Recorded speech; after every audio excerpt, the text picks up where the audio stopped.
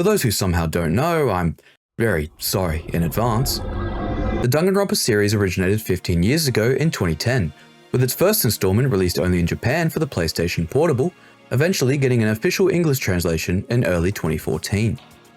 The story of each game follows a very similar formula, with 16 talented high school students trapped inside of a school or on an island or under a big dome and kept there under Monokuma's rule, the main antagonist and mascot of the series. And the only way to escape being to murder and endure the class trial, where the cast come together to try and figure out who done it. The quality of each game was inconsistent, to say the least, with some pretty strong messages and concepts done well at times and not so well at others. As you see, the foundations for something really good was there, but in my opinion, never fully lived up to its potential. Sometime between 2010 and 2012, South Korean high school student Song Jun-il, whom I will be referring to as his online alias of LINUJ, came across the first game before shortly falling in love with it, proceeding to then create his own spin on the formula, titled Danganronpa Another. Using RPG Maker 2000, LINUJ released the prologue in the first chapter to the world on January 6, 2013. And though a little rough, the game garnered a small but loyal community, giving LINUJ even further motivation to finish it, releasing a chapter every 4 to 6 months before releasing the complete edition of the game on June 11, 2015. 10 years ago. The game itself was, in my opinion in terms of the story, marginally better than the game it was based off of, and arguably better than SDRA2 and the yet-to-be-released at the time, V3. But LINUJ was far from done, hinting at a sequel at the end of Chapter 6.5 before announcing the development of the second game just 2 days after finishing the first. Created this time in RPG Maker VX Ace, titled Super Danganronpa Another 2, Moon of Hope and the Sun of Despair. Though it would be a little while later into the release of the prologue, since, like most South Korean males after graduation, over the course of 21 months, LINUJ would have to undergo mandatory military training, working on the prologue during holidays, and perfecting the story whilst in the force, eventually releasing the prologue on the 23rd of February 2017. And after again releasing each chapter individually, finally posting the complete version on the 16th of January 2020. And this time the full game, in my opinion in terms of the story, being leagues better than any mainline Danganronpa game. A story that's, for me, even up there with other incredible stories in media. A story of what it means to be human. A story of what it means to be you.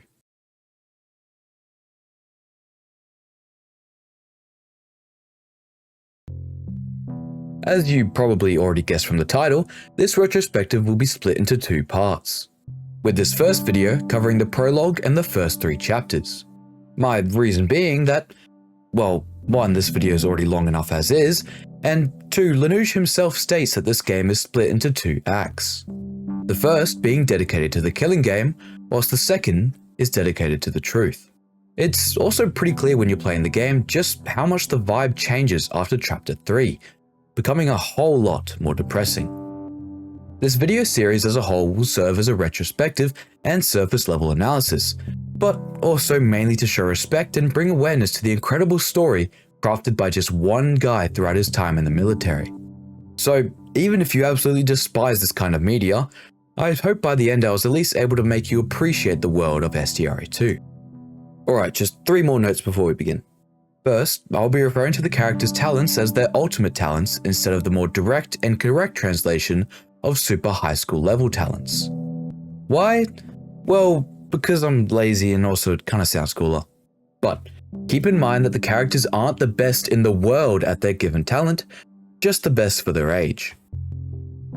Secondly, this series was heavily inspired by Nozumi VA's retrospective on Danganronpa. So, if you're interested, I highly recommend checking that out too.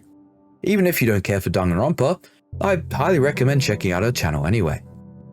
And lastly, I have to apologize for the voiceover quality for the first half of the video, as I recorded all of that before even recording this intro and had no idea what I was doing. I mean, I still don't, but yeah, some of the early stuff might suck a little, so be warned.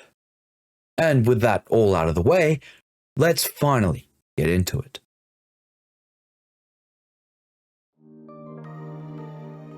The game begins with dialogue from someone who looks to be a grown-up Toru from the first game, talking over the phone about reaching a certain island. He mentioned a woman who joins him on his journey, most likely Mikado, leaving the person on the other side of the call to most likely be Tsurugi Kinjo. Oh yeah, I should probably do a quick recap of the first game since its story is very important for this game. So, our protagonist for the first game was the ultimate lucky student Yuki Maeda attending his first day at Host Peak. The cast are locked inside an empty school and forced to kill each other by Monokuma. By the end, Akane Taira and Yuki Maeda are revealed to be the masterminds who have temporarily erased the memory of such throughout the most of the game, with Yuki's real identity being Utsuro, a man blessed by divine luck, an extremely powerful ability with miracles always happening to and around him. Having infiltrated the class by kidnapping a convenient lookalike and stealing his identity, Utsuro alongside Akane during the literal end of the world, led the students to a Kisaragi Foundation facility made to look like a school, and hosted their killing game, which was used as a test run for Junko's killing game, making Danganronpa Another a prequel to the original Danganronpa series. The three survivors, Teruya Tori, Rei Makaru, and Tsurugi Kinjo, managed to escape, helped by guilt-stricken Akane, as the facility crumbles into the sea, presumably killing Akane and Utsuro. And that's pretty much the Cliff's Notes of the entire story. Obviously, it goes a lot more in depth than that, but I'll go back to certain parts every now and again, especially over the characters of Akane and Utsuro. Back to the second game, we get a nice reintroduction to the that appeared a lot throughout the first game, with it being used then as little hints towards the twist that Yuki was the mastermind. I saw the island in that dream. You were there as well. You didn't promise me anything. And you couldn't, in the end. So, I'm alone now. But that place became our promise. I bury my pain and suffering under the shattered pieces of that promise. Potential Silent Hill reference aside, we get an introduction to our protagonist for this game who probably needs a new microphone. Her intro is Danganronpa protagonist intros, with most of it being cut into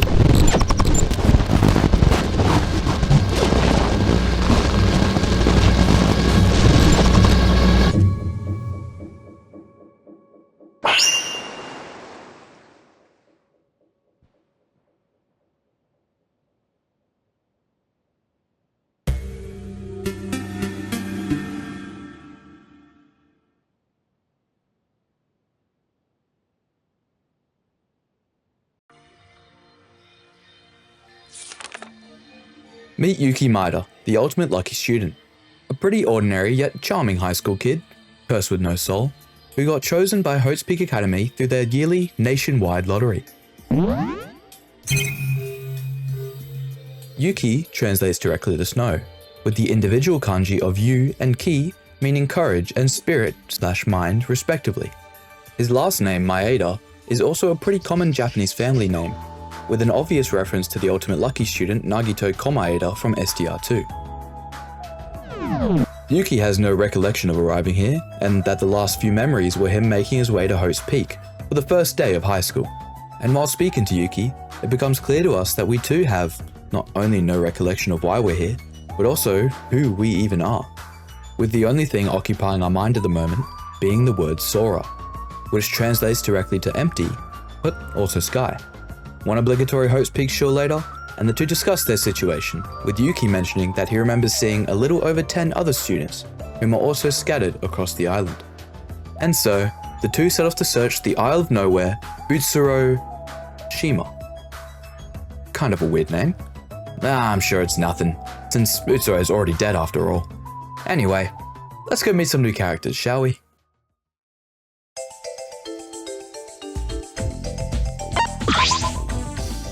Meet, grey-haired dude. The embodiment of selfishness and the absolute goat of this game. This man is kind of like the weird uncle of the group. I mean, literally, he's like 40 years old. He's also very distant from the entire group and doesn't really care about anything other than himself and money. He's crude, rude, and sometimes a little lewd. During his first introduction, he barely talks, and he doesn't even give us his name until much later. So, I'll save a little more discussion until then. Hey, Vsauce, Michael here, but now...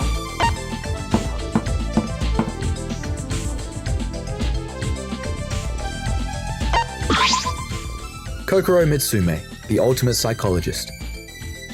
She's quiet but assertive and extremely intelligent. And even so, she's still only the second smartest in the game. Well, at least based on her stats sheet. We'll get to who's the smartest later down the line. She also has, in my opinion, the biggest change in design from her concept, originally looking like some Doki Doki character or something. Kokoro's first name is written in hiragana, with its direct translation meaning heart or mind. As for her last name, the kanji for Mitsu translates directly to light, while the kanji for Me translates directly to eye.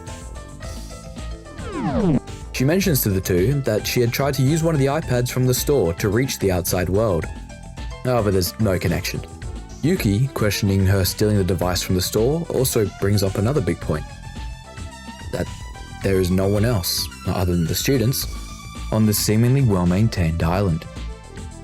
No belongings left behind either, as if its occupants just vanished shortly before our arrival. As a psychologist, Kokoro is very good at reading one's character and emotional status. However, as she glances at Sora, she is stunned and questions what she is, which, you know, is a little rude. Hajime Makunouchi, the ultimate boxer. The fitness guy. Not necessarily a gym rat, more like a CrossFit kind of guy. From his introduction, he's pretty much just a stereotypical cool guy athlete who's addicted to anything healthy. Nothing really too deep about him, other than that he can be pretty irritable. Hajime is one of two characters in this game, whose design LINUJ came up with much before Danganronpa itself, back when he used to just love drawing blonde dudes with glasses.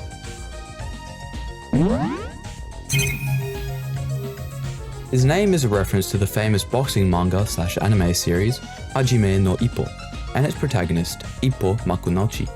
Makunouchi is also a type of Japanese bento box, containing healthy options such as rice, fish, and vegetables, which could also tie into Hajime's overtly healthy lifestyle.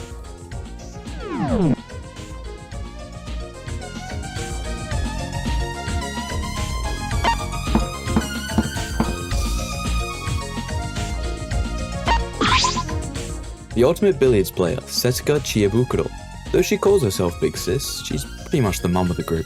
She's pretty upbeat, but also a massive stirrer, giving any opportunity to cause some lighthearted havoc. Although everything she does with the good of everyone else in mind. She also keeps her right eye closed for some reason, calling it the devil's eye. Setsuka's first name uses the kanji for snow and the kanji for flower, which could be a reference to her color scheme, whilst her last name uses the kanji for wisdom, as well as the kanji for pouch, which is a clear reference to her talent.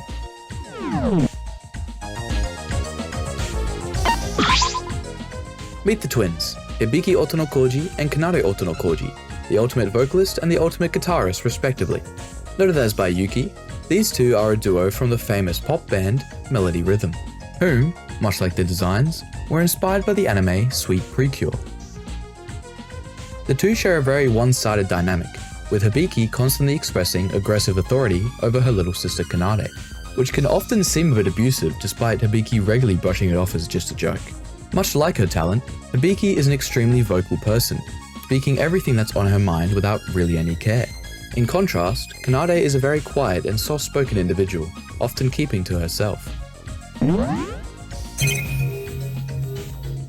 Both the twins' names are most likely references to the Sweet Precure characters of Hojo Hibiki and Minamino Kanare.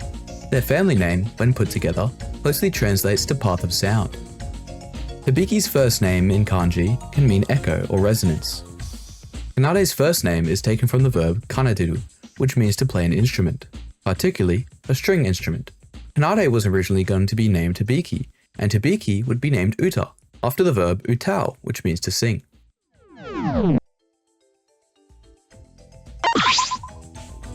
Shinji Kasai, the ultimate firefighter, the obligatory buff guy of the group, who looks like he was just pulled straight out of JoJo's. He's very loud and bold, forcing Yuki to repeat his introduction with much more thunder, in which Shinji immediately takes a liking to Yuki, offering to train him every day and forcing Yuki to call him Big Bro. which is accurate based on his age, since he had to drop out of high school for a few years because of an injury. Shinji is unstoppable and seemingly has no weakness.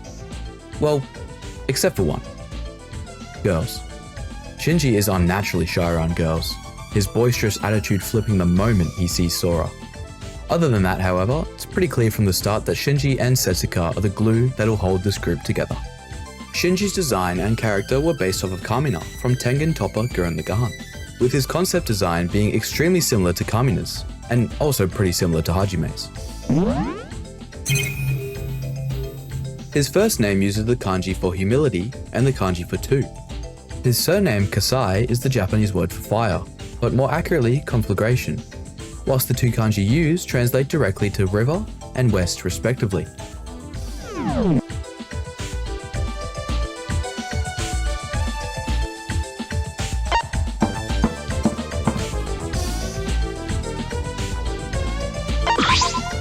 Next we meet Mikado Sonoji, the ultimate wizard. Nothing much to say about his name other than it uses a lot of kanji that mean emperor or king.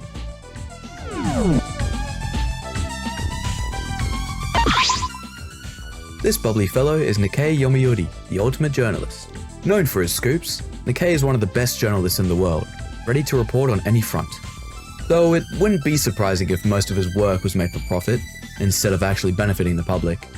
Though looking like a stereotypical redditor, Nikkei's design was inspired by Rabak from Akame ga Kill. And, like Hajime's, Nikkei was another whose early sketches were scribbled long before any of the other characters. Nikkei's first name starts with the kanji for day or sun, followed by the kanji for economic. His first name is also a reference to the Nikkei, a popular financial newspaper in Japan. His last name consists of the kanji for two different verbs, those being to read and ending with the kanji to sell. His surname is also a reference to Yomiuri, a popular Japanese national daily newspaper.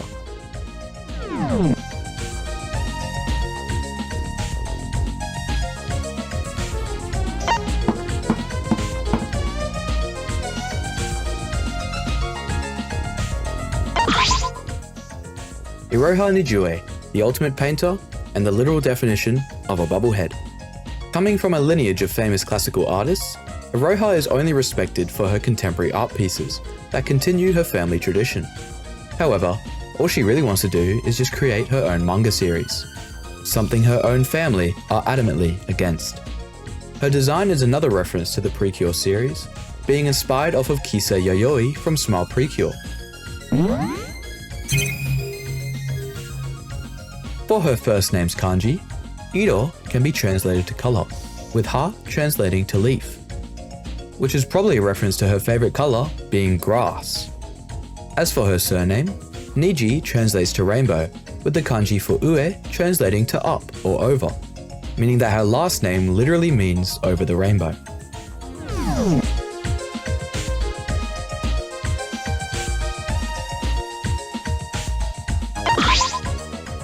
Famous actress of the Harry Peter series, also starring as Holly Queen, is the ultimate actress Emma Margot Robbie, who despite her name is in fact Japanese, though she spent most of her life in Hollywood. Although she'd rather not be known by her accolades to her peers, Yuki can't really seem to hide his excitement being with someone so famous. In contrast, because of her amnesia, Sora has no idea who Emma is. Another side of Emma is that she is full of puns, opting to make one at any moment, just to lighten the mood a little. Her design is mostly based off of Hermione from Harry Potter, with the boots designed off of Harley Quinn from the DCU. Her name is a reference to the two famous actors Emma Watson and Margot Robbie, both starring as Hermione in Harry Potter and Harley Quinn in Suicide Squad respectively. Her name technically does have kanji attached to it, since her name can be written properly in hiragana, though I don't know if LINUJ planned for their actual meanings.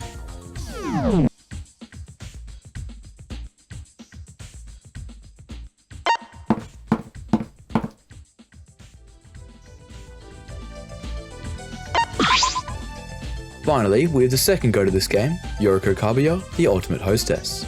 a student struggling financially who faked their age to work at a bar. And upon getting caught, she was given two options: prison or Hope's Peak. Not really sure which is worse at this point. Like Sora and Yuki, Yuriko's a lot more rational and realistic than the rest of the cast, with the only real major quirk about her is that she's pretty quick to judge and to act on her own emotions. She also might have a crush on Sora. In the early stages of her character, Yuriko's name was actually Yorino Shibuki, with her initial design giving off more of a malevolent look to her character. For her first name, the kanji used for Yoru translates to night, while the kanji for Ko translates to child. For her family name, Kabu translates to singing and dancing, with Ya translating to valley. Her last name is also a mix of Shibuya and Kabukicho, both very famous Tokyo districts, with Kabukicho being known for its adult-oriented nightlife. And with that, we have the entire cast of SDRA2. Now, we can finally move on to the main story. Last and certainly most least, we have Yuri Kagura, the ultimate spaceman. If you couldn't tell, this guy is by far my least favorite character in the game. He despises all men, including himself, and he fawns over any woman, no matter who they are. And he's just really unlikable and annoying. I mean, sorry to all the Yuri fans out there, but this guy is just the worst.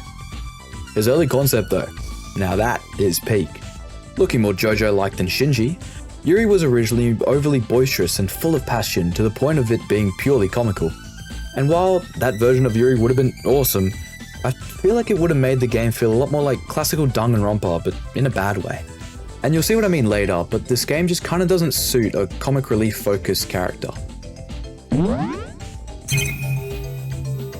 His first name is a reference to the Russian cosmonaut Yuri Gagarin, who was the first human ever to travel into outer space. And like Emma, though his name does have kanji translations, I'm not sure if LINUJ really intended them.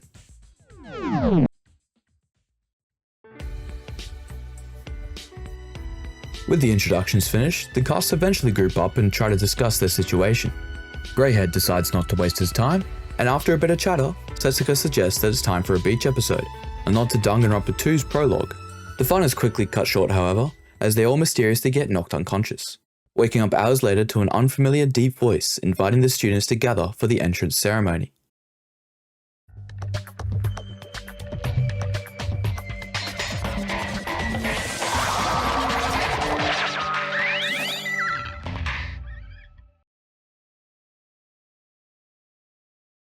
Meet Monokuro, the crowiest of crows, teacher for the Hope's Peak field trip, and the third and final goat of this game.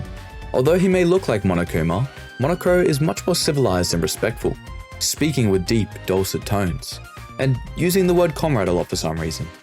Unfortunately, looks like my goat didn't even get his own concept page, so no in-depth Monokuro analysis. Anyway, Monokuro explains the base rules of the killing game, being that students will be kept on the island indefinitely, and that the only way to get out is through the act of murder. Mid-explanation, Mikado finally steps up to break his long silence and go against the Foul Sparrow, revealing himself as the leader of Void, an organization whom are against whoever may be controlling Monokuro. The group rally behind Mikado as he prepares to take him on, saving the students from this cruel game.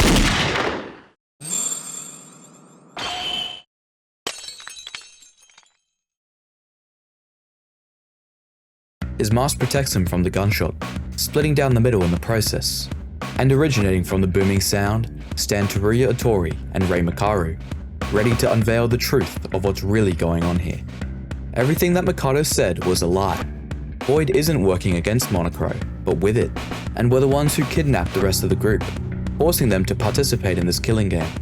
After the first game, Rei, Teruya, and Tsurugi Kinjo joined to reform the Kisaragi Foundation, the very place that had tried to keep them safe all those years ago, and used the Foundation to hunt down any remaining followers of Junko or Utsuro. One such follower being Void and Mikado Sonoji. They've been hunting Mikado for a while now, since he's attempted this game many times in the past. Yet, before they can finally capture him, Mikado lives up to his talent, introducing Rei to the power of the sun, moving over to Teruya, sending him sky high. True colors revealed, Mikado gives in and confirms that he is indeed the mastermind of this killing school trip. However, he's going to be a participant in this game, much like the others. So, if given the chance, anyone could kill him if they please. And after the dust settles, everyone still in shock, Grey Hair begins to understand the rules of the game. But before Monoko has the chance to explain the rules preceding a murder, he grabs his pocket knife and lunges towards Yuki. And for reasons unknown even to her, Sora jumps in the way to protect him. Bringing us to the close of an insane prologue.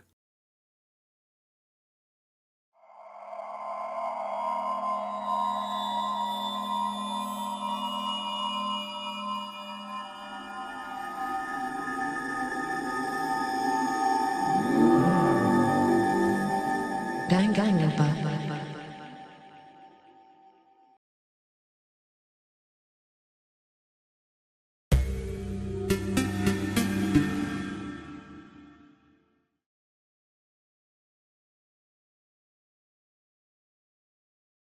You've changed.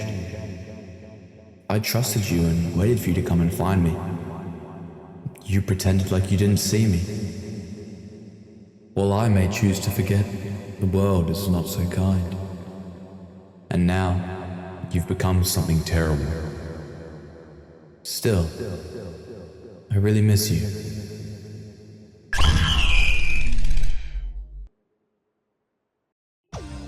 Picking up the next morning, Sora wakes to an infirmary, having been unconscious the whole night. Apparently, Monoko had scolded Grey Hair for his actions, stating that this kind of violence isn't welcome in a school environment. And as contradictory as that may seem to the killing game, it will make sense later. Surprisingly enough, he was also the one to tend to our wounds, as an apology for stabbing someone he didn't intend to.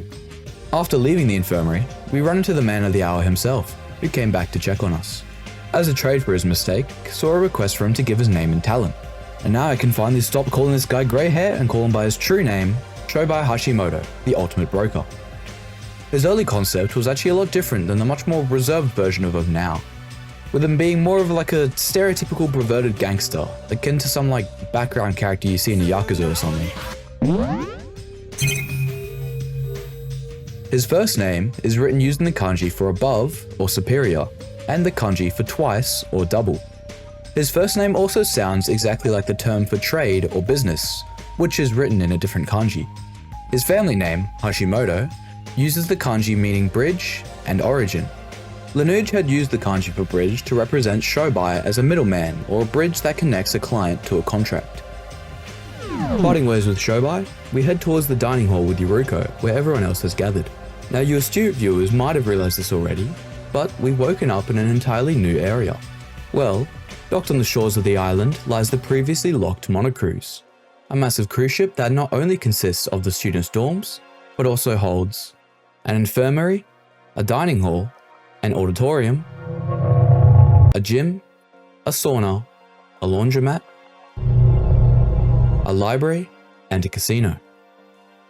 This ship is the area that we will become most familiar with throughout the game, as it is the only mode of transport to the other 4 islands of Utsuroshima.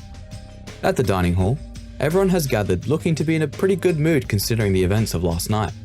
After a bit of discussion around Sora's condition, she gives the same information about Shobai that he gave her, with Yuri recognizing him as a quite famous underground broker, and an extremely dangerous man to be around. So they all collectively decide that it's best not to trust him or Interrupting the conversation, Monoko calls everyone back over to the island's park to fully explain the class trial and the rules of the school trip. The class trial rules are the same as the other 3 Danganronpa games, but for those who don't know, I'll explain them here. Once someone kills another, that killer will be labelled as the blackened, and the rest of the students will be labelled as spotless. And after a short investigation, it is up for the spotless students to figure out who the blackened killer is, and give their choice via an anonymous vote. If the majority vote correctly, the blackened will be executed, and the spotless will continue the game as normal.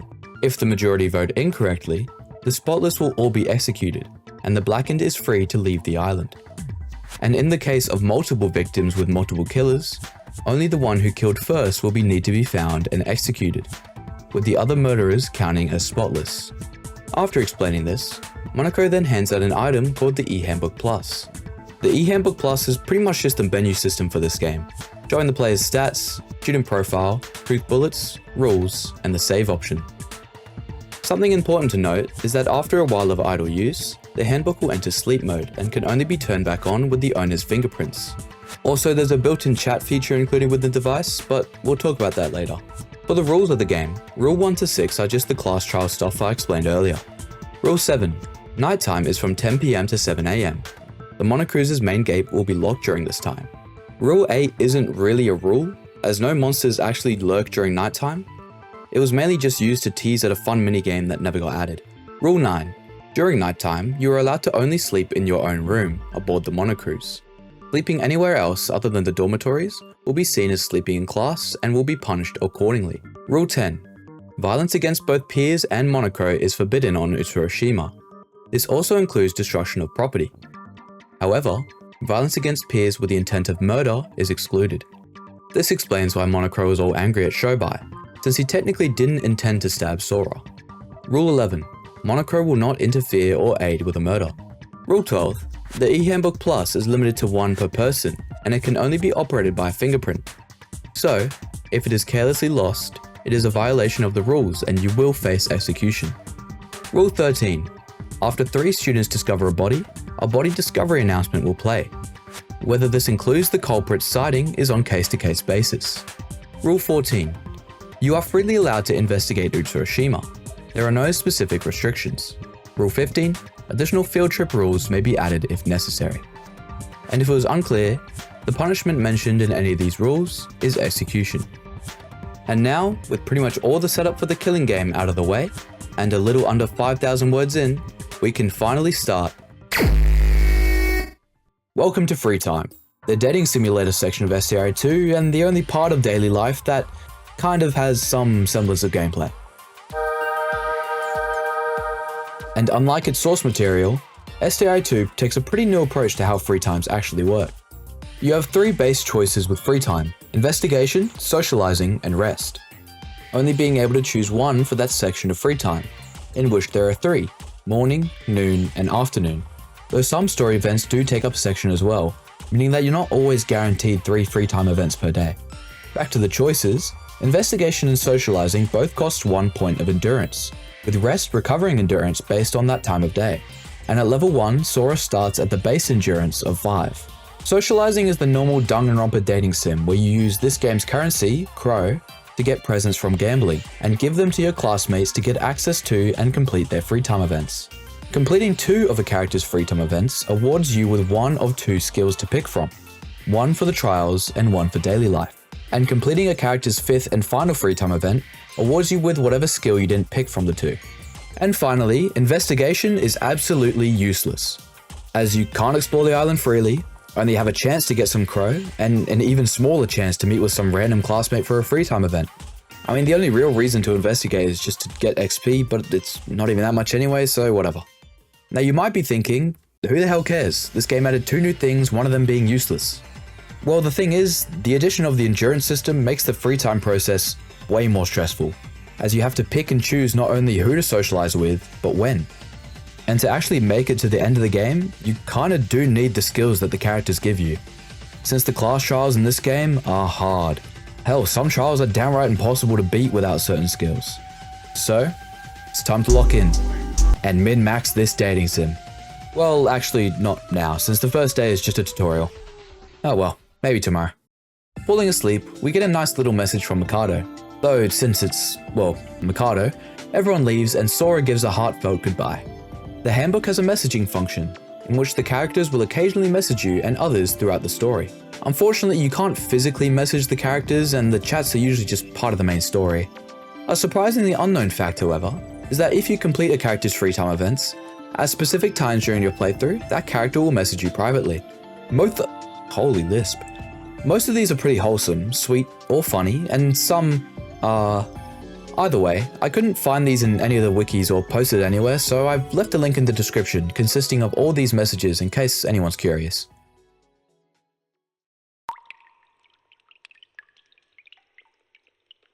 That person was sinking deep into the cold, cold sea.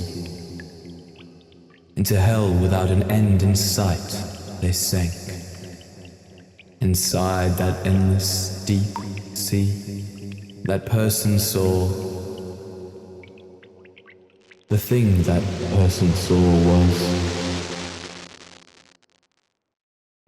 After that strange dream, Sora decides to grab some breakfast before investigating the island for any means of escape.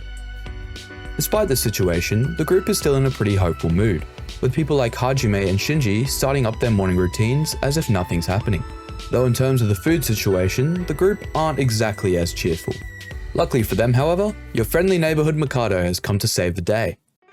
Apparently, being a flame-wielding wizard also comes with the added bonus of being a 5-star chef, as he offers to provide the group with 3 meals a day from now on. A pretty generous offer from the one who kidnapped them and killed the 2 who tried to rescue them. Though suspicious, everyone gives in since they were technically eating food provided by the mastermind already. Shortly after breakfast, Shobai proceeds to get no-diffed by Mikado after trying to get the jump on him. Which is cool, I guess. I don't know, this whole scene just feels a little out of place and it doesn't really serve much of a purpose. I mean, technically the point of the scene is to bring Mikado down to everyone else's level, with him vowing not to use his magic in a fight. But he does this again in the trial anyway, and in a way that fits a lot more into the game. Also, Monoko comes in to break up the fight, tells them they both broke the rule about no violence without murder, and does nothing? I mean, I guess it could have been because he wasn't allowed to kill Mikado, but doesn't that defeat the whole purpose of him being a participant in this game? And what about Shobai? Oh well. Maybe my goat doesn't need a reason.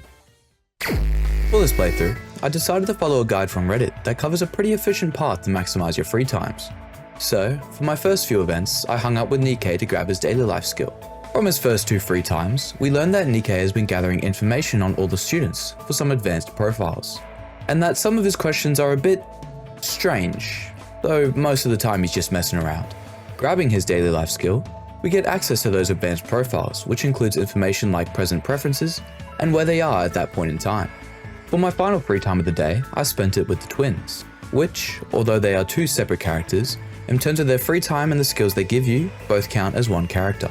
So, I gave Kanado her favorite present, a kitchen knife, which, I guess she likes to cook, and we spend the afternoon playing tag around the monocruise. Returning to our room, we get another chat notification from our monopad. I wonder who it is. During the breakfast meeting, the group discussed Monaco's statements about the crow being exchanged to yen in a 1-to-1 exchange rate. Interesting stuff. Whilst discussing this, however, Hibiki brings the group back to reality, expressing her feelings of hopelessness after 4 days of imprisonment with no signs of rescue, other than Teletubby Gang from earlier. Before she can break down fully, however, Kanade is able to calm her, with the 2 leaving the meeting early. Alright, back to the grind. Hanging out with the twins again, Hibiki's relationship with her sister starts to seem a little abusive, as all she can think of to do to pass the time is to harass Kanade. Granted, here it's just childish harassment like tickling. This aggressive dynamic between the 2 is shown even outside the free time events. It makes Hibiki pretty unlikable for most of Chapter 1. Making this dynamic even weirder, Kanade does seem to be content with her older sister's behaviour for some strange reason. Anyway, the twins' daily life skill, Melodious Voice, allows for extra intimacy points for every time you initiate a free time event. I forgot to mention it earlier, but intimacy points are the more technical side of free times, with you requiring a certain number of points with a character to gain access to their event. Now with most characters, you start with 5 intimacy points, with the exception of Shobai and Kokoro, who start at 0, Setsuka and Yuki, who start with 10, and Yuri and Mikado, who start with 999,999. Most characters require around 4 to 6 points to initiate their first event, with the next usually costing around 3 more points than the previous. For example, Setsuka's first free time event requires 6, second requires 9, then so on to her last requiring 18 intimacy points with her. Now there are 3 ways to gain or lose intimacy points with a character. Talking with the person, which nets you 1 point, giving them a gift, and answering their questions. Gifts can net you +1 if you get them a gift they like, whilst losing you 2 for one they don't like. And the questions are much in the same in terms of the points they give. Dropping below 0 intimacy points with a person will put you in the reverse state, making it so you can't talk with them during free time for a whole chapter, with the only ways to undo this state being waiting until the next chapter or running into them during investigation.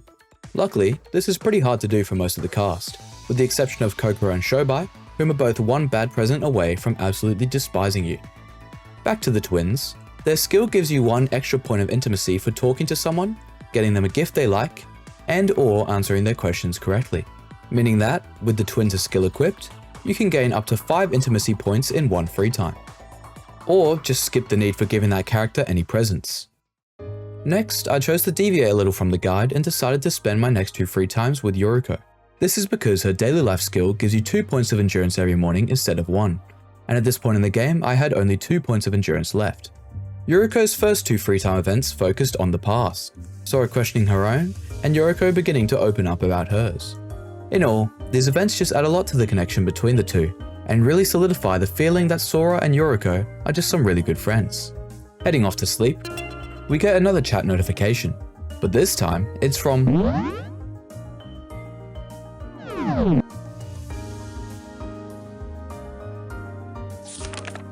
Mikado decides to join us for the breakfast meeting, with Yuri taking this opportunity to question him about the lack of motives. Of course, there's the prospect of straightforward escape, but that isn't nearly enough of a motive for any moral person to murder.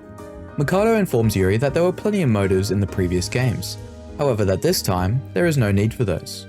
Their conversation is quickly cut short by a scream originating from outside the hall, with the twins entering soon after, showing Hibiki fully broken down at the thought that this place might really be inescapable. A pretty fair reaction to being trapped for almost a week.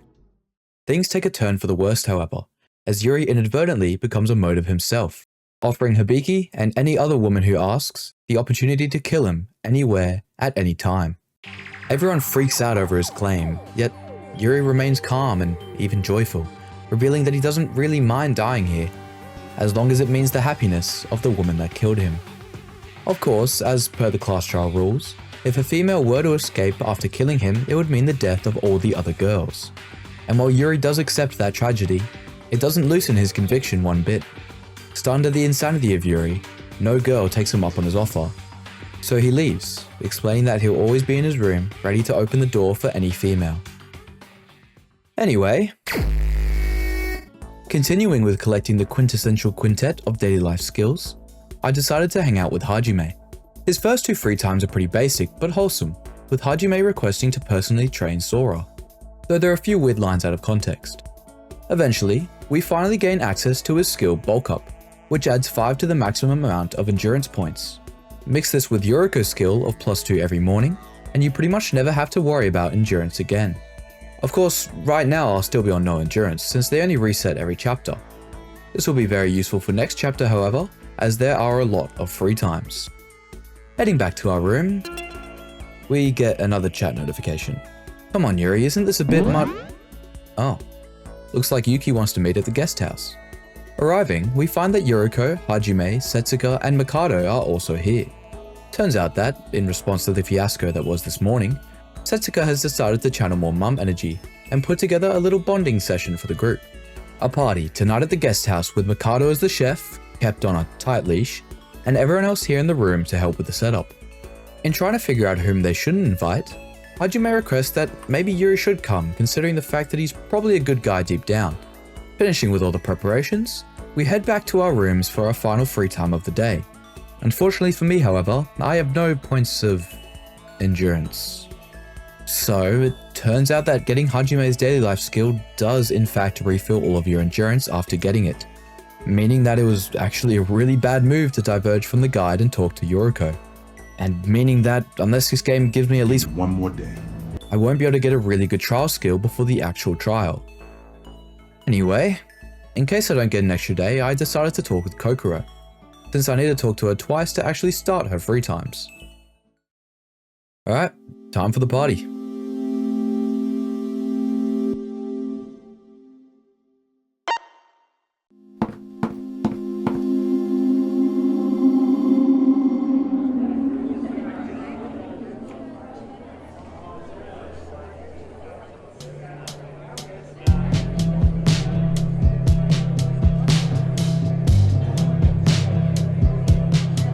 Though it took a bit of coercion to get Hibiki and Yuri involved, everything else goes off without a hitch. And to liven things up a little more, someone snuck in alcohol with the drinks. And hell, even the fitness guy's having a bit of a swig. The party continues into the night, with the vibes alone allowing everyone to forget for just a moment everything that's happened so far. Most leave after it starts to get a little late, though Setsuka, Hajime, Yuri, Shinji, and Emma are absolutely pissed and decide to stay back and party a little more, with Yuriko opting to stay back with them so they don't do anything stupid.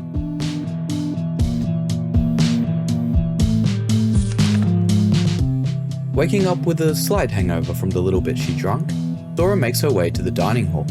On the way there, however, she witnesses Yuki looking a little distressed, heading out of the monocruise. Sora decides to follow him to his destination, the Uehara Bell Tower, and after confronting him, he reveals that he'd received a message from Yuri asking for help. Heading into the bell tower, the smell of blood is pungent in the air as a voice echoes down the hall.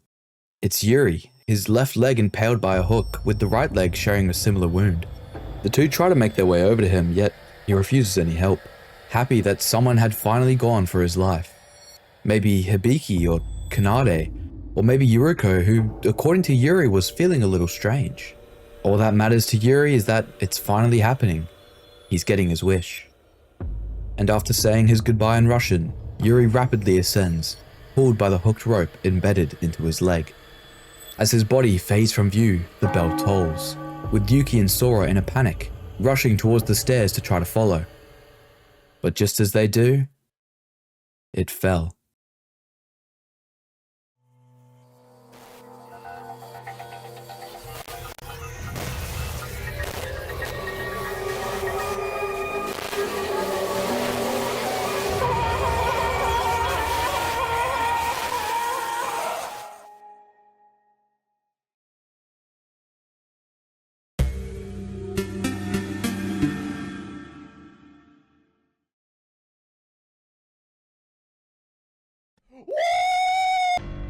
Yuki is stunned, almost throwing up at the scene, yet Sora snaps him out of it, shouting that Yuri was pulled to the top, and since the stairs are the only way down, the culprit who pulled him must still be up there. Running up the seemingly endless flights of stairs, the two are surprised to meet an unconscious Yuriko at the top, which isn't suspicious at all. She slowly wakes up, only to look down and see Yuri's body, triggering the body discovery announcement to play over the island's PA system, which, as stated in the rules, was to activate whenever 3 or more people discover a body for the first time. With everyone arriving, the group is in absolute shock, laying witness to such a disturbing scene. I mean, after all, it was only last night where everyone had been so close, unaware that something like this would ever occur. After everyone starts to settle down a little, Kokoro asks an interesting question, asking everyone how they feel about the case. A question that will become very important later. Hibiki has pretty much completely broken down again, parallel to her sister becoming a lot more confident and dependable, if not a little forceful, as she demands Shinji, Hajime, and Nikkei to guard the crime scene, forcing everyone else to buck up and start their investigation. And that's exactly what we'll do as well.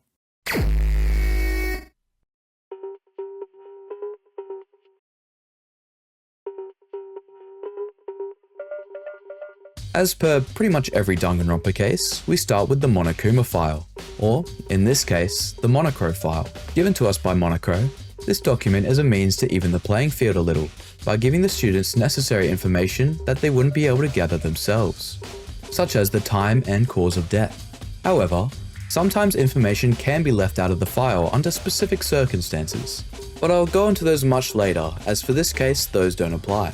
Monocro File 1 states that the estimated time of death was around 7:30 AM, which checks out to when we actually saw him die. Many bones are broken across his body, with the estimated cause of death being blood loss and trauma, aka the sudden stop after the fall. However, he has several surface level cuts across his whole body, as well as 2 puncture wounds in both of his calves. Checking over the body itself confirms these facts, as well as shows that the puncture wound on his left calf is definitely from the hook. As for the wound on his right calf, whilst it's not immediately clear what caused it, it's interesting to note that the penetrating wound looks similar to the one on his left. Also, the look on the guy's face kind of gives the feeling that he actually regretted giving away his life in the end. Which is a little sad, but also, he had it coming. Laying near the body are some sharp wires, sharp enough to cut through skin if you're not careful. Moving down, we spot an unknown green substance which Kanade points out to be small drops of an anesthetic solution. How does she know that? Well, according to her, she's spent a lot of time around these types of chemicals. After coming across the liquid on the ground, Kanade checked the infirmary to find that one of the injection needles were missing. She also gives the wonderful fact that when using needles, you can measure the amount of substance you want injected into somebody, so that, in this case, you can time how long you want that person asleep for. Kanade's creepiness aside, we move over to as he testifies that he saw Yuruko bright and early this morning headed over to the bell tower carrying a rope. As if that isn't the most suspicious thing I've ever heard. Obviously, we believe him because our goat would never lie. And for those who doubt, Shinji also corroborates Shoba's account with his, testifying that, since Hajime was late this morning for training, Shinji spent some time waiting on the bottom floor of the monocruise, and that he saw Yoriko, who left the ship as soon as the doors opened, though he doesn't state whether or not she was holding a rope.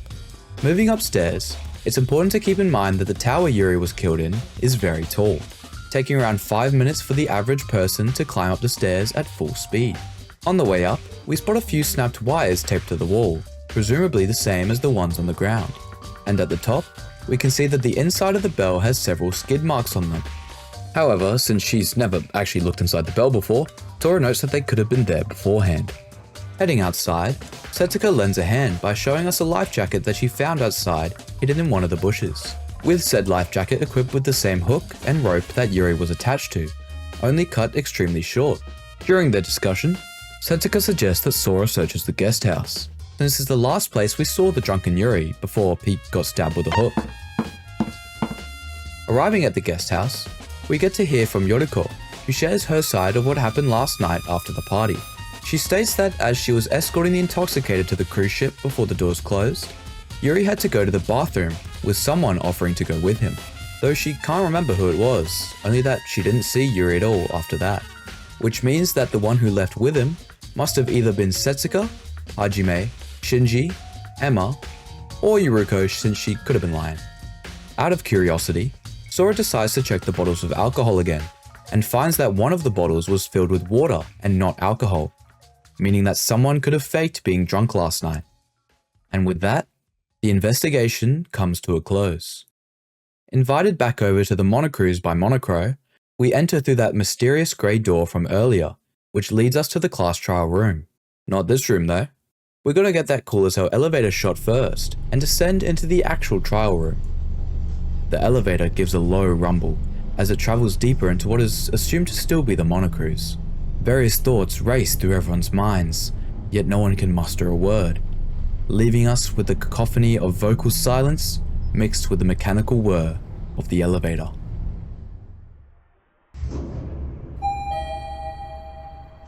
Eventually the doors open and we are led into the class trial room, a design similar to the opening case of Danganronpa 1. Finding their podiums, everyone remains tense. 13 spotless, 1 blackened, all in a desperate fight for survival. And though their hearts may waver, they each stand tall as the curtains open on the first class trial.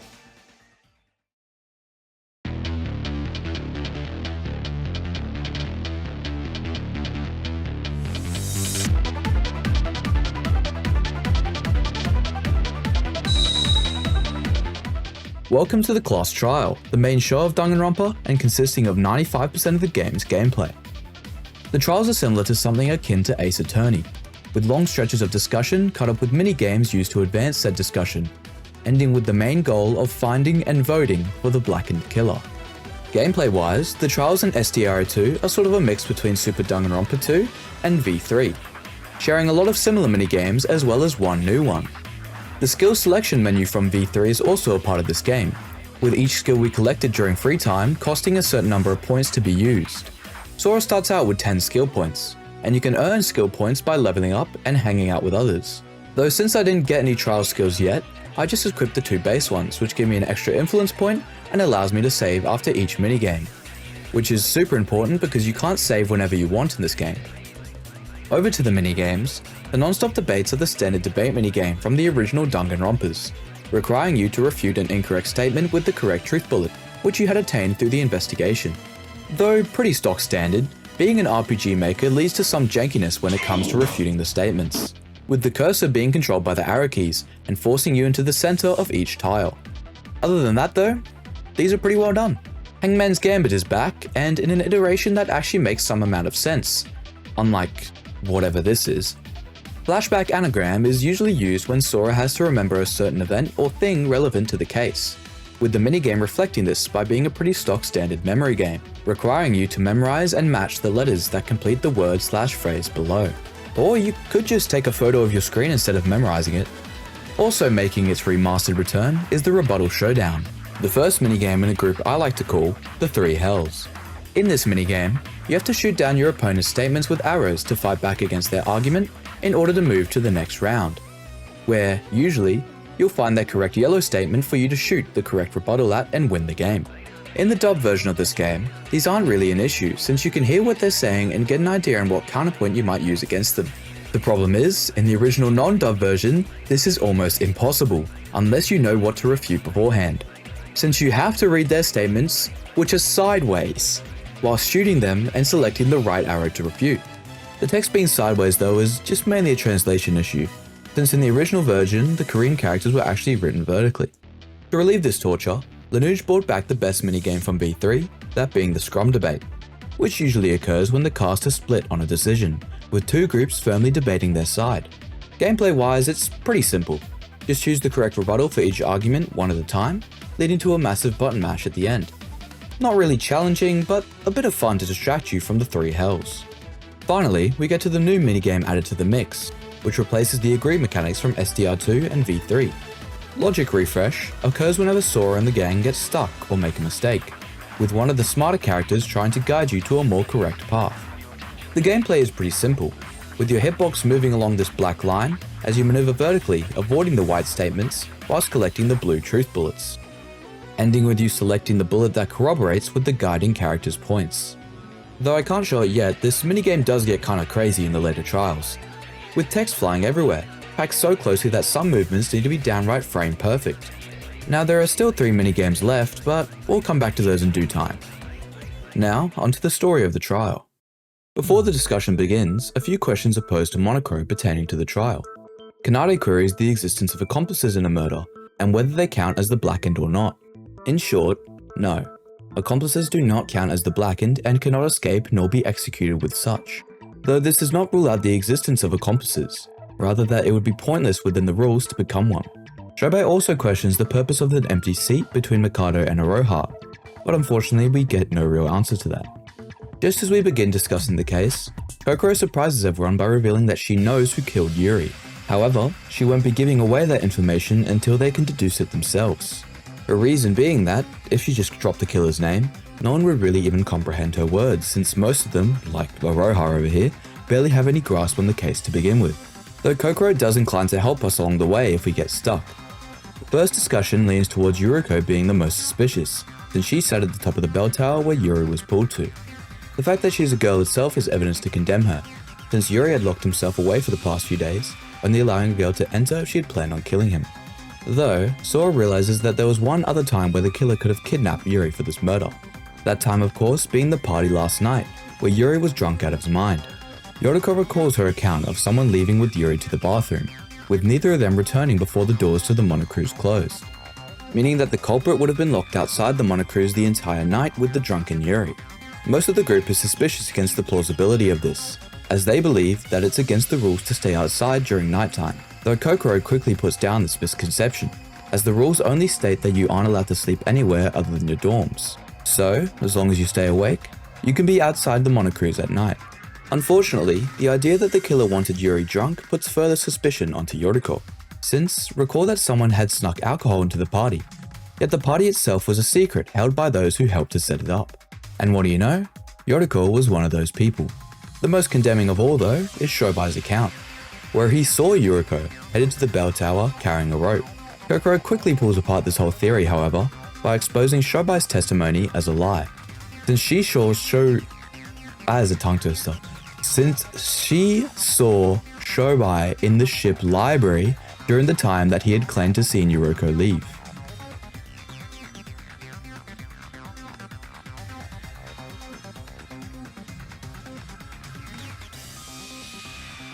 Which would put him on the second floor of the Monocruise, meaning that there was no way for him to witness Yoriko actually leaving the ship. So why'd he lie? Well, he wanted to see if he could trust everyone with doing the trial for him, so he just used that testimony to test to see if they were competent enough. and with that answered, he's back to sleep. However, Yoriko still isn't fully cleared of suspicion, as she still could have set up the alcohol, and she could have kidnapped Yuri after the party. Also, even though Shoba's account was false, Shinji still saw Yoriko leave the monocruise this morning, right after the doors opened, which is still suspicious even if she wasn't carrying a rope. So why'd she leave so early? According to Yoriko, she felt motivated after the party last night and decided to start her investigation early. Upon leaving the monocruise, however, she was quickly subdued by an unknown assailant, only to then wake up at the bell tower where Sora and Yuki found her. So, not the best alibi. However, after our first scrum debate, the group collectively agreed to talk about the case a little more, just in case they missed something. Through further discussion, we can note that Yuri was most likely subdued with anesthesia, some point after being taken to the bathroom, and then carried to the bell tower, though there are still two major problems yet to solve. For one, we still don't know how the culprit actually managed to pull Yuri up such a tall tower at the speed Sora and Yuki witnessed. It's a task that, even for Shinji and Hajime, should be impossible. We also don't know how the culprit even descended from the top of the bell tower without being seen by Sora and Yuki, since the only way down is the stairs, and there aren't really any places to hide at the top either. Realizing the big misconception that we've all had, Kokoro steps in, pointing to us a theory that solves both of these problems. The culprit didn't just pull Yuri to the top of the tower with their bare hands. No, instead what really happened is that they wove the rope through the center of the bell and attached the other end to the life jacket that we found, wore it, and then jumped off the tower with the bell acting as a sort of fulcrum, bringing Yuri up as they fell. This theory would explain what the culprit actually did for the rest of the night after the party, using all that time to calculate the exact length of the rope needed so their fall would be stopped just before they reached the ground. And to slow their fall, they installed wires, using the friction they would inhibit against Yuri's body, which in turn is what had caused the cuts all over Yuri. The culprit also had time to test this method overnight, which could also explain the marks inside the bell that indicate multiple test runs. To go out of the story for a bit, in my opinion, this plan is pretty dumb. Let's do a bit of game theory here. Let's say that the average person at running pace, without skipping any steps, can climb the stairs at around 3 steps per second or 180 steps per minute. And based on a quick Google search, let's say that the average step height is around 17.5 centimeters. Considering that it was stated to take 5 minutes to run to the top of the bell tower at full speed, that would mean that from base to top floor, the bell tower is approximately 158 meters tall. You jump from that height with this fulcrum method in place, and I don't care who you are, your shoulders are gone. Even with the wires set up to slow the fall, because there is no way in hell that they would be enough. And sure, the tower might not be exactly 158 meters in height. The fact that it takes you 5 minutes to get to the top of this thing at full speed, mind you, should be evidence enough to how ridiculous this is. I mean, the world record for climbing up the Taipei 101 was 10 minutes and 29 seconds, and that building is 829 meters tall. And if you use that, you could highball the bell tower to approximately 400 meters tall. Of course, if it were that tall, that would make the entire cast on par with world record holders. Either way, you get my point. This game sucks. End of video. With the explanation for the method in place, it's likely that the culprit kidnapped Yoriko as she was leaving the monocruise, messaged Yuki with Yuri's handbook, took Yoriko to the top of the bell tower, and when the two arrived, jumped off the top carrying Yuri up with him, before cutting the rope and dropping the body. It's most likely that a man committed this murder, since there would be no real reason for a girl to go this far just to kill Yuri. Obviously, the first two suspects are Mikado and Shobai, though Shobai has his alibi confirmed by Kokoro, since recall Kokoro saw him at the monocruise library this morning, leaving Mikado, who maybe could have used his magic to survive the jump. However, to avoid further speculation, Mikado decides to finally add a new rule, prohibiting the use of magic in any way pertaining to a murder, meaning that we only have 3 other dudes to suspect: Shinji, Nikkei, and Hajime. However, if we consider the conditions needed so far, pinning the culprit actually becomes a much easier task. Those conditions being a male, someone who helped set up the party, and someone who stayed behind after the party. And the only one who fits all 3 of these conditions is Hajime Makunochi, the ultimate boxer. Kokoro confirms this, as he was the one she'd been suspecting this whole time. Recall the question that Kokoro posed to everyone during the investigation, asking how they felt about the murder. Well, what the ultimate psychologist was looking for was not the answers, but the reactions that each character gave, which is how she originally started to suspect Hajime. Yeah, Kokoro is pretty overpowered. Though Hajime claims to be drunk last night, recall the bottle of water mixed in with the bottles of alcohol, which Hajime could have definitely snuck in along with the other drinks to fake intoxication. And to condemn him even more, given the information that they know now, the drunkards from last night do recall the person who left with Yuri looking a whole lot like Hajime. Shinji cannot believe this, however, barging in to protect his gym bro. If you can remember, Shinji and Hajime go for jogs every morning at around 10 past 7, with this morning being no different. Though Hajime was a little late, claiming that he had to use the bathroom, and he did leave a bit early to grab his crow card, yet Hajime was still with everyone when the body discovery announcement went off. Though to answer this, we know that after using the fulcrum mechanism to murder Yuri, Hajime would have been on the ground when Yuri was dropped. So he could have used the 5 minutes it took Sora and Yuki to run up the bell tower to rush over to the monocruise in time for the BDA. Yet something still doesn't quite add up here. Shinji did state that he was a little late to jog in the morning, but they still went jogging at around 7:15 AM. Given that he had to subdue Yoriko while she was leaving the cruise at 7 on the dot, it would have taken Hajime at least 5 minutes to get to the bell tower, 5 minutes up the stairs, place her, 5 minutes down, and then 5 minutes back to jog with Shinji, meaning that he would have gotten there at least 7:20 AM, meaning that Hajime could not have made it to Shinji at the time he did unless he somehow removed a step, which is exactly what he did. Arriving at the bell tower with Yoriko, Hajime decided to take the hook out of Yuri's leg, so that when he was at the top, he could use the fulcrum mechanism as a sort of elevator back down, saving him 5 extra minutes. Which also means that he did a jump with no wires to slow his fall. Yet, now that we know that the ultimate boxer is the culprit, someone as durable as him would likely be able to withstand the impact to his shoulders, I guess. Now you might be wondering why Hajime even went through all that trouble just to frame Yoriko. Well, it's because he had to. Hajime was outside of the doors in the morning, and just as they opened, Yoriko came out to investigate, where she could have stumbled across the unconscious Yuri if he wasn't careful. So, he had to make sure that didn't happen. And that's pretty much it. Time to explain 2 of the remaining 3 minigames I left out from the beginning. The first is another member of the 3 hells, Terminate Talk Shooting, a staple of Danganronpa trials, usually designed like a rhythm game, with SDRA2's version being more like Duck Hunt, giving you 8 squares to traverse, shooting any statements with your 6-round mag. The goal is to whittle down your opponent's health by shooting down their statements. You can reload your rounds if you get low, though since there's a bit of a delay, you have to try and time your reloads. Some statements also take more than 1 shot to destroy, and some hurt you if you shoot them, so just ignore those ones. Overall, it's not too hard, unlike other fan games, since it's pretty difficult to die with the amount of health that you're given. The only reason it's a part of the 3 hells is that it's really long and really stressful, even if you pretty much can't lose. The art's pretty cool though, taking a page out of V3's book with their apparel deteriorating the more you damage them, leading to... Anyway, onto the final minigame of this trial, we have the closing argument, which is also another staple in Danganronpa class trials, requiring the player to insert manga-like panels in order of events to go over everything that happened in the case.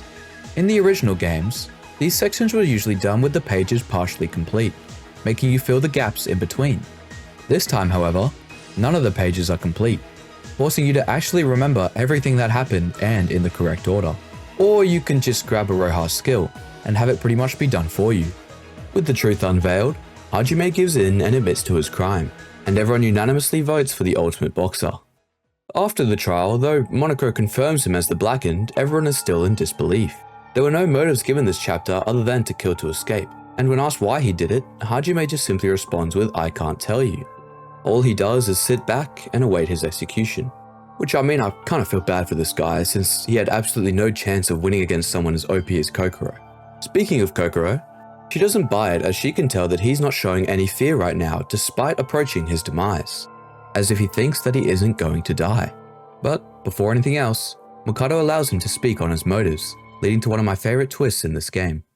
Hajime is a member of Void, working under Mikado Sonoji.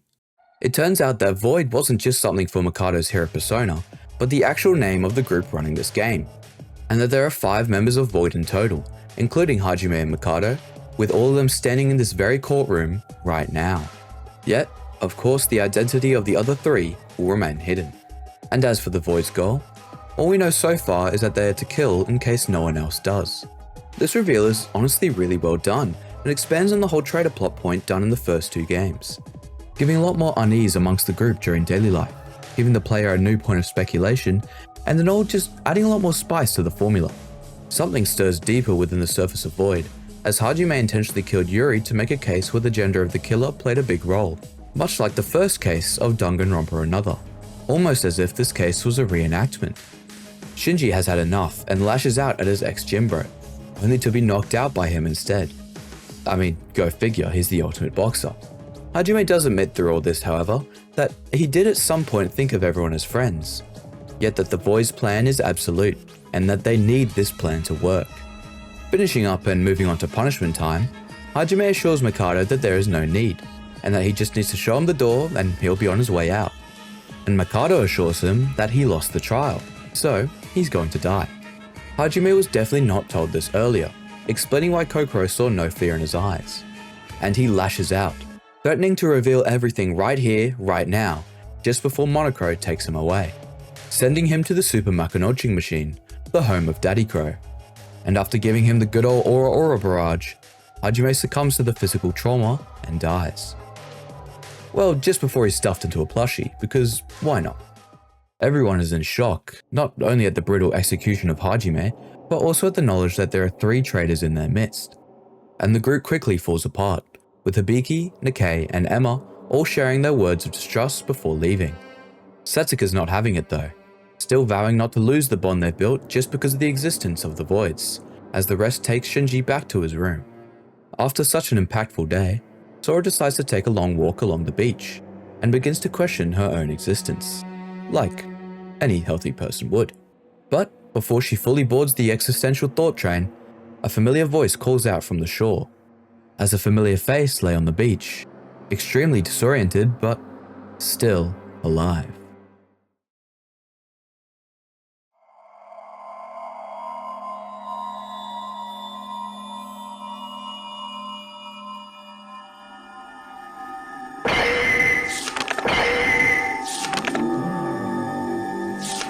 Danganronpa.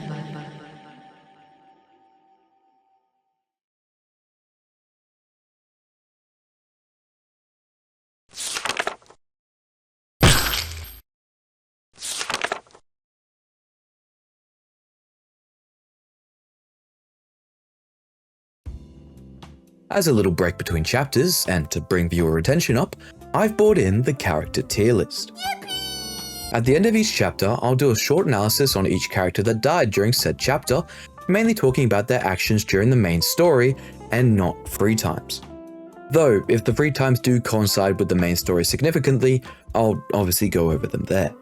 Anyway, and from that, I'll be ranking those characters based on how well written I think they were. Now, of course, this is only my opinion, and the positions on this tier list are relative. So even if someone gets a D or an E, it doesn't mean that I think they were poorly written, just that relatively they were not written as well as anyone above them. First of all, Yuri. Alright, personal hatred aside, he's probably more accurately a D since he is written pretty well and manages to actually get the game going. However, he suffers a lot from being the first victim and being ultimately pretty one-dimensional. But I don't necessarily think that him being so simple is a bad thing, since being a Chapter 1 victim, if he was to be much more complex and nuanced, I feel like it would have left a lot to be desired. Yet, luckily, I feel like this much simpler version of Yuri gave us all that a character like him could have, which in turn made his death sad, for some, but not annoying like how I felt with someone like Rentaro. It is also pretty interesting to note that Yuri was originally going to last longer than he did, with Shobai being intended as the first victim instead, which would have made me very, very sad, and also some of the later stuff a bit hard to pull off, so I see why LINUJ did otherwise. So yeah, not much more to say about him, as I said he's pretty simple writing wise, so I'm going to have to put him a D. Hajime Makunouchi, the first, well technically second, revealed Void. His reveal was really, really cool, but unfortunately not because of him, only really because of the idea of the Voids themselves. Hajime during this chapter was kind of a nobody, and his reveal added nothing more to him than making him a stereotypical mustache-twirling villain, at least before he died, that is. His relationship with Shinji was pretty nice, and it does actually do a lot to further Shinji's development, but for Hajime himself, as I said, pretty lackluster. However, I can't rank him just yet. As some of you may know, post-mortem Hajime is actually way better than his alive counterpart. For those who don't know, you'll see what I'm talking about in like 30 seconds. And with that out of the way, let's get on to Chapter 2.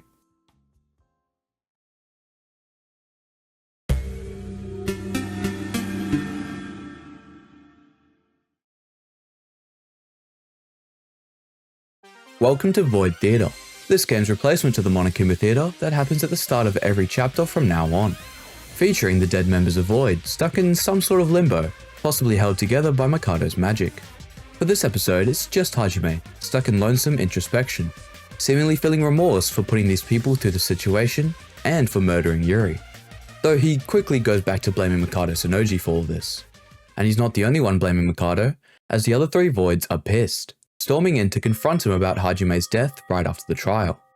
They are quickly put in their place, however, after Mikado assures them that they need to be ready to give their lives for this plan, as well as stating that their lives are pretty much forfeit anyway without his powers, possibly referring to Utsuro. And as the three leave in frustration, one keeps up the pronoun game by offering to keep an eye on her. Probably Kokoro given how overpowered she is.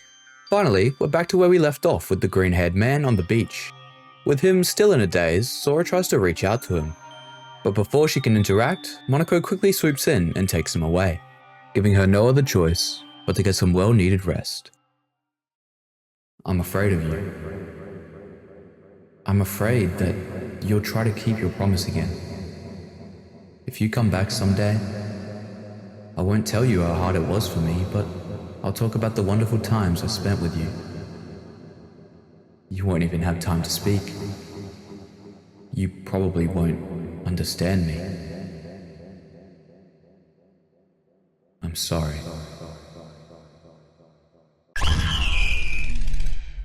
The next morning, everyone is clearly still on edge, with only a few showing up for breakfast in the morning, and no breakfast meal from Mikado.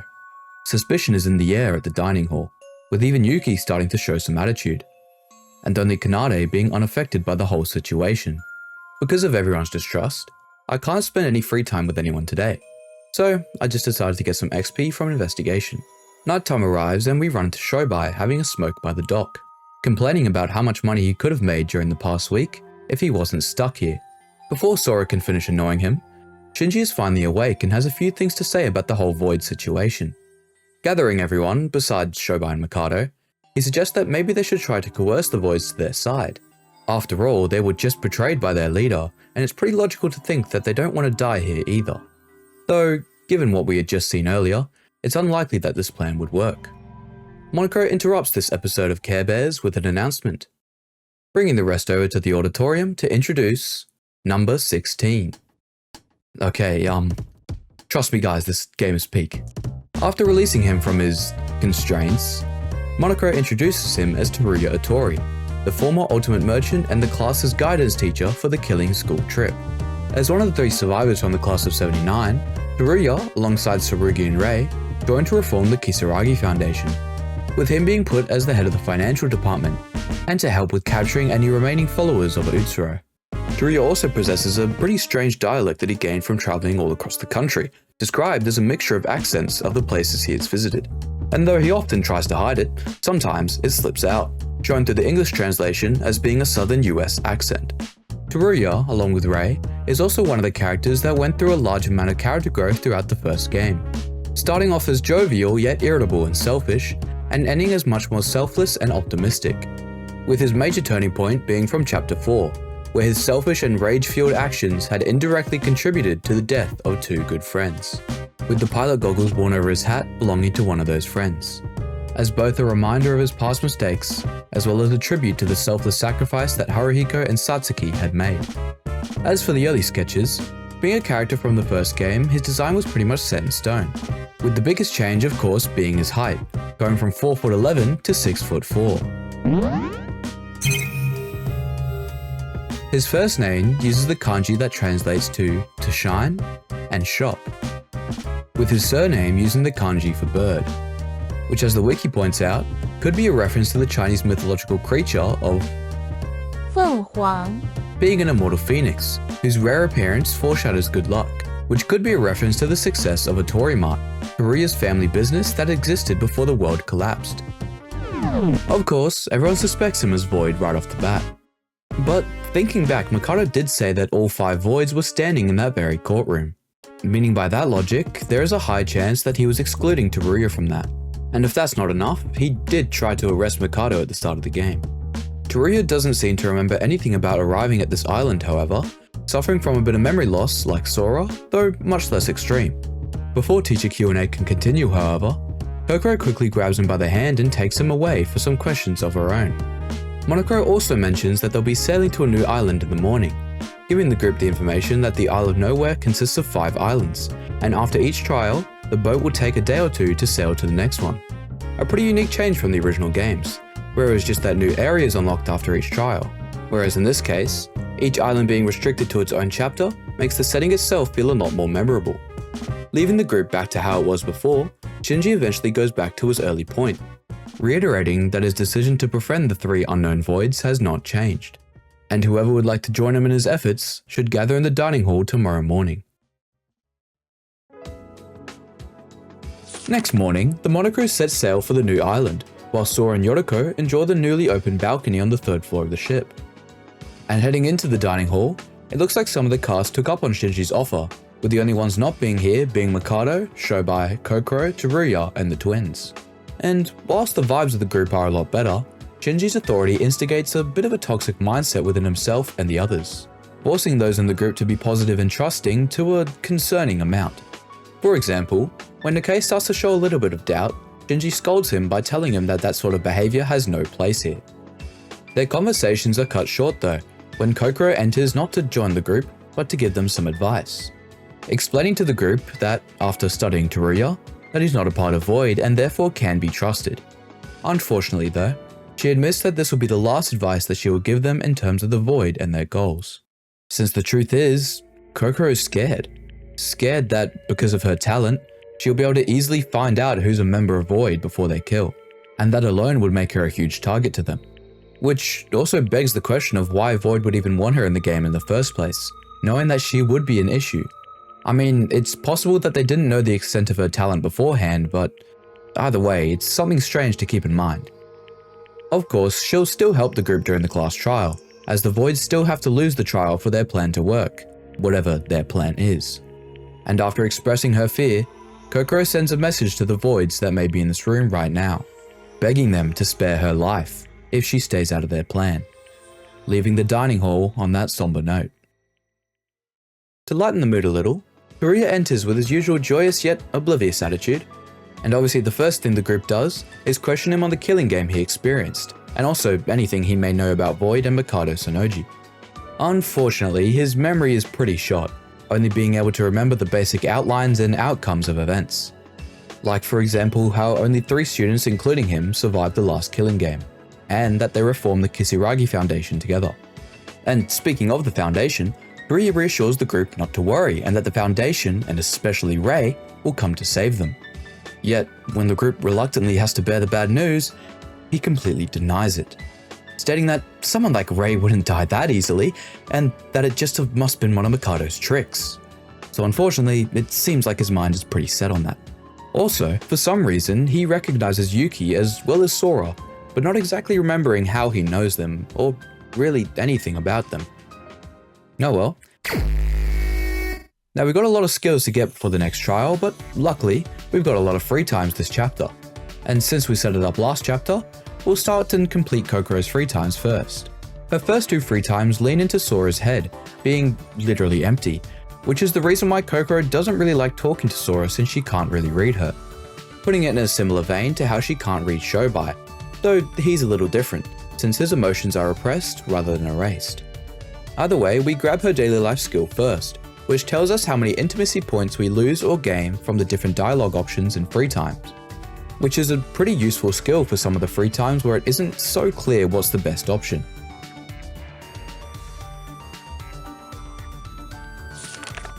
The next morning, Sora gets to the dining hall early enough to catch Kokoro and the twins quickly grabbing a meal before the main breakfast crew show up.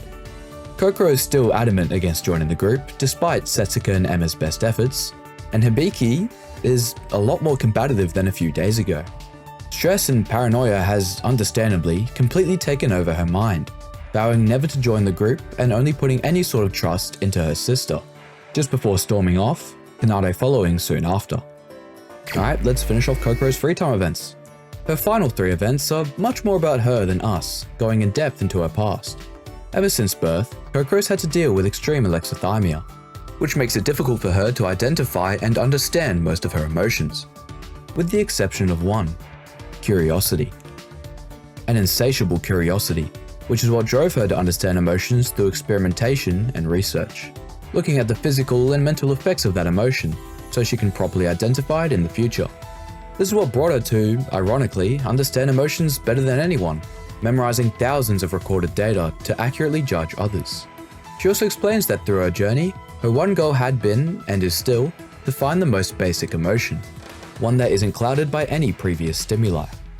Yet in trying to achieve this goal, her endless curiosity would take over, leading to some unethical experiments being considered, like trapping newborn babies in a sealed chamber, depriving them of their senses and social lives, waiting until they reach adulthood, in which they might exert that basic emotion.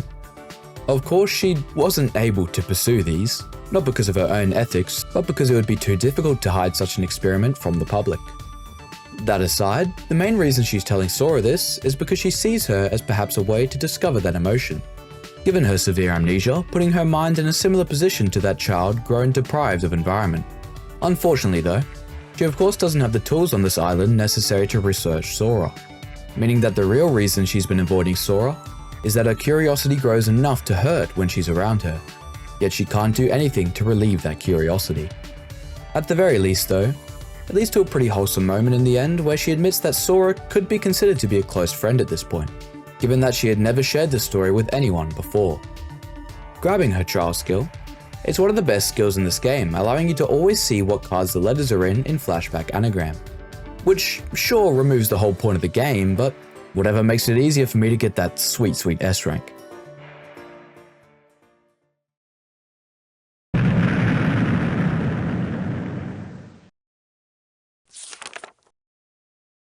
Sora wakes up in a jolt as the Monocruise arrives at the second island.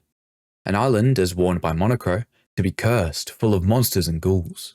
But that stuff's all fake though, right? Stepping foot onto the new island, first thing we are greeted with is this island's theme. The song is Loe's theme version 5 from Hyperdimension to Tuna Victory, a game released in 2012 for the PS3. And actually, now's probably a good time to go in depth into SDRA2's soundtrack. Looking at the official soundtrack on YouTube, you can quickly find out that none of the songs are original, and are taken from various other games, anime, and artists. Going through the soundtrack, you'll also find that most of the non-Danganronpa songs were composed by Masafumi Takada, who was the main mind behind the soundtrack of the mainline Danganronpa games.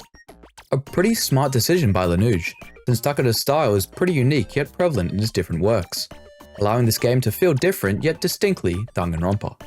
The other songs used also fit really well too, with a good example being the island themes.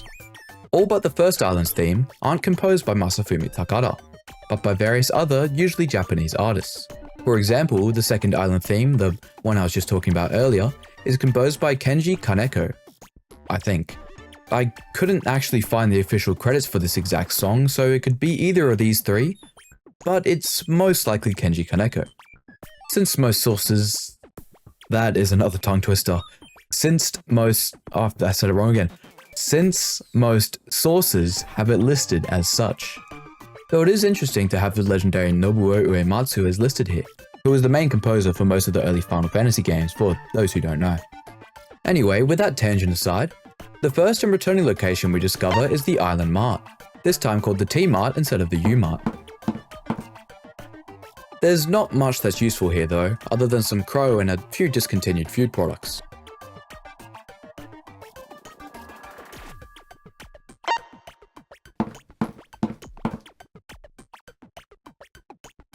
Heading into the nameless village, we begin to see a lot of traditional Japanese architecture which is pretty abundant throughout the second island, contrasted to the first, which was a lot more European.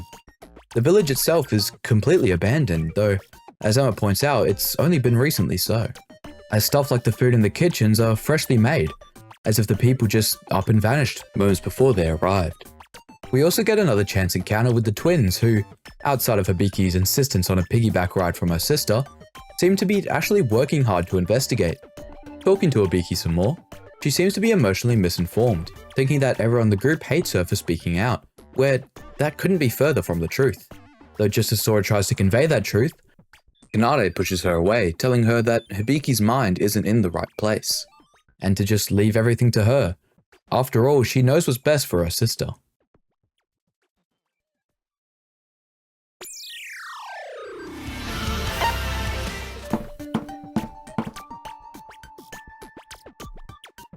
Next, we have the Mythical Wonders Museum, full of models of various yokai, ancient artifacts and such, all of which are actually based on real traditional Japanese folklore.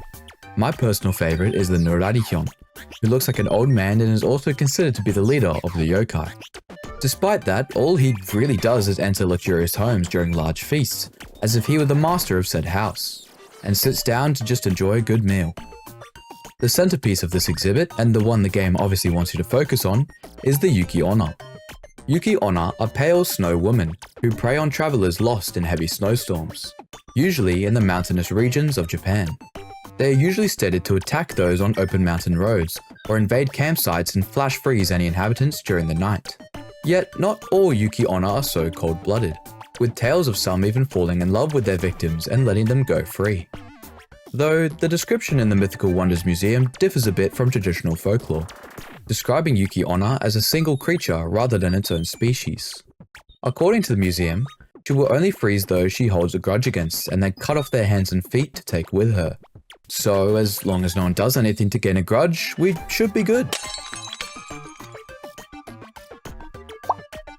Just before Sora can investigate the island further, Setsuko kidnaps her and takes her to the costume room for a bit of cosplay fun, where she's also grabbed Yoriko, Iroha, and Emma, leading to another wholesome scene where the five dress up in Halloween attire just to have a little bit of fun.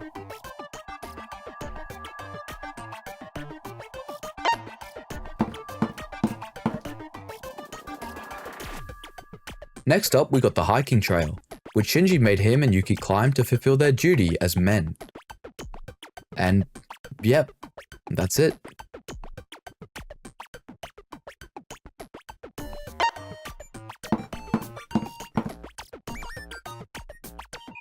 Last but certainly not least, we have the Kurokawa Shrine, continuing the tradition of each island having its own tribute to the culprits of the first game, with this one being a tribute to the ultimate exorcist, Mikado Kurokawa, the culprit of the fifth case.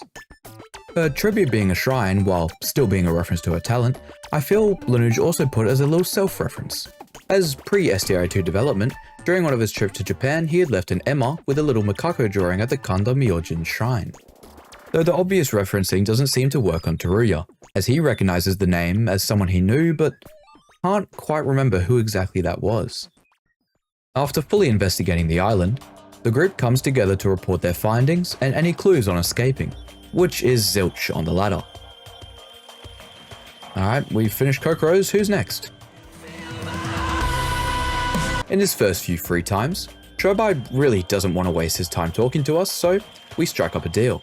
From now on, in order to hang out with him, we need to give him 1,000 Kro each free time, which is equivalent to 1,000 yen, which is like $6.50 for 10 minutes of his time. Completely worth it. We do get a bit of information about how he gets his money as well, that being completing any job asked of him for a price. Jobs like distributing hallucinogens in a slum in Russia, or assassinating a rich oil man in the Middle East. Though he didn't actually do that last one since he wasn't paid enough. In all seriousness, this guy is really dangerous, and really useful, with his daily life skill opening up his shop in which he sells the skills of any of the dead characters. Where I can finally buy Hajime's skill, which makes TTS a hell of a lot easier, and Yuri's skill, which makes the yet-to-be-explained minigame actually doable. Friendship blooms this morning at the dining hall, with Mr. Teletubby and Bubblehead sharing their love for rainbows. whilst Emma holds onto Kokoro like a pet in an attempt to get her to stay. And that's pretty much it. Time to finish off Shobai's free time events. Shobai finally begins to take a liking to Sora, respecting her stern nature and tough backbone, and she respects him a little more in return, despite acknowledging the trash that he is. As a sign of his respect, he offers Sora the opportunity to become one of his assistants later on, where she would figuratively act as his shadow, with almost an impossibility of being caught. Naturally, she refuses to be affiliated with a criminal, but he gives her a business card anyway. By the final free time event, he's actually pissed at her for wasting money on someone like him. So, he finally gives her what she wanted, which is just a little more about his past.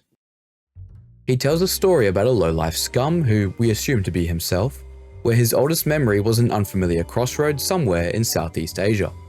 His parents were nowhere to be seen, as he was quickly followed by some street thugs wanting to kidnap and sell him off. So, he decided to run. Far, far away whilst trying to salvage what he could of his life. In the city streets, he would beg and grovel, and do anything for a little bit of change until, eventually, he knew that simple begging wasn't going to be good enough, which is when he transitioned into criminal life, finally being able to garner a much greater profit. And he was good at it, incredibly so. A skilled dealer, chemist, hitman, trafficker, you name it, he could do it. So he kept at it, rising higher and higher in the underworld, earning more and more, until eventually he became the trash that he is today. Shobai states that no matter what circumstance that kid might have been in, he chose to go down that dark road. Whether or not he was born like that or was molded into it, it didn't matter. He is and always will be scum, and that's just how it is. But before Sora can ask any further, he tells her to keep her money as he pushes her out the door, closing it behind her. Sora has a little conversation with Setsuka before heading off to bed, yet in the middle of their chat, they overhear crying coming from the bathroom. It's Hibiki, who has broken down over just how lonely she feels in this situation. She truly does want to be with everyone, but she's just too paranoid and scared of the possibility of voids being there too. Kanade tries to calm her down, but the tears just keep flowing out, as Sora asks Setsuka if they should step in and help. So, Setsuka tells her to get some rest, and that she can handle the twins.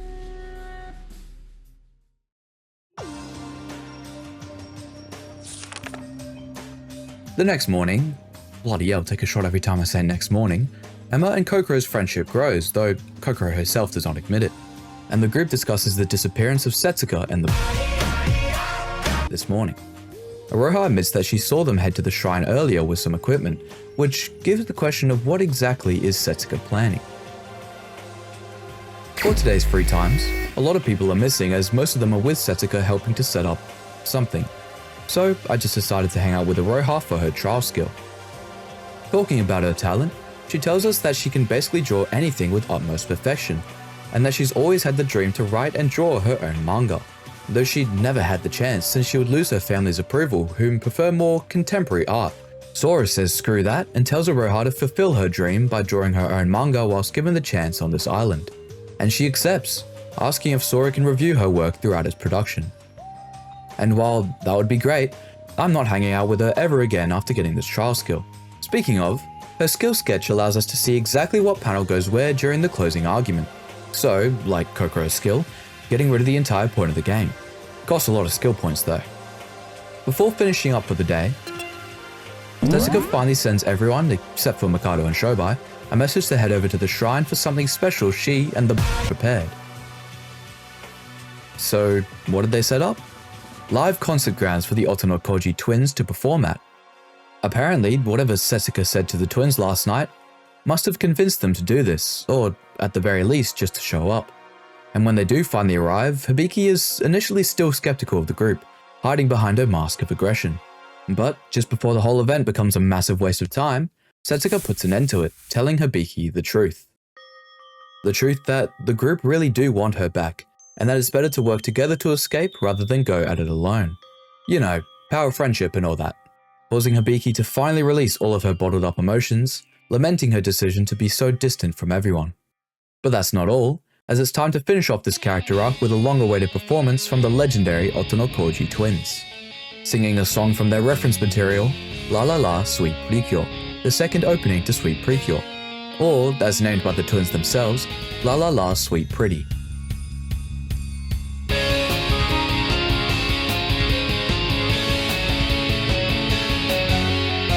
And so, the group dances the night away to the synchronized performance of the two pop stars, allowing the group to forget for just a moment everything that's happened so far.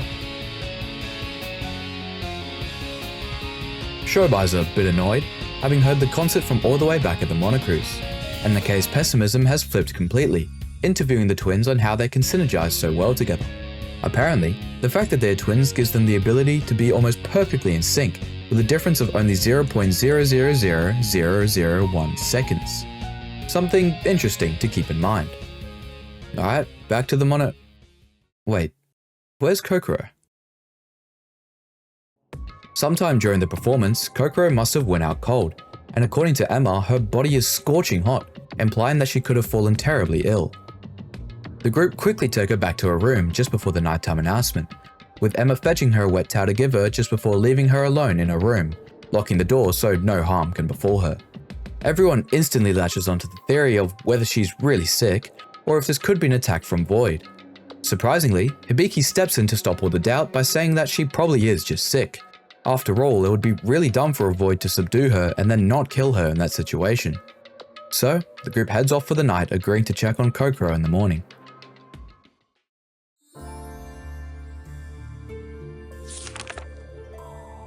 During the breakfast meeting, the group discussed what could have possibly happened to Kokoro other than the possibility of it being a Void attack. Whether she fainted from the intense concert, or was just really tired, or indeed fell sick like Emma alluded to. Or maybe she was cursed. When Shinji was out on his jog this morning, he saw that the Yuki Onna statue had been completely smashed, with drops of water leaving a trail that led all the way to the door. That aside, it is strange that, presuming that someone did break it, that they weren't punished for damaging school property. After the meeting, Sora, Yoriko, Yuki, and Setsuka decide to check up on Kokoro, only to find that the door is already slightly ajar. Strange, considering that they made sure to properly close the door last night. Perhaps she already woke up and left her room. Or maybe someone broke in. Swallowing their fear, they gently opened the door. Shobai. Apparently, Kokoro commissioned Shobai to check her condition, since Shobai has the most medical knowledge out of anyone in the group. Unfortunately, however, our worst fears have come to light as Kokoro is truly sick, and terribly so, suffering from some kind of rare endemic disease that has paralyzed her from the waist down and completely shattered her vocal cords, revoking her ability to speak. Shobai isn't actually a properly trained doctor, however, and he can't really treat a disease that he doesn't fully understand. So, for now, Kokoro is stuck like this before they get off this island, bedridden and forced to communicate through her e-handbook and have any meals delivered to her. She asked them to deliver her breakfast, lunch, and dinner to the door, as she could just crawl over to get them. Though they obviously decline, stating it's better to enter her room and hand her her meals, since she can remotely unlock her door with her e-handbook plus. And Kokoro accepts, but on one condition. Whoever delivers the meals must be accompanied by Teruya, since he's the one that she trusts the most. And so, they head off to deliver the horrible news to the others, motivating them even more to find a way to escape, so that they can leave and get Kokoro some proper treatment.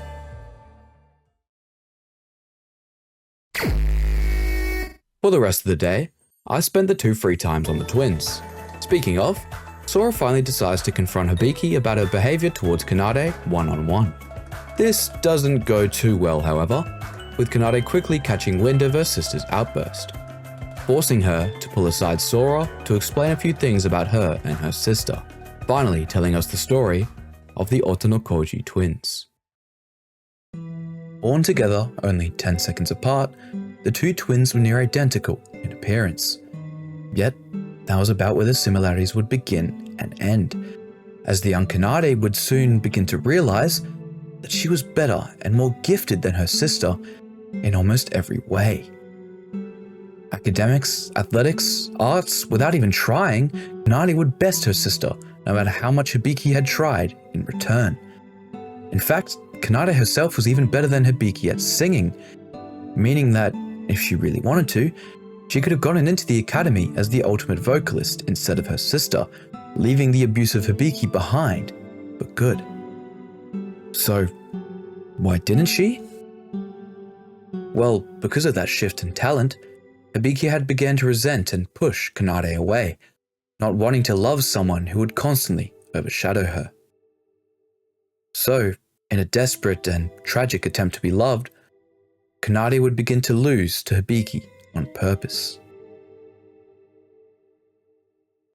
Falling in academics, athletics, arts and singing, while simultaneously raising Hibiki up, encouraging her and giving her anything that she had wanted, like handing her the position of lead singer for Melody Rhythm, going with any decision that Hibiki wanted for their band, and allowing her to claim the title of ultimate vocalist.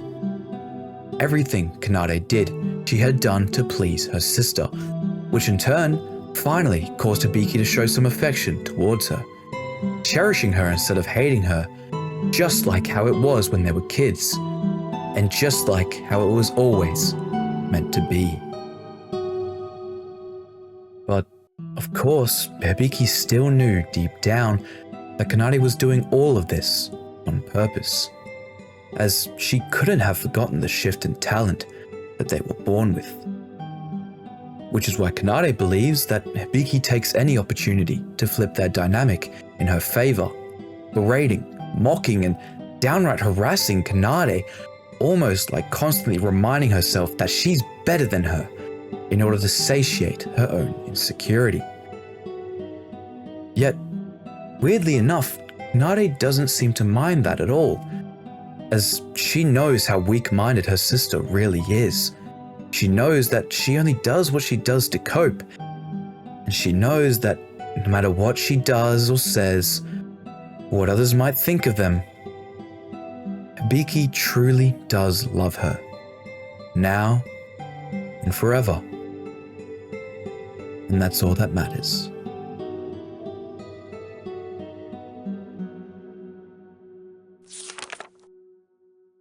The next morning, it's Sora's turn to bring Kokoro her breakfast alongside Aroha and Teruya. Interacting with her, Kokoro seems a lot more talkative on her tablet than when she used to speak, as she's also taken a newfound interest for this disease that's taken her victim. Moving on to free times, we've got 3 different events today and I chose 3 different people respectively.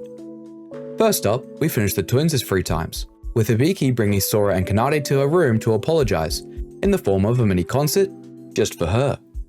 After the performance, Hibiki brings up the strange reputation their band has brought over the years, being called a cursed band, since, for some reason, a few people closely related to the band have gone missing over the years, such as their recording engineer, coordinator, and manager, people that the twins were personally close to. That doesn't matter now though, as we spend some time playing one last game with the twins before grabbing their trial skill, which reduces the input delay during the rebuttal showdowns, which might seem small but is actually very noticeable when you play it. Next, we head over to Yuki Maeda for his second free time, since we did his first free time during the tutorial way back at the beginning of Chapter 1. Yuki's free times are honestly pretty normal, other than the fact that he might have a crush on Sora, and this one is certainly no different. What we're really here for though is his trial skill, which doubles the XP given after a case, which is not only useful to gain more skill points, but also to get Sora's trial skills. Every 10 levels up to level 30, Sora gains a new trial skill, with the first 2 being decent and the last being an absolute god tier cheat skill. For the final free time of the day, I decided to deviate from the guide a little bit, but this time, trust me, I know what I'm doing. The guide wants me to start Teruya's free times today for his trial skill, and whilst his skill is pretty good for more money, at this point I don't really need Crow anymore, since the twins' daily life skill allows me to never need to get presents again, and I don't really need to buy any more skills from Show by Shop. So, I decided to spend some time with the mastermind of this killing game, Mikado Sonoji. Mikado has only one free time event, and you can only actually access that free time if you give him someone's portrait as a present. In his free time, he pretty much just takes the piss, and in return, we tell him to go for a bit of a nutty run. Though towards the end, he does seem to relay some cryptic yet interesting information that maybe I'll save for later.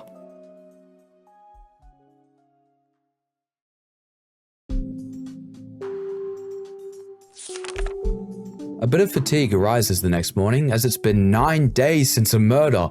Oh, and the fact that they have not been rescued or found any means of escape yet.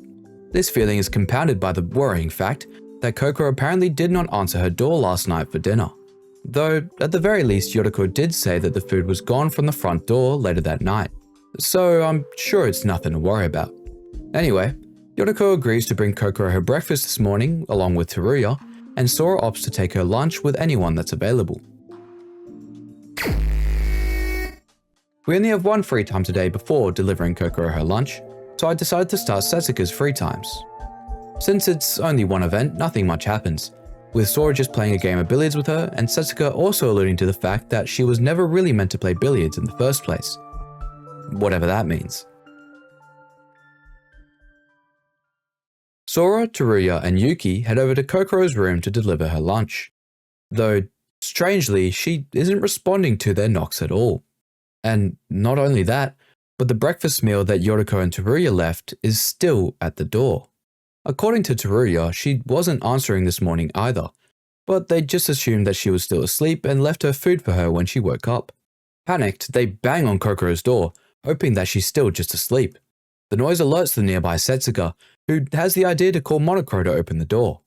And while he is hesitant to do so, he relents as this is a special circumstance according to him. Swallowing their fear, they gently open the door, only to be hit with a wall of frost, the air around them plummeting to freezing temperatures as their eyes are enveloped in a thick layer of icy fog. Monokuro mentioned that our efforts might be a bit too late, but that was just another one of his scare tactics, right? He's bluffing, surely, right? Kokoro's fine, right? But there was nothing right about any of this. Not the untouched food, not the unanswered door, and certainly not what awaited us inside.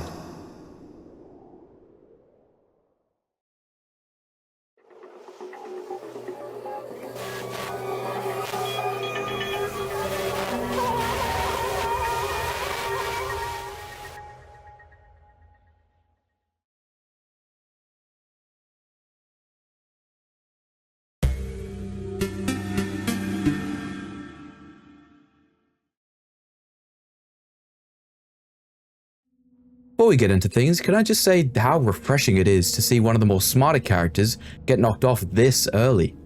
Granted, there are a lot more heavy hitters in this game compared to mainline Danganronpa, but it's something that the original games never really did, which is just kind of stupid. I mean, if you were to kill in a scenario like this, and your options were 14 idiots and 1 smart guy, you'd kill the smart guy. Anyway, back to the game. The group initially goes into a similar state as they did with the last murder, with Kanade and Shobai unfazed as usual. Most of the cast blame the Voids for this murder, whilst the delusional Roha blames the Yuki Onna curse. And while of course that isn't what killed her, the killer did seem to be inspired a little bit by the method of killing done by the yokai. That method being freezing and then taking the hands and feet of those she holds a grudge against. To give them even more of an incentive to win the class trial, Mikado offers a gift should they succeed. Though, of course, he doesn't state what the gift may be. One motivational speech and securing of the crime scene later, and we finally get started on the investigation.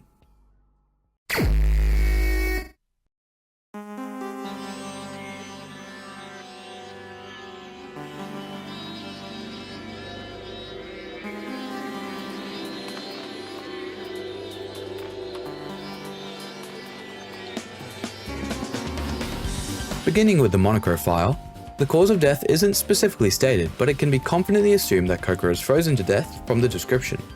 Oddly enough, however, the time of death is stated as unknown, unlike in Yuri's case.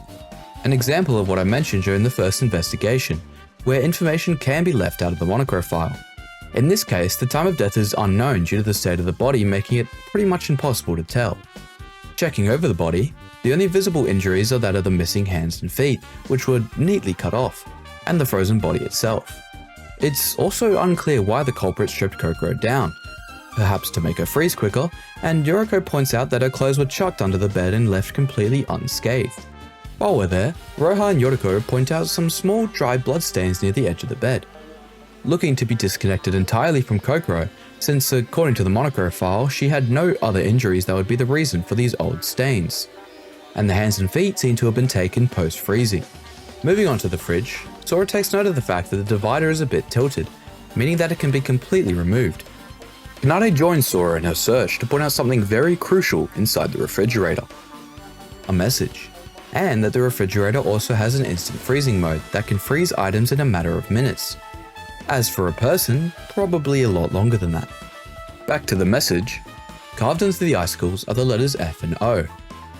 One icicle, however, has an IF carved onto it, with this IF icicle also being pierced by the longest of the other 7 OF icicles. Hey Kokoro, if you wrote this, why did you make it so damn complicated? I mean, I guess you could say that she feared the killer would spot it, but she could have just written the name and then flipped the icicle over or something, leaving it for someone as perceptive as Kanade to find and point out to everyone. We also find Kokoro's e-handbook plus just lying on the middle of her table. The existence of this handbook inside Kokoro's room, however, poses a bit of a problem. As Nikkei explains, the only way to unlock your room is with your own e-handbook plus, and the e-handbook plus has to be turned on to be recognized, and that can only be done with the owner's fingerprints. And since Kokoro never left her room for the past few days, the only way to get in would be when they brought meals to her. Yet, if you can recall, meals were delivered in groups of at least 2, raising the question of how the culprit got inside Kokoro's room. In the corner of the room sits a barrel with a liquid nitrogen label, but as Setsuko points out, there is little chance that this is what froze her, since it would leave traces if it was just poured on her. Plus, the barrel is completely empty anyway, with no hint of liquid nitrogen ever being present. Hitting up Yuki, he gives a full recap of what happened last night when he brought Kokoro her dinner meal. Apparently, the 2 who went with him were Emma and Teruya, and just like earlier when they knocked on the door, there was no answer. So they just decided to leave the food at the door. Though, as Yoriko stated, later that night she was walking by and didn't see any food at her door, meaning that Kokoro was probably still alive at that point to grab her meal. Meaning that she was probably killed between then and before lunch today, with the only meal group in between being breakfast from Yoriko and Teruya. Mikado seems to be doing his best to investigate as he finds open packets of dry ice on the ground. Not enough to freeze Kokoro outright, but maybe enough to cause the frosty mist. Heading outside, Aroha comes with to head to the bathroom, just before they're stopped by Shobai, who tells them that he's going for a nap and asks Aroha to wake him just before the trial starts.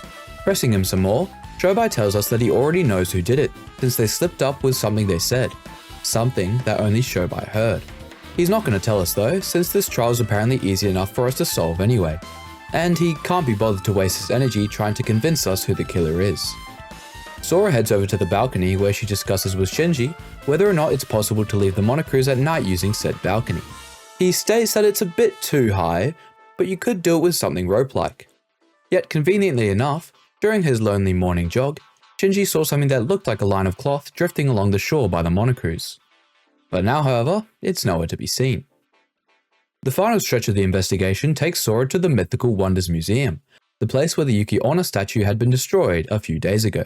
Searching the dressing room, Furuya mentions that he checks the stock of this place and a few other places to see if they align with the items list given. A bit much, but he's probably just really paranoid about a murder. The stock checks out here, however, one of the black female wigs has shards of some sort embedded into it. Something worth taking note of. And with that, the second investigation concludes. Everyone is more motivated than ever to find Kokoro's killer, especially Emma, who had a great bond with her. And so, they step into the elevator, the mood changing back into complete silence as everyone stands with a steady heart and ready mind. A feeling that carries with them all the way to the trial room floor.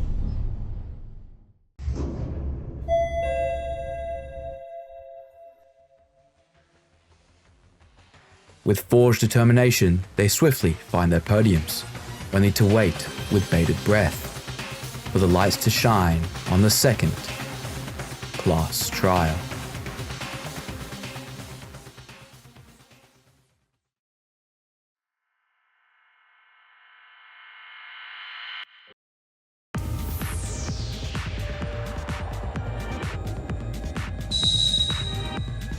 A lot of Danganronpa trials follow a very simple formula, that formula being alibis, method, and then culprit. Like in the last trial when we figured out who could have taken Yuri and when, the fulcrum mechanism, and then using all of that to figure out the culprit. This trial, however, takes that concept and completely flips it on its head. The cast do try to follow the original formula by figuring out the method first, but the only time the killer could even got to Kokoro was during her meal times, in which no one delivered her meals alone. Using Yuki's testimony, we can deduce that Kokoro was likely killed between nighttime and lunch today, with the only meal in between being breakfast from Teruya and Yoriko, meaning that Yoriko is once again the first suspect, alongside Teruya. Though we already know that accomplices can't be the blackened, meaning it'd be illogical for these two to team up. And even if you dub Teruya and Yoriko as voids, Yoriko has an alibi, in which after leaving the food at her door, she went straight to the nameless village to practice cooking with the appliances there. And there are plenty of witnesses to corroborate this too.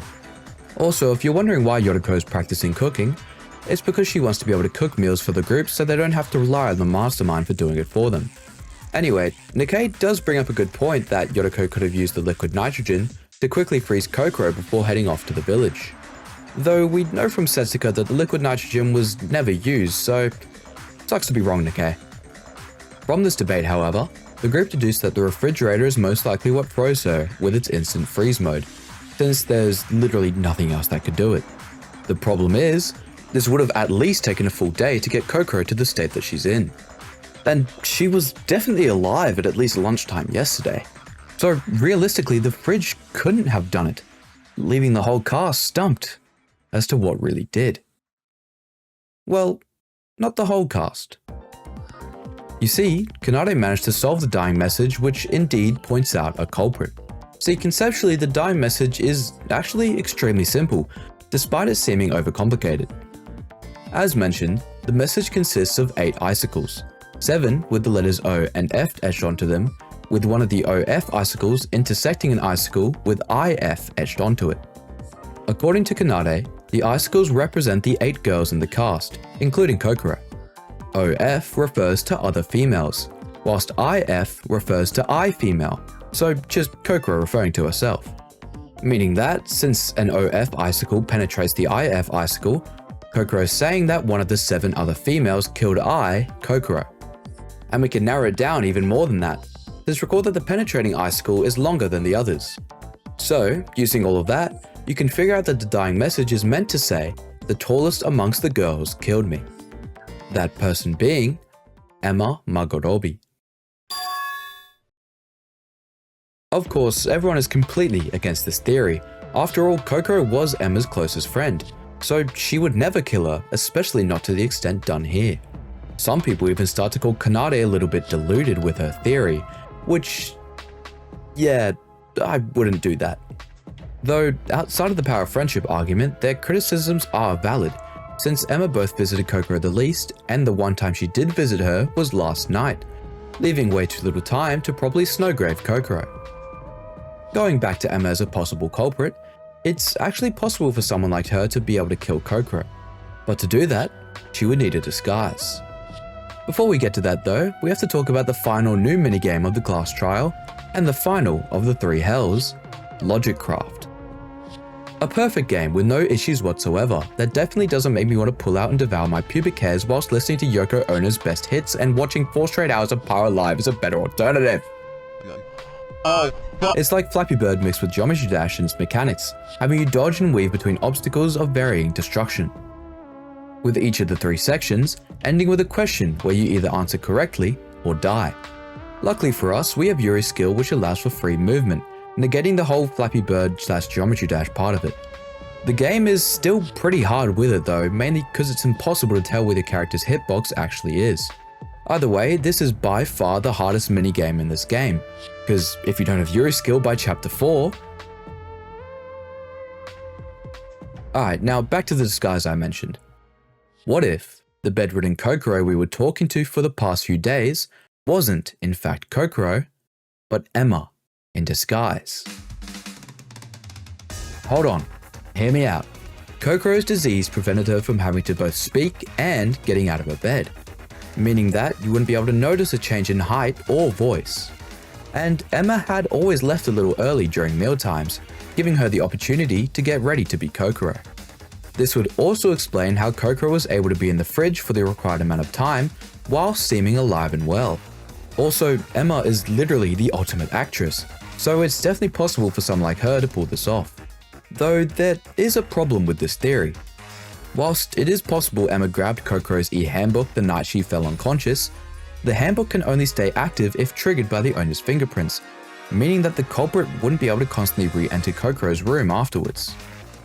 Though Kanade mentions that there is a way to go around this issue, since all the culprit would need is the fingerprint. So, before freezing her, the culprit could just cut off one of her fingertips to carry around and use with the handbook. This could also explain why she cut off both her hands and feet afterwards, to cover up the fact that she took the finger and instead make it seem like a copy of the Yuki Onna curse. Speaking of Yuki Onna, it's now clear why the statue was destroyed a few days ago.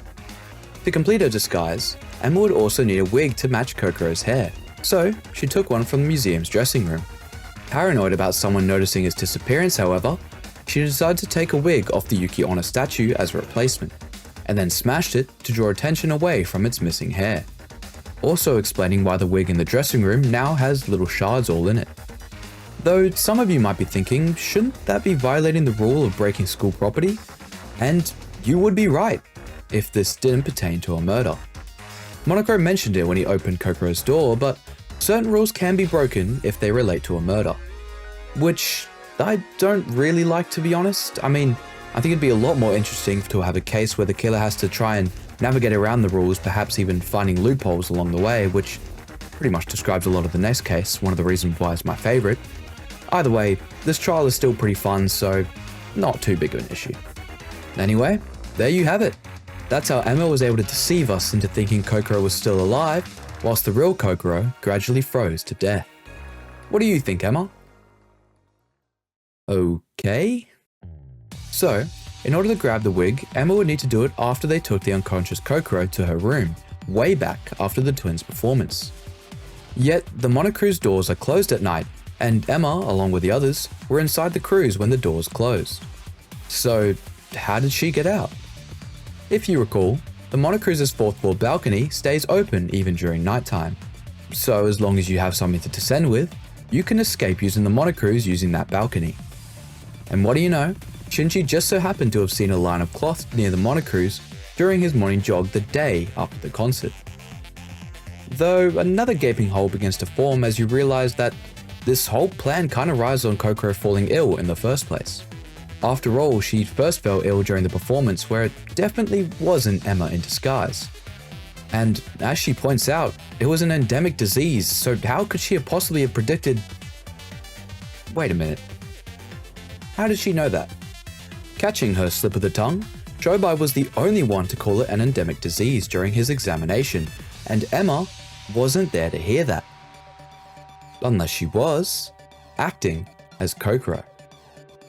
Speaking of Shobai, if you remember, he said that he was tipped off about the killer after they said something to him, and only to him. That person being Kokoro, the morning after the concert, messaging Shobai that she was attacked from Boyd, and that she wanted him to perform a fake examination on her for her safety.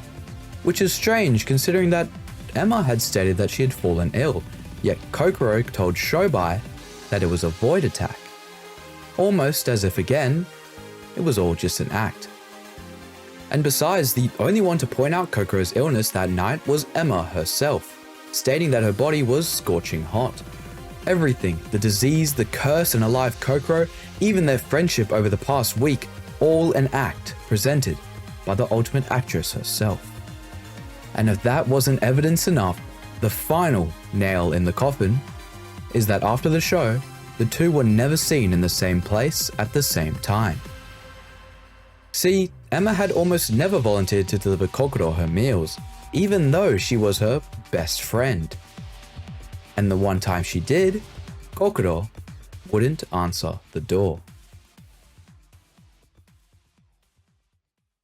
Going through the case one last time, Emma finally yields and is unanimously voted as Case 2's culprit.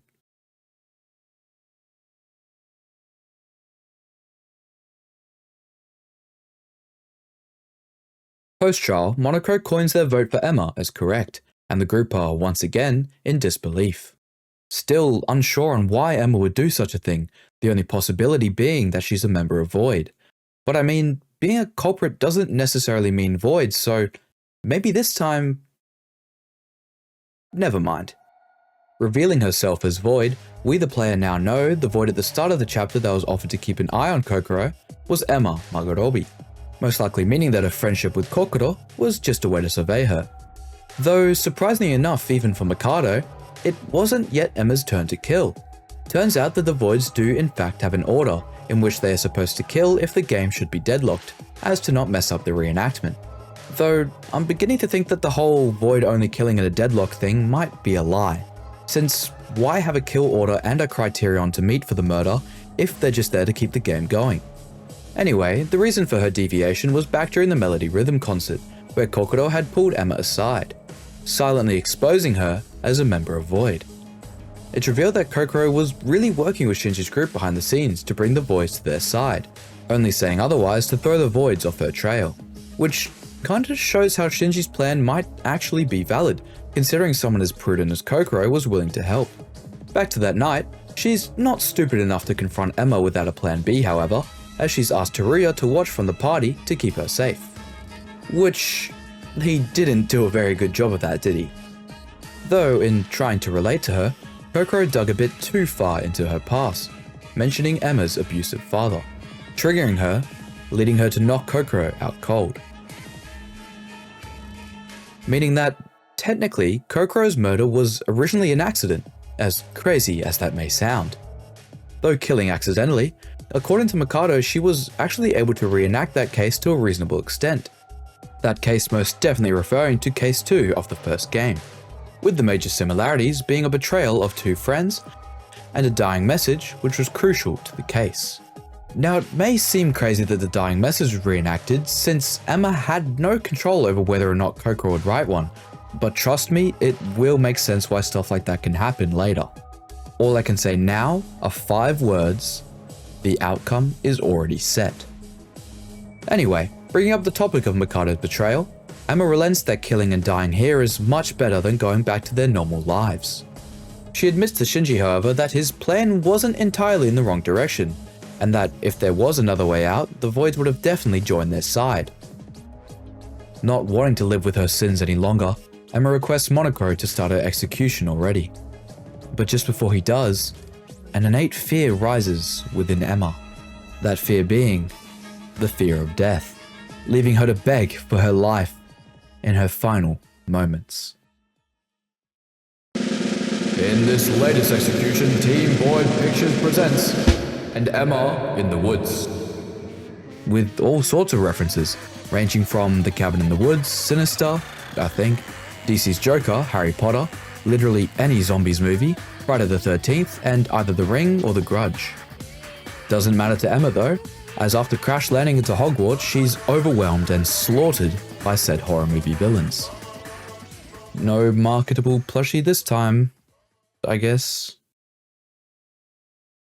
The group are all understandably horrified after watching probably the most brutal execution in the series. Well, except for Kanade and Mikado, of course. And though we expect a rousing speech from Setsuko or Shinji or something, this time it's Hibiki to motivate the group, a stark contrast from her behaviour after the last trial. Not everyone is compelled, however. Nikkei, finally letting his skeptical nature get the better of him, decides it's best for him to be on his own from now on, since both murders so far have happened to those in group environments. Yuki also seems a little disoriented, and Kanade is taken aback by her sister's behaviour, even acting somewhat annoyed at her sudden determination.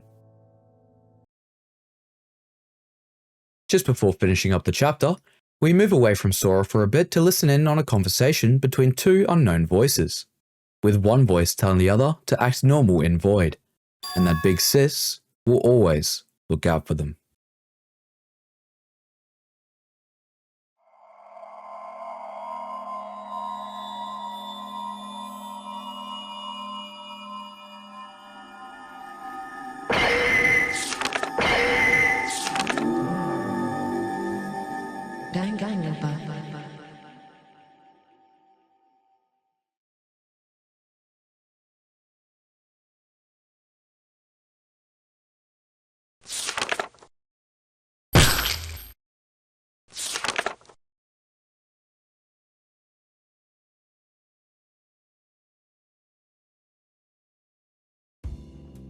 Welcome back to the character tier list, where we finally get to the characters that people actually care about. Kokoro as a concept is honestly pretty interesting, as someone whose own intelligence put a target on her own back. The moment where she leaves the group in fear of her life was honestly a really good moment and humanizing for her, allowing her to empathize with a previously unempathizable character.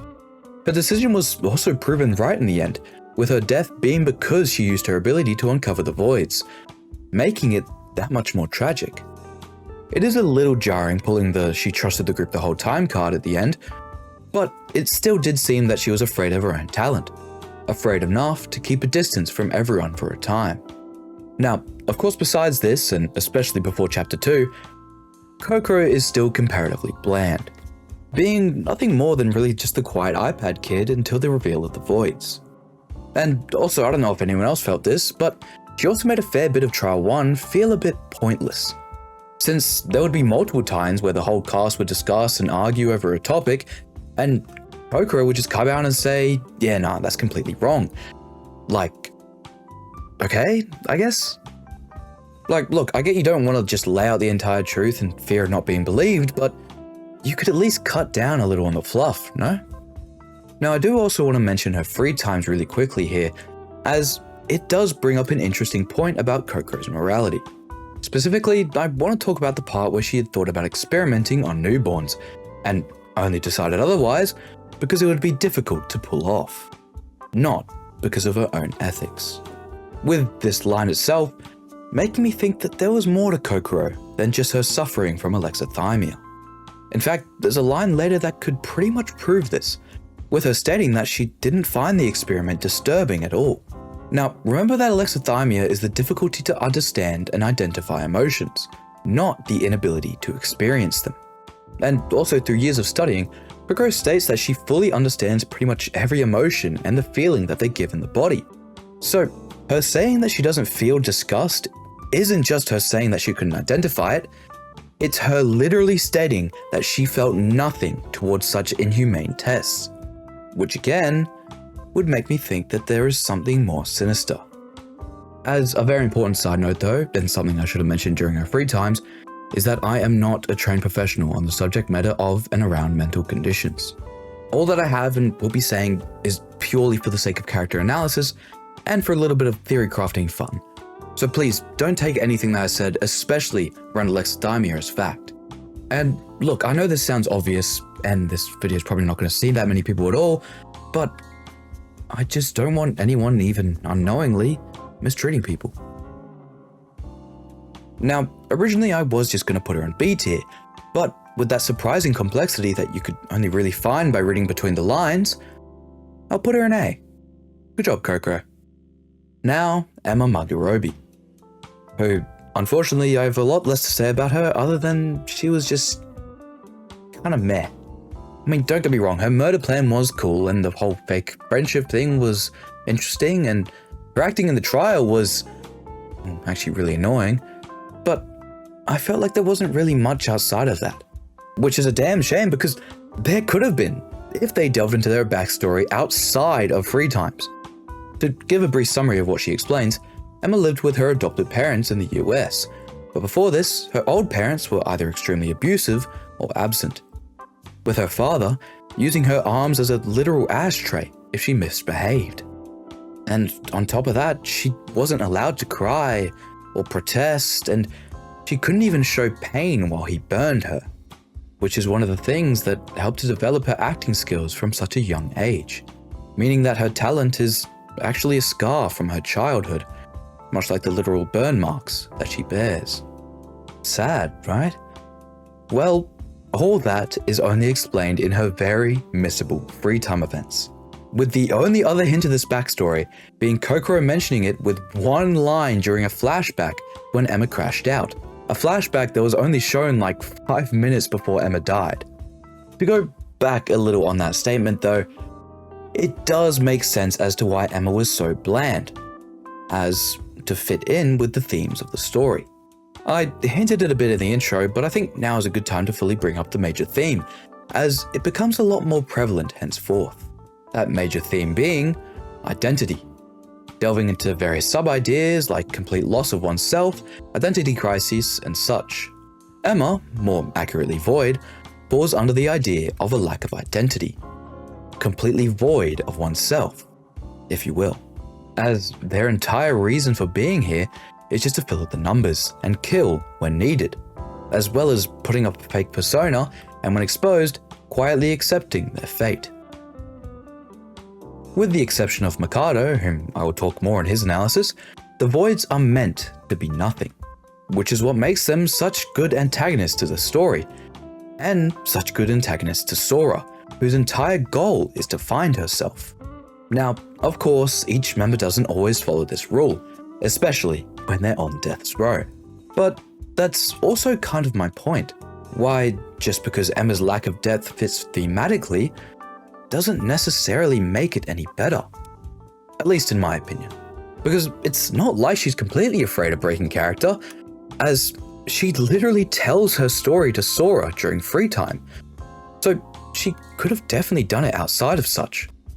Maybe a good scene could have been that her wounds accidentally get shown to the group, eventually leading her to instinctively shed light on their background. As we know from her sharing it with Sora, Emma still wishes to have that connection with others, and to have her story told, giving her character that emotional depth needed, before she quickly realizes her mistake and wraps up the discussion. As we also know from Hajime, that the Voids desperately need this plan, no matter what. I don't know, I'm not a writer, but I just think that would be cool. Anyway, after all that, I think I'm gonna have to put Emma in C. And with that out of the way, it's time we move on to the end of the first half of this story, and the beginning of what made this game so great.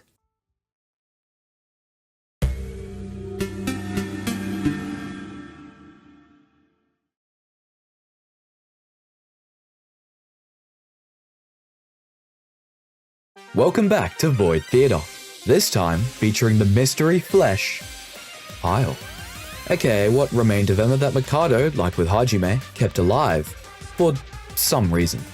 Despite her current predicament, Emma just gives up and decides to torture Hajime with endless teasing and puns.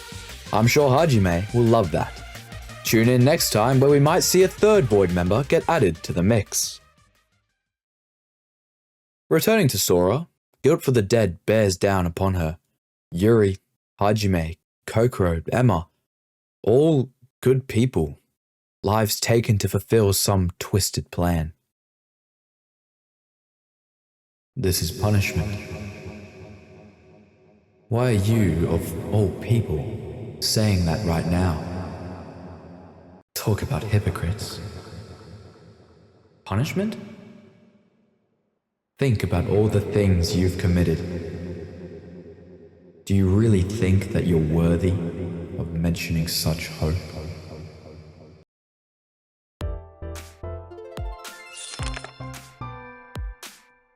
A few of the boys, led by Shinji, are quick to board up the balcony due to the tremendous benefit it has for nighttime murders, and given the fact that crucial parts of the last two murders took place overnight. At the breakfast meeting, to stop people from being outside at nighttime entirely, Shinji proposes a roll call inside the monocruise just before the doors close at 10 PM, meaning that the only ones who would be unaccounted for would be Shobai, Mikado, and the recently detached Nikkei. Though, of course, as Kanade mentions, this would only reduce the chance of a murder happening at nighttime. Daytime murders are still too difficult to regulate. Setsuka's absence from the breakfast meeting sparks a little bit of suspicion amongst the group, with no one more doubtful than Yuki, who's begun to lose his mind even more. Crushed under the weight of his hopelessness, Yuki can't help but continue to feel inferior to the ultimates around him. The ultimates that are somehow pushing through all of this.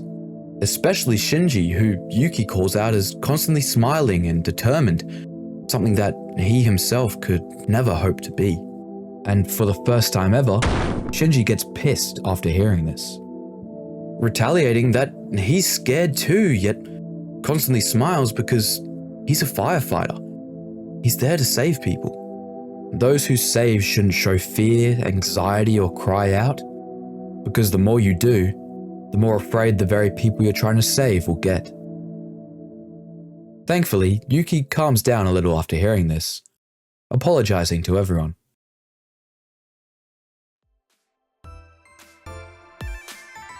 Setsuka finally shows up after everyone's already left, seeming a little out of the ordinary. I'm sure we'll find out more hanging out with her. The hell are you doing outside Nikei's room? Anyway, for her free times, we finally find out about her secret Sharingan-esque eye as something she got transplanted during a critical surgery. It wasn't done professionally though, so the underground surgeon had to improvise a bit, replacing her eye with an experimental artificial one that records everything it sees. Meaning that her right eye, when opened, records and constantly shows recordings of past events over said eye, which, as you can imagine, would make daily life extremely disorienting, which is why she always keeps her right eye closed. Though, this also gave her the ability to record every single shot she's ever seen in billiards, giving her the chance to perfectly replicate it, aligning the past event of her right eye to the present with her left. Which would probably make her one of the biggest billiard cheats in history. But hey, she hasn't been caught yet. For her last free time event, which I actually did tomorrow, but I thought I'd just group it in with now, Sora heads into her room where they become blood sisters, and Setsuka opens up about her whole big sis personality thing, being a sort of self-defense mechanism from the constant bullying and harassment she got because of her eye. Kind of like helping others to mentally help yourself. Finishing off, we grab both of her skills, with the most important being her trial skill, 9-ball game, giving us 9 rounds instead of 6 in TTS, as well as making reloading instant. A must-have ability in trials from now on, as TTS starts to get a bit hectic.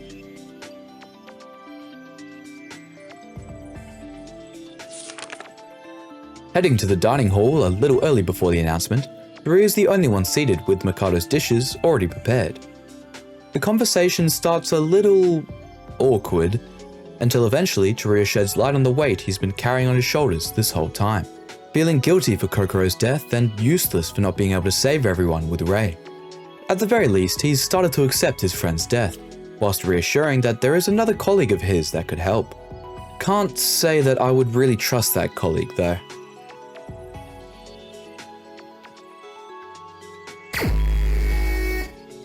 Time to spend some time with the man himself, Shinji Kasai, whose first few free times are a bit awkward. I'm starting to see a pattern today. He opens up a bit about why he's so shy around women. His mother left during his youth, with his household only consisting of his dad, his little brother, and himself since then. He also only went to all boys schools, and female firefighters are quite rare. Which is a true fact, with Japan approximately having 3 to 6% of their workforce as females. And similarly, in LINUJ's home country of South Korea, approximately 9% of firefighters are female. Anyway, with an urge to help this innocent soul, Sora vows to teach Shinji the ways of female interaction, since otherwise he'll probably just be another incel like Nikei. Just before heading to bed, we get a unique in-game message from Hibiki, inviting us to doodle on Kanade's face while she sleeps. Good times.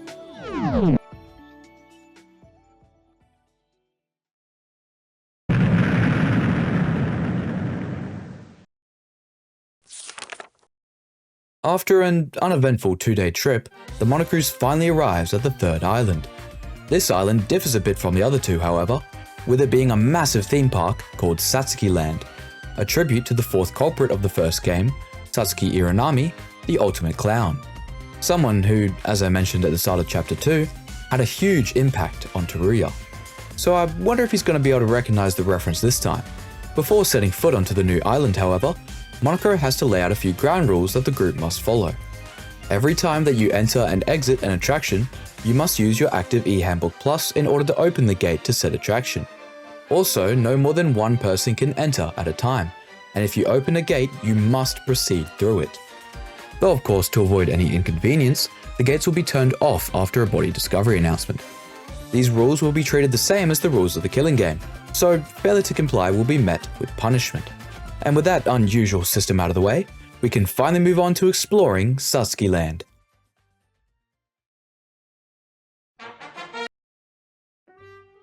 The main theme for the third island is... that. a song that I can't play because of copyright, that some of you might recognize when listening to it as being a part of the soundtrack from Roller Coaster Tycoon 2. Originally, however, the song was composed in 1905 in Budapest as a military march for the then Austro-Hungarian Empire. The third island is also the first island so far to consist of two unique themes, the second of which I will mention much later. The park itself is split into four main sections: the main plaza, Block A, Block B, and Block C, with the main plaza being the only way to access each block on foot. The second and more complicated way being the monorails. The monorails are the slow yet somewhat convenient transportation system for the park, with stations situated at Block A, B, and C. There are two monorails that travel around the park in opposite directions, situated up high, delivering a breathtaking view. Both trains start at Block B, with the first train leaving at 8 on the dot going anti-clockwise towards Block A, whilst the other leaves 5 minutes later going clockwise, headed towards Block C. It takes around 5 minutes to travel from one station to another, and after an hour of travelling, the train will stop for maintenance for 1 hour, only to then repeat this process for another hour of travelling, with the last train going from 2100 to 2200. You starting to see how complicated this trial is going to get? Pulling away from the game a bit though, these two main gimmicks for the island are honestly my biggest criticism for this whole chapter. Not because the idea itself is dumb, it's actually a really cool idea that works really well in the class trial, but because it's so poorly explained, with the only explanation being a terrible exposition dump from Monocro that you'll probably forget about in 2 seconds. The monorails suffer the most from this issue, since they're never fully brought up again until the trial and you're expected to know how they work inside and out by then. A bit of show instead of tell would have actually helped a lot, having to maybe use our handbooks to open the gates or having the monorails actually close at certain times of the day. Admittedly though, it would be pretty hard to pull that off because of how this game functions in the first place. Sora doesn't actually have a sprite unlike in the last game, so we wouldn't have to interact with the gates since we can just fly over them with our cursor. And the monorails are effectively useless since fast travel is already a thing during free times. Plus, with this game being a visual novel, it would be really hard and annoying to have a system like progressing time. Investigating the island, we start with the main plaza, which doesn't really consist of much but a bunch of benches, mobiles, and life-size dolls of the star mascot, Sachi, with the name probably being derived from not only Satsuki, but Sachiko, a feminine Japanese name in which the kanji used for Sachi translates to joy or happiness. Moving on. Block A consists of the more physically gentle rides such as the merry-go-round and the House of Mirrors. The only places we can enter, however, are the Ghost House and Block A storage room. The Ghost House's decorations imitate that of a Western-style haunted house, with pleasantly named rooms such as Lucifer's Room, Beelzebub's Room, and the Devil's Altar, all of which using names that can be considered synonymous with Satan. The centerpiece, the Devil's Altar, also has its own gimmick, where if you dismember your loved one and place their parts on the respective pillars, your one true wish will be granted. I'm sure that will never happen though. Traveling over to the storeroom, various different Sachi dolls fill the otherwise empty space. Monocro explains that they exist to be used for a parade sometime in the future, and though he mentions that they're mechanical, the zip on their back shows nothing but stuffing inside. So, I don't know, maybe they use nanomachines or something.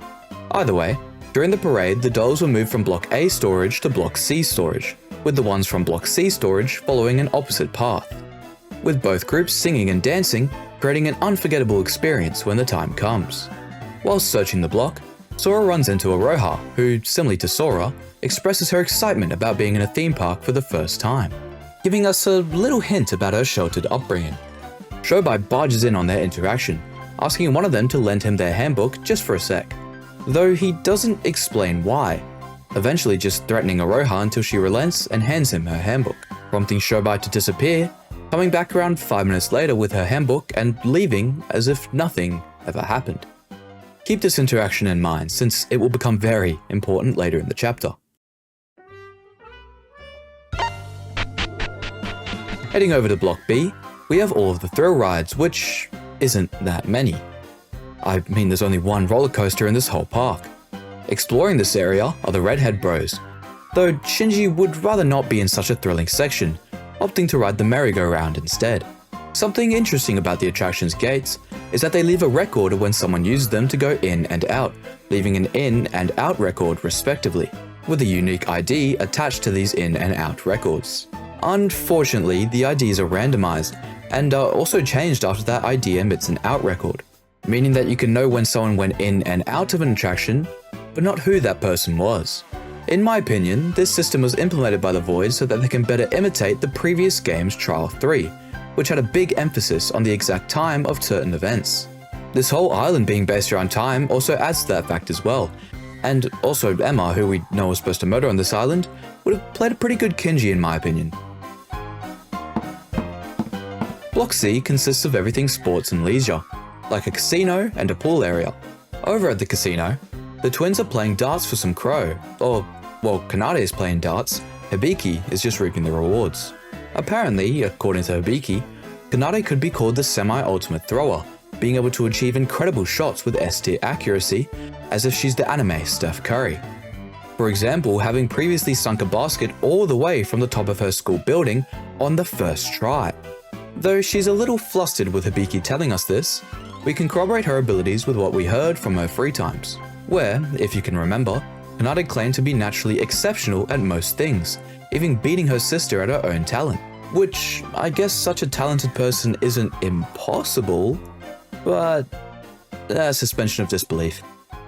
Heading over to the pool, Setsuka is still acting a little strange, though she chalks it up to the reality of witnessing 4 gruesome deaths finally catching up to her. Which, yeah, I mean, most people would probably lose their mind by the first trial, and even though these people are supposed to have great fortitude, it would definitely catch up to them eventually. And it has for some.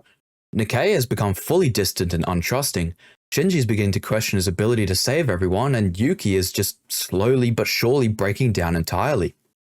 I guess it's only a matter of time before everyone loses their mind. Enough of all that doom and gloom though, because it's time for a pool party! Tree, what the hell are you wearing?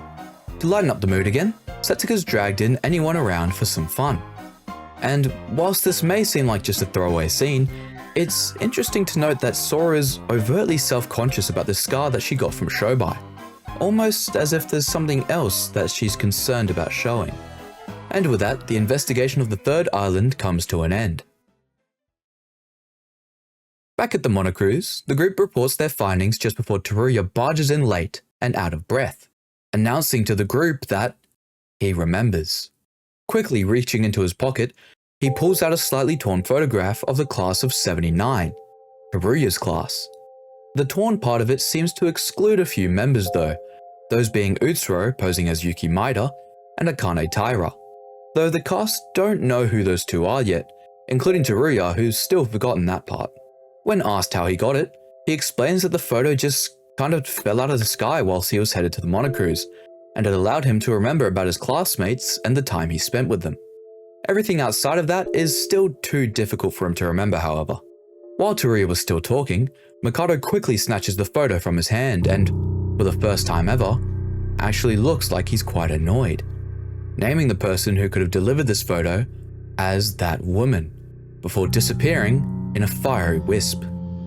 Not focusing on Mikado's little outburst, the group quickly question Teruya to no response, as he just stands there in a daze, probably because of all the returned memories. But before he fully falls unconscious, he hints that the class of 79, his class, was the last class to attend Hope's Peak before it shut down. So, who the hell are these guys?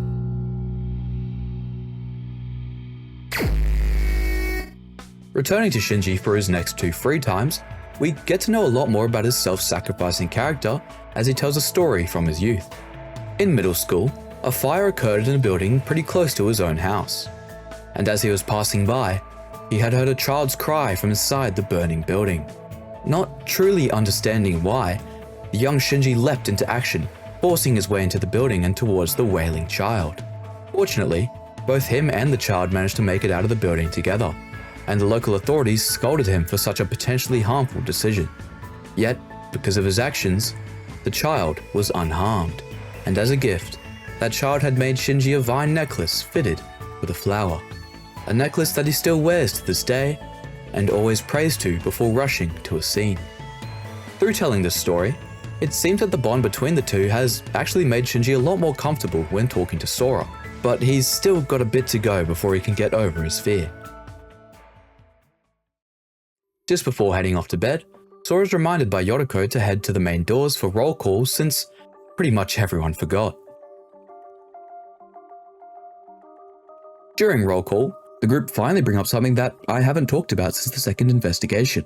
That being, Mikado's present that he promised for clearing Trial 2. Opening up your eHandbook Plus, in the Save Load menu, you'll see an option to put in a reset code. This option has been here since the start of the chapter, but I figured it'd be more appropriate to bring it up here. You can't interact with it in the game, but the characters mention that it requires a code to be activated.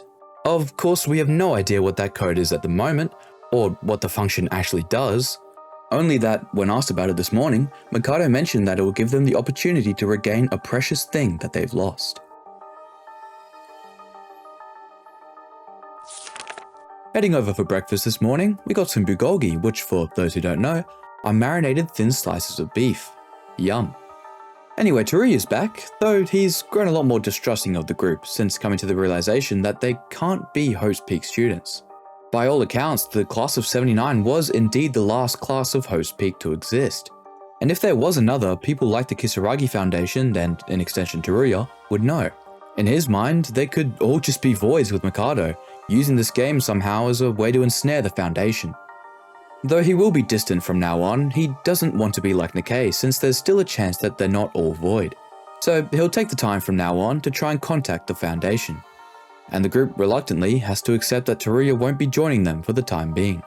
Just before he leaves the dining hall though, Teruya takes one last glance at Yuki, suggesting that maybe he remembers Utsuro. This development curbs everyone's motivation, with even Mikado pointing out that everyone has hit a brick wall.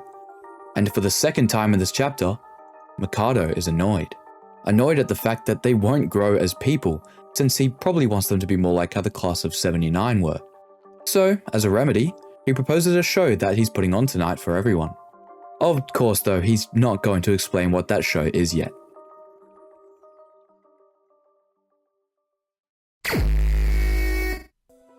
Finishing off Shinji's free times, Sora asks him to take her to his room. And though Shinji is a little nervous, she only actually wanted to be alone with him to ask about why he's so hard on himself. And in response, he tells of a time before where he was filled with much more blind enthusiasm. Yet, eventually that mentality got the better of him, as during an intense fire he ended up getting trapped whilst trying to save others, with his mentor having to trudge through the blaze to rescue him, getting himself killed in the process. Though all of those who were trapped were saved, Shinji still blames himself for the death of that man, as that event left a mental scar along with the physical scar engraved into his back. Yet, even after such a traumatic event, Shinji never stopped fighting to serve and protect those around him. Even now, no matter the struggles that he may face, he will always give his best to fight and find a way out of here with everyone. Unfortunately, though he'd made some good progress, seems like Shinji still can't seem to get over his fear. Oh well, we tried. Grabbing both of his skills, the most important one is the trial skill increasing your influence by 3. Which honestly isn't that good, it's like a C tier skill, but whatever makes the trials easier, I guess. Interrupting the usual nighttime announcement, Monokuro brings everyone to the Monocruiser's auditorium, as Mikado has prepared a show for everyone to partake in. That show being motive videos, very much akin to the first game, which also had the same motive during Chapter 3.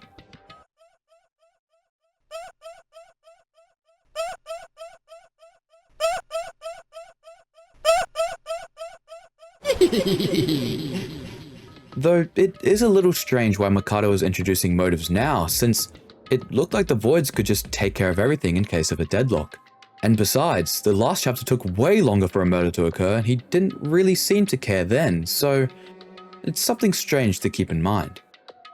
Anyway, the students are forced to watch their respective videos whether they want to or not, as one by one they're sent to everyone's handbooks.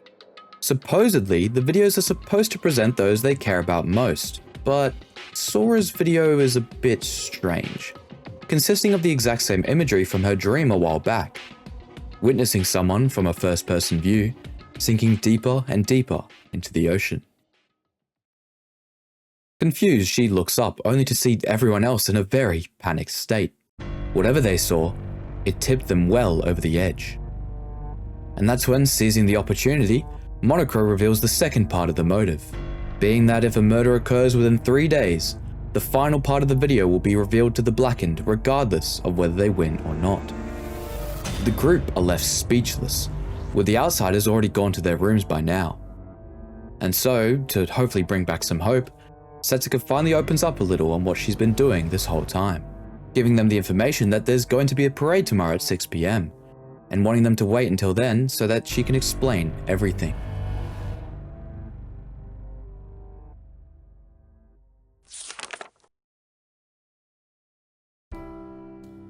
Monochrome's usual morning announcement is extended a little, as he announces the Satsuki Land Parade happening today at 6 PM, though attendance isn't mandatory. Of course, we already knew this because Setsuko told us about it yesterday. Wait, how did Setsuko know about the parade? The breakfast table is, understandably, a lot quieter this morning, with some people even running a little later than usual. Good news is, Mikado's prepared a Western-style breakfast this morning, served with a side of French toast and a cup of Americano. Yum. Anyway, a few people decide to open up a bit on the contents of their videos. Yoriko mentioning a friend of hers since middle school that she's lost contact with, getting attacked by some thugs. And Shinji sharing his house being on fire, his little brother and his dad being caught in it, with longtime partners of his going in to save them before it collapses. All of the videos share one thing in common. They all end just before any resolution, likely to try to drive someone to kill and find out for sure what happened to their family or friends. To ease the room just a little bit, Setsuko assures everyone to be patient as she'll explain everything after the parade. Before leaving to go investigate, Sora notices that Aroha hasn't drunk any of her coffee. Expressing her disdain for Americano, Aroha offers it to her to have instead. And being a huge fan of coffee, Sora chugs it all down in one go. Yum. Anyway, time for some more free... Starting to feel a little tired. I've still got some events left, but I guess 5 minutes couldn't hurt.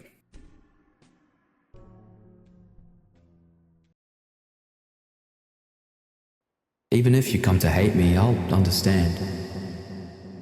But I wish that you'd understand this one thing. That I loved you.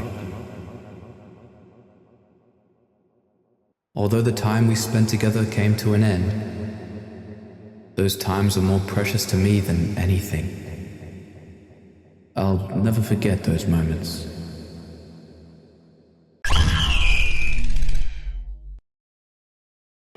Slowly waking up, Sora looks over to see that it's almost 6 PM. She slept through almost the entire day. Either way, she quickly gets herself ready and makes her way over to Satsuki Land as to not be late for the parade. Turns out that she's not the only one running late, with Aroha, the twins, and Setsuko herself not even being here yet.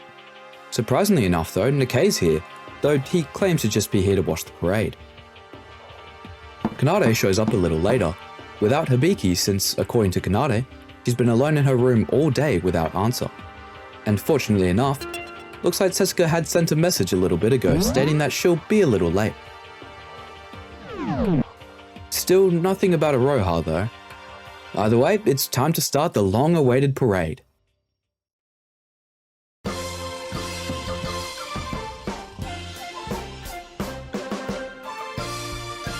As I mentioned earlier, the third island has 2 unique themes, with the second being the parade's theme, which is, that.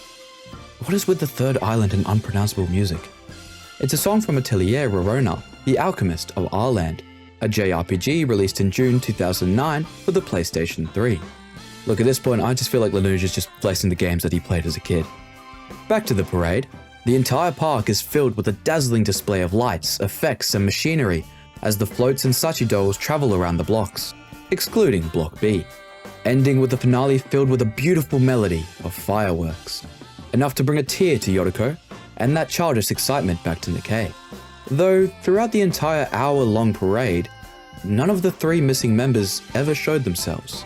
Just after the parade, with Nikkei parting ways, the group is immediately suspicious that no one else is here, especially Setsuka, the one that requested their attendance in the first place.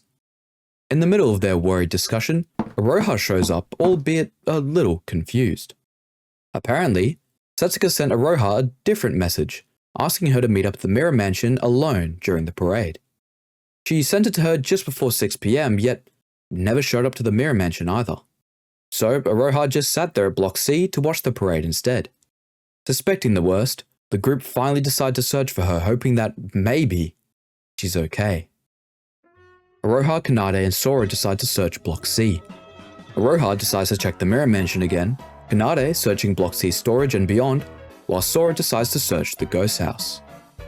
The inside of the ghost house is pitch black, probably due to a power outage, though the cause of that is currently unknown. And after checking most of the building, she decides to search the Devil's Altar last. You know, the room that is meant to be used as a sacrificial site for your most loved one. Luckily though, no sacrificed remains lie inside the Devil's Altar, though no sign of Setsuka either. Leaving Block C to Aroha and Kanade, Sora searches up at Block B where Yuki and Shinji are searching as well. Yet unfortunately, there's no sign of her there either. She then searches Block A with Yoriko, running into Nikkei along the way, who's just been chilling, I guess. Though his usual douchey demeanor drops after hearing that Setsuka is missing, suddenly offering to help them find her. Though, even with the help, there's no sign of Setsuka at Block A. The group eventually link back at the main plaza, having no luck in finding Setsuka anywhere in the park. So she's just hopefully around the docks or maybe in the monocruise somewhere. Yet, just before they head back, they get another message from Setsuka. The first message is completely incoherent, a jumbled mess of numbers and letters with some Japanese characters, kanji, and Korean characters thrown into the mix. The second message comes through not a moment later, and completely clear. Devil's Altar. Though not finding anyone there the first time, the group still all rush back to the ghost house, praying to find Setsuka alive. The lights are still out at the ghost house, yet the floors are completely different, now sloshing with a seemingly endless sea of blood. A pungent smell corrupts the air, enough to even make the strongest of souls weary. The blood itself is trailed, all the way through the building, past the room of Beelzebub, past the room of Lucifer, and up towards the door of the Devil's Altar. What is going on?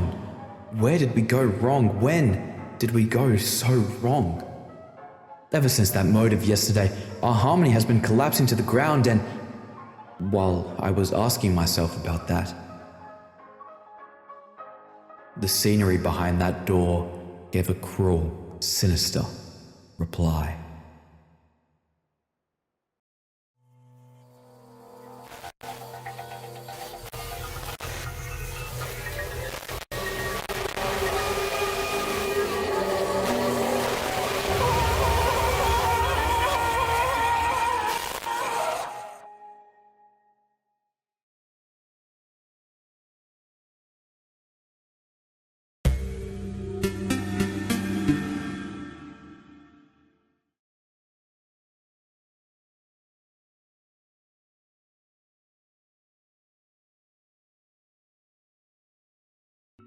Before getting on with the investigation, there is just one important question that kind of plagued my mind leading up to this point in the script. And that is whether or not Setsuka's murder went a little too far. With this murder being unarguably the most brutal in at least its presentation. And after thinking on it for a bit, I'm leaning more towards no, but with an asterisk. See, the problem with these kinds of games isn't whether something is too brutal or not, but whether or not that amount of brutality actually makes sense. The rules of the killing game state that you only have to kill someone and get away with it to escape. So realistically, it would be way easier and just way better to stab someone when everyone else is split up and investigating, rather than, using a fulcrum mechanism to drop them off a tower, or disguising as the victim while the victim herself freezes to death.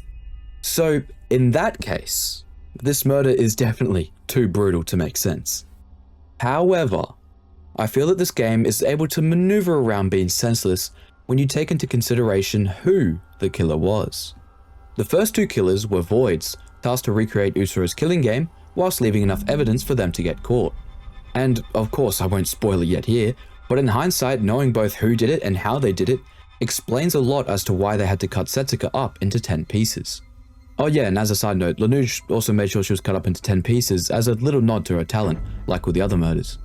So yeah, this death technically makes sense, but I'd honestly say that this is probably the limit you should go in stories like this. If you're of the probably majority of people who think this is too brutal though, just remember that it's better than her unused execution. Back to the hellscape, everyone else quickly arrives shortly after the BDA, with the sounds of screams and the smell of vomit quickly poisoning the room. Even the usual stoics are taken aback by this murder, Kanade stating that the culprit this time is certainly no joke. Hibiki's copped at the worst. Losing someone so close to her has left her in a completely catatonic state. Don't know why her hair's down though, maybe she just got out of bed or something. Monochrome swoops in to hopefully contain the chaos, handing them both the Monochrome File 3, as well as the information that all of the attraction's gates have been disabled ever since the BDA was played, so that they won't get in the way of proper investigation. And after turning on the emergency lights in the building, he wishes everyone adieu, leaving them to investigate.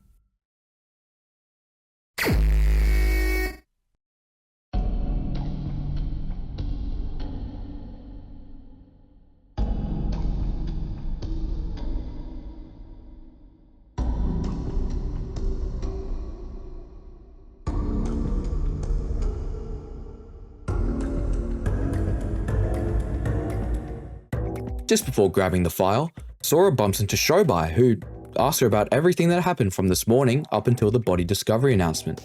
Looks like Shobai is actually putting an effort this time to investigate, which is oddly worrying.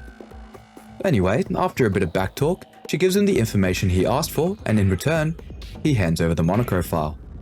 The file states that the time of death is unknown, and that the murder weapon is most likely a sharp object. The direct cause of death is also unknown, with the body itself cut into 10 pieces with the lower torso being missing. Some of the body parts also have bruises and internal fractures.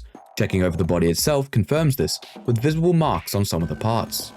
Speaking of which, each body part has been separated cleanly and placed upon their respective pedestal. The exact same method required for the altar in order to summon the devil to grant one's wish. It's unclear, however, if someone actually believed this, or used it in a similar way Emma used the Yuki Honor's curse. Also, it's kind of interesting seeing all the murders so far have a connection to the religious or the supernatural. I mean, it might not mean anything at all, but it's something to keep in mind nonetheless. As mentioned in the Monochrome file, Setsuka's stomach just below the solar plexus was completely missing, leaving only 9 out of the 10 body parts at the crime scene. Talking to Teruya, he points out that something was off this morning in the infirmary. Usually, there's a whole heap of blood packs within the fridge of the infirmary, though when Teruya went back to go check the stock this morning, they were all gone. Also, one of the medical kits, which consists of bandages, antibiotics and such, was also gone this morning. However, when he came back in the afternoon, the medical kit was completely returned and unopened. Now, he was going to tell the group about this, but in his mind, he was still reeling from whatever he saw during his motive video. And also, if you see a medkit and blood packs taken from the infirmary, you'd probably think it's meant to help someone rather than kill them.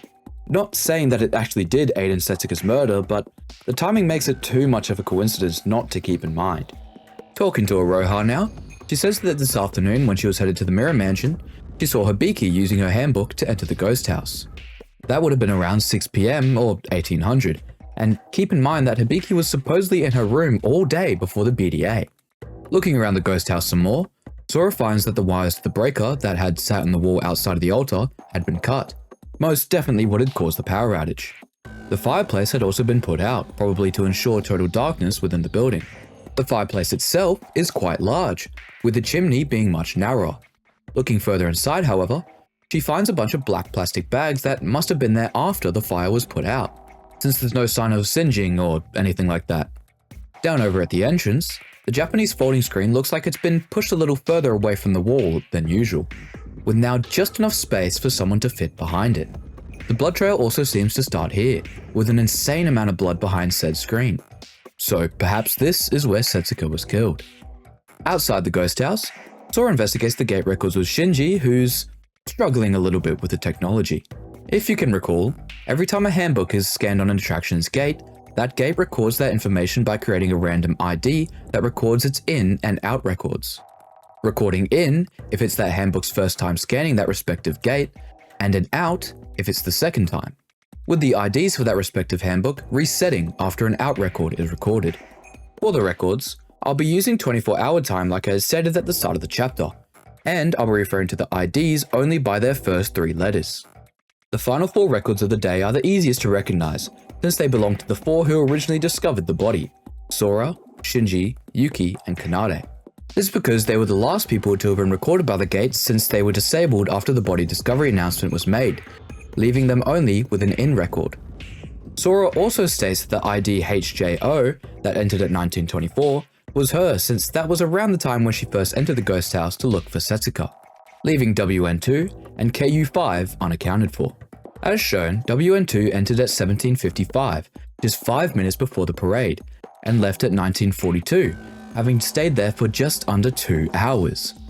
KU5 entered just 2 minutes after WN2, and has no record of ever leaving it likely for this to be Setsuko, meaning that WN2 could have very well been the culprit, hiding somewhere in the ghost house while Sora investigated. Just before she leaves to investigate elsewhere, Shinji tells Sora something a little strange. Around midday, while he was exploring Block C, he saw that the pool had a picket outside stating it was closed due to it being pool sanitation time. However, Monokuro never mentioned such a thing, so it's probably a good idea to search the pool as well. Shining inside one of the flower beds outside the ghost house lies a few clothespins for some reason. Now, it's possible someone could have just lost them, but they were tucked so far in that it looked like someone had tried to hide them. Something to keep in mind before heading over to search the pool are the Sachi parade dolls. Their insides are completely empty besides a bit of stuffing, and because of the parade, the dolls from Block A and Block C switch sides. So that even though we're in Block A right now, these are the Block C dolls. It's also important to note everything we can about the monorail system, since it's possible that the killer could have used them to traverse around the park unseen. I explained it near the start of the chapter, but in case you forgot, there are 2 trains that take off in the opposite direction from one another. The first train departs at 8 and travels clockwise from Station B, whilst the other leaves 5 minutes later, travelling anti-clockwise also from Station B. It takes the trains 5 minutes to reach the next station, so 4 round trips in an hour total. After that hour, the train then closes for the next hour for maintenance before starting its hour-long journey again. So, in short, each train starts every other hour from when it originally started, with the last train leaving at 2100. Heading over to the pool, Sora searches everything including the gate records. For the pool gate records, there are 5 IDs in total. XP1, which entered at 1910, is probably either Nikkei or Yoriko, who searched this area when everyone was looking for Setsuko. What's strange, however, is that C and 9 entered the pool at 12:54, which was around the time that Shinji said the pool was closed. And not only that, but they spent the next 4.5 hours there. And what's most bizarre is that the ID NU3 has no out record, much like KU5 back at the ghost house. Searching the inside of the pool area, there's unfortunately nothing much to be found. Just before she leaves to search elsewhere, however, Sora almost trips over something rolling by the pool. Picking it up, it looks like an unopened bottle of antibiotics. Maybe someone thought they were sick but decided they didn't need it in the end, or I don't know. On that peculiar note, Monokuro announces the end of the investigation and beckons everyone back to the Monocruise for the 3rd class trial. Gathering her final thoughts at the crime scene, Sora notices that Hibiki is still here, standing completely silent. Getting closer to her, Sora notices that her hairpins lay on the floor just beside her feet, so she grabs them, ties up her hair, and assists the ghost-like Hibiki back to the Monocruise. Bringing her to Kanade, who's able to bring her back to reality, though she's lost memory of Setsuka's death entirely, with Kanade explaining that this is a pretty normal thing for her, being that whenever Hibiki goes through something traumatic, she goes catatonic and loses all memory of that event afterwards. Either way, it's time for everyone to rally before descending back down into hell. The The group's motivation lie not only on surviving this time, but to bring justice to the inhuman monster that did this to Setsuka. And so, with that fire in their hearts, they take the ever-familiar elevator down into that malevolent abyss.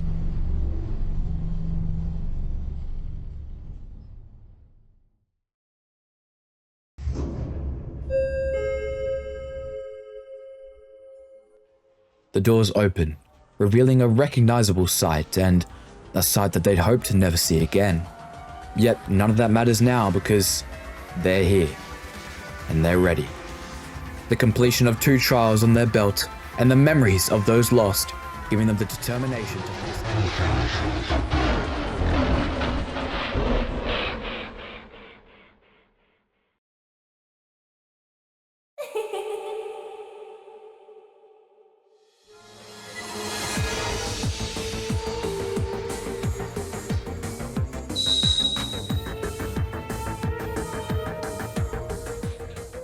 Before fully getting into things, Yuki asked the important question of why Setsuka's time and cause of death were hidden this time.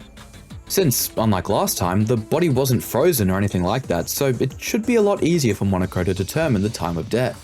Monokuro's answer to this is that it was a part of the culprit's plan to hide the cause and time of death, so both were exempt as to not make their efforts in vain.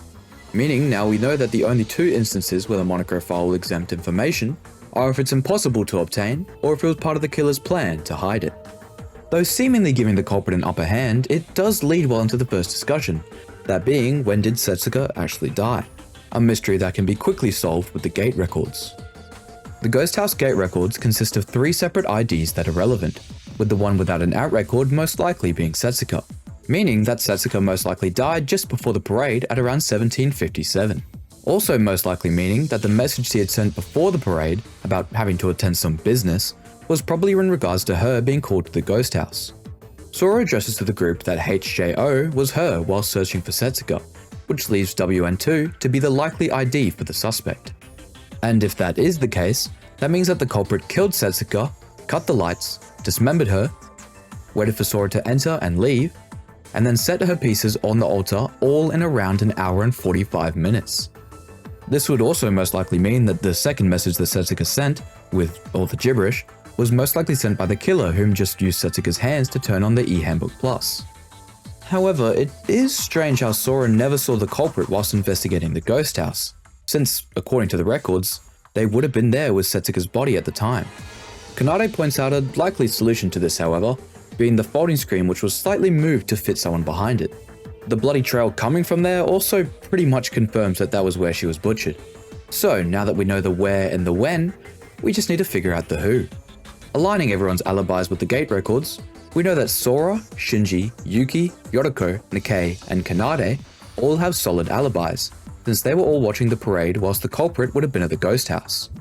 Aroha's also pretty much in the clear, since she met up with the others a little after the parade, whilst WN2, the ID believed to be the culprit, left much later at 1942, leaving Mikado, Shobai, Teruya, and Hibiki as the 4 possible suspects. We can quickly narrow that down to 1, however, using Aroha's testimony who claimed to have seen Hibiki entering the ghost house while she was headed to the Mirror Mansion, which would have been a little before 1800, lining up Hibiki's entrance with WN2's entrance, leaving Hibiki as the prime suspect.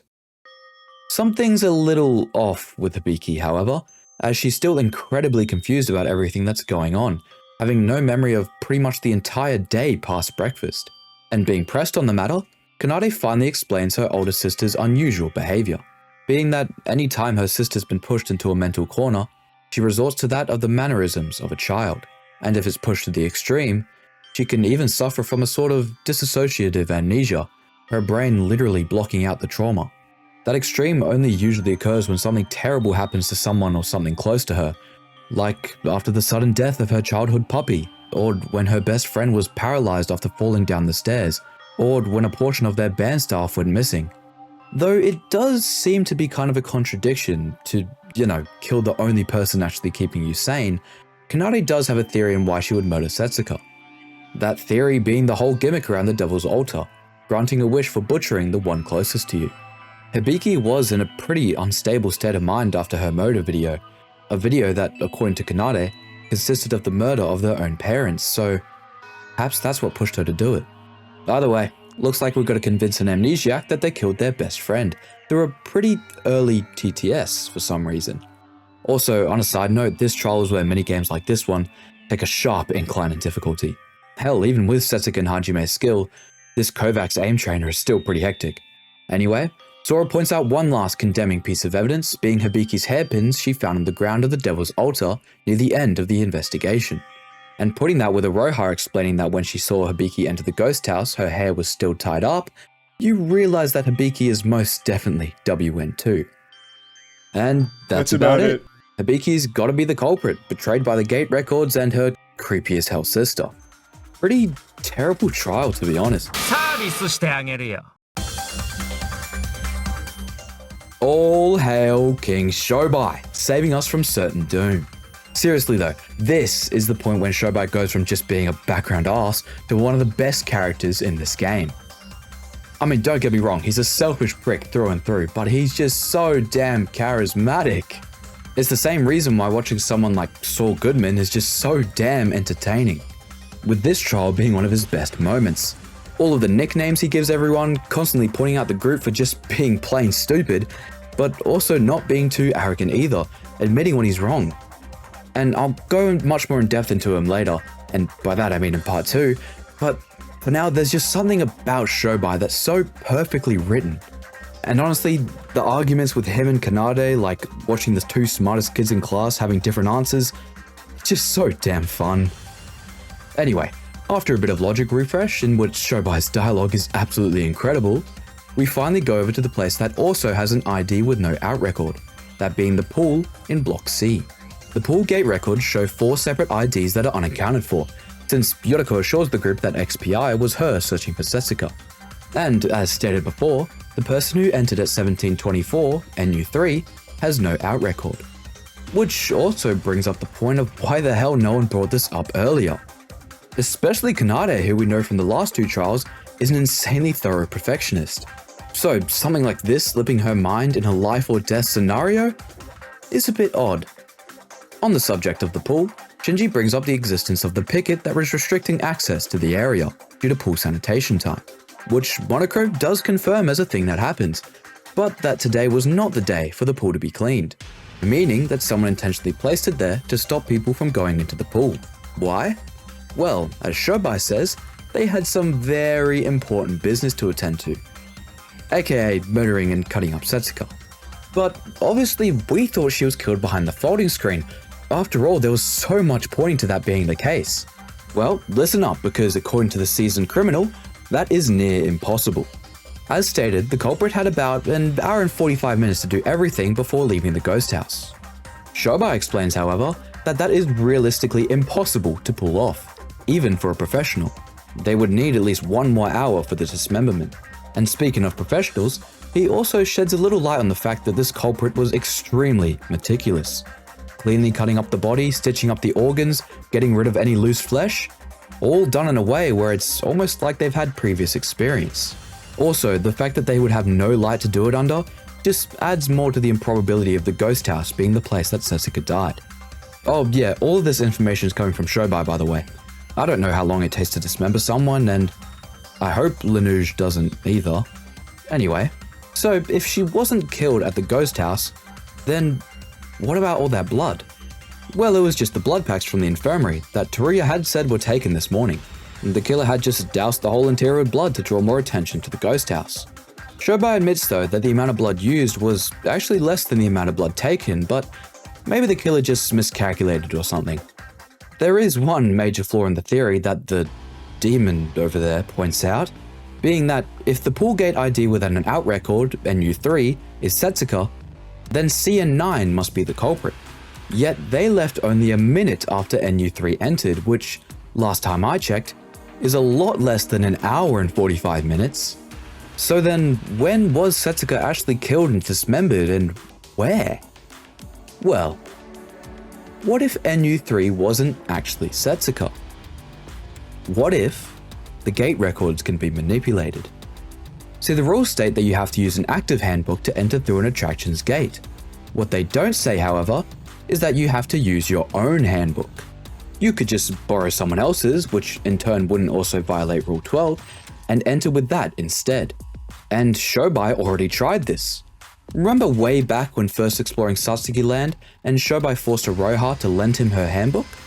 Well, he did so to find out if using another person's handbook would work on a gate. And it in fact did, meaning that we've been looking at this case wrong this whole time. As I said though, to use someone else's handbook, you would need their permission in order to borrow it as to not violate Rule 12. Unless they're dead, of course. And if someone had lended someone else their handbook today, they surely would have been mentioned by now. So, to answer this, Shobai proposes one more crazy theory. The existence of an accomplice. Hibiki definitely went to the ghost house at around the time of the parade, so she is connected to the case somehow. And we know that from such a traumatic event like losing Setsuka, Hibiki would undergo significant memory loss. So, what if the culprit used her memory loss to make her the perfect accomplice? Of course though, that would mean that the culprit would have had to have known about Hibiki's condition in the first place, and the only person who knew it beforehand was her sister, Kanade, or Tonokoji. There are a lot more reasons why Shobai suspects her in the first place though. It's very likely that Setsuka wasn't killed from the dismemberment, since the Monochrome file never stated any traces of anesthesia, and dismembering someone whilst they're still alive and conscious wouldn't allow for the precision that they were able to achieve. So, given that the Monochrome file stated that the murder weapon was in fact a sharp object, we can confidently assume that she was stabbed to death. And given that no traces of such were ever found on her body, it can also be assumed that she was stabbed through her missing abdomen. So then why did the culprit go out of their way to get rid of the abdomen? Well, according to Detective Shobai, through close inspection you can actually tell what hand a person stabbed someone with based on the wound itself.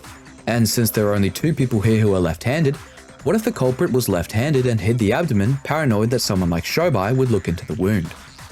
Oh yeah, and if you're wondering how he even knew that she was left-handed to begin with, back at the second island during their performance, Kanade was using a left-handed guitar, and Shobai noticed it while he was annoyed at how loud they were being. Of course, he doesn't suspect Kanade with just that either, but if you look into the case with the twins in mind, it becomes a lot clearer. So, here's Shobai's theory on how this case played out, with Kanade as the culprit and Hibiki as the accomplice. Kanade calls Setsuka out to the pool at 8:45 and enters a minute earlier using her own handbook. After Setsuka enters using her handbook, Kanade kills her immediately and then calls her sister over to the pool.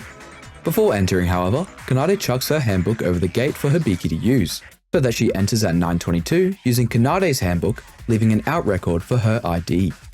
Upon entering, Hibiki is shown the course by Kanade, forcing her into her catatonic state before handing Kanade back her handbook.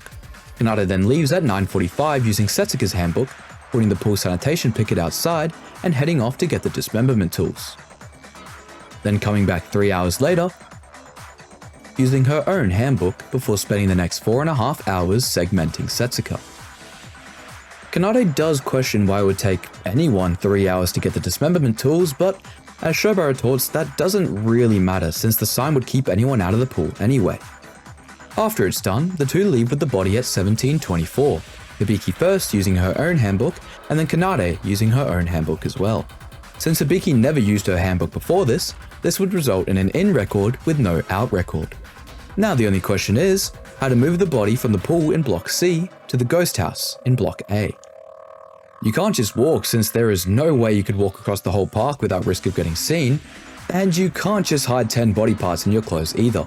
So instead, the two would have to use the monorails. Recall though that the cars are only active every other hour starting from 8 o'clock, meaning that they would have to wait until 1800 to use them. So for now, they just leave the corpse parts hidden at Block C station. Kanade goes to see the parade with the others, whilst Hibiki uses Setsuka's handbook to lure Aroha to the Mirror Mansion, and then heads over to the ghost house to be seen by her. Over to the ghost house records now, Hibiki uses Setsuka's handbook to get in at 17:55, and whilst inside, cuts the fuse box and puts out the fireplace. Then exiting with her own handbook, which now leaves 2 in records total. At 1800, she then catches the Block A monorail to head to Block C, grabs the corpse and then catches the next car back to Block A, before taking the parts and hiding with them near the ghost house whilst the others are looking for Setsuka. After Sora leaves, Hibiki chucks all the parts over the wall of the ghost house and then enters using Setsuka's handbook. Now Shobai doesn't actually state that she chucks them over, but it makes sense efficiency-wise and it explains all the bruises on her body. She then sets up the crime scene, blood and all, removes her hairpins, and then hides in the ghost house, presumably behind the folding screen, and sends the spooky message for everyone to rush in and find the body. And that's it. Though we still don't know why Hibiki would help this much in the first place, this is the only real way that the gate records make any sense. Any objections, Kanat? Oh. Speaking up for herself, Kanade calmly points out two major flaws in this theory. The first being that, when initially entering the ghost house, Hibiki uses Setsuka's handbook. Though, as we know, only active handbooks can be used on the gates. And to activate it, she needed Setsuka's fingerprints, which were all the way at Block C at this time, according to Shobai's theory. Even if she bolted for Block A after turning it on, that's just too much of a distance to cover until it automatically turns off. And also, you can't just take a hand with you, since then you've got the problem of carrying the corpse across the park again, and besides, you're pretty much doomed if they bleed. But for now, let's just assume that they fixed this issue somehow, because the second flaw is much, much worse. Shobai stated that the culprit eventually hid the corpse parts near the ghost house, whilst everyone was still running around looking for Setsuka. But Sora can attest that she searched every inch in and around the ghost house. Though, Kanade did search Block A as well, so Hibiki could have hidden the parts for her to retrieve. But Kanade searched the storage area and beyond, which is on the opposite side of Block A. And though not as long of a distance as Block C to A, Block A itself is still pretty large and would lead to the same problem of carrying the corpse parts without being seen. Especially with Aroha searching around the mirror mansion in the middle of Block A. So, Shobai admits, she's right, he's made some crucial errors. And Kanade also admits that her previous theory on Hibiki being the culprit was wrong as well. Our two combined brain cells are completely stumped. It turns out that we can actually use the information that we gained from Shobai beforehand to pin a different culprit this time. One without the need of an accomplice at all. Someone who was left-handed, who could provide a false testimony to pin Hibiki as a suspect, and someone who had the ability to freely use the monorail throughout the parade. And that someone is... Aroha? Yes, the meticulous culprit that has led everyone in this insane goose chase and stumped even the smartest might be the character that literally everyone calls a bubblehead. Let's hear Kanade out on this one. Back to this morning, Aroha calls Setsuka out of the pool at 8:44, entering a minute after her, then killing her instantly. She then leaves the pool using Setsuka's handbook to get the dismembering tools and set up the picket, coming back at 9:54 using her own handbook, before taking the next 3 hours to dismember the corpse, then leaving at 12:54 using Setsuka's handbook. Coming back later using her own handbook to grab the corpse pieces, and leaving using Setsuka's again. Why she left the corpse of the pool for that long was probably either to get an alibi during the day, or so she can later use that time slot as leverage against the twins. The sign outside the pool would have kept anyone out anyway, so she could have left it there all day if she really wanted to. Anyway, Aroha then moves the corpse past to Block C monorail station, shortly before heading to the ghost house and entering using Setsuka's handbook. Now, astute observers might point out that we have the same issue as before, that being that Setsuka's hands are all the way over at Block C station, so you have nothing to turn her handbook back on. But this time, Aroha actually does have a way to carry at least one of the hands with her, unlike with the twins. That way being, her hat. Theoretically, Aroha could wrap the hands in enough plastic bags to stop the bleeding, hide it under the hat, and then partially unwrap it for when she needs to use Setsuka's handbook. Of course, that's only theoretically, as there's no real evidence to support that, but you might have noticed already that this whole case has pretty much been a battle of theories thus far, only based off said things like the gate records, eyewitness testimonies, and such. So if something can be done in theory, it's always important not to rule it out. Back to the ghost house gate records, she enters at 17:55 using Setsuka's handbook, cuts off all the lights, and then leaves using her own handbook. Then takes the monorails over to Block C, collects the corpse parts, and travels back to Block A, hiding the parts in the park near the ghost house. Why the park? Because that's the place you'll be investigating when they're all looking for Setsuko. And unlike with Kanade in the storage room, that park is right next to the ghost house, making it much more possible to move them without being detected. And also, even though Kanade was the one to suggest to Roha to investigate there when they were looking for Setsuko, she could have just volunteered anyway if that didn't happen. Either way, after Sora leaves, Roha takes the corpse to the ghost house, sets up the whole crime scene, sends the spooky message, and then hides whilst the group discovers the body. And that's that. It's a pretty solid theory with only a few small strange things like the 4.5-hour gap or the hat used to carry the hand. But in all, no real contradictions. Though, as Shobai states, the fact that Roha actually pulled off something like this could itself be considered a contradiction. I mean, I guess she could have just been acting dumb this whole time, or wolf in sheep's clothing or something like that. No, whatever. That was a cool trial. Nowhere near the hype around it though. To each their own, I guess.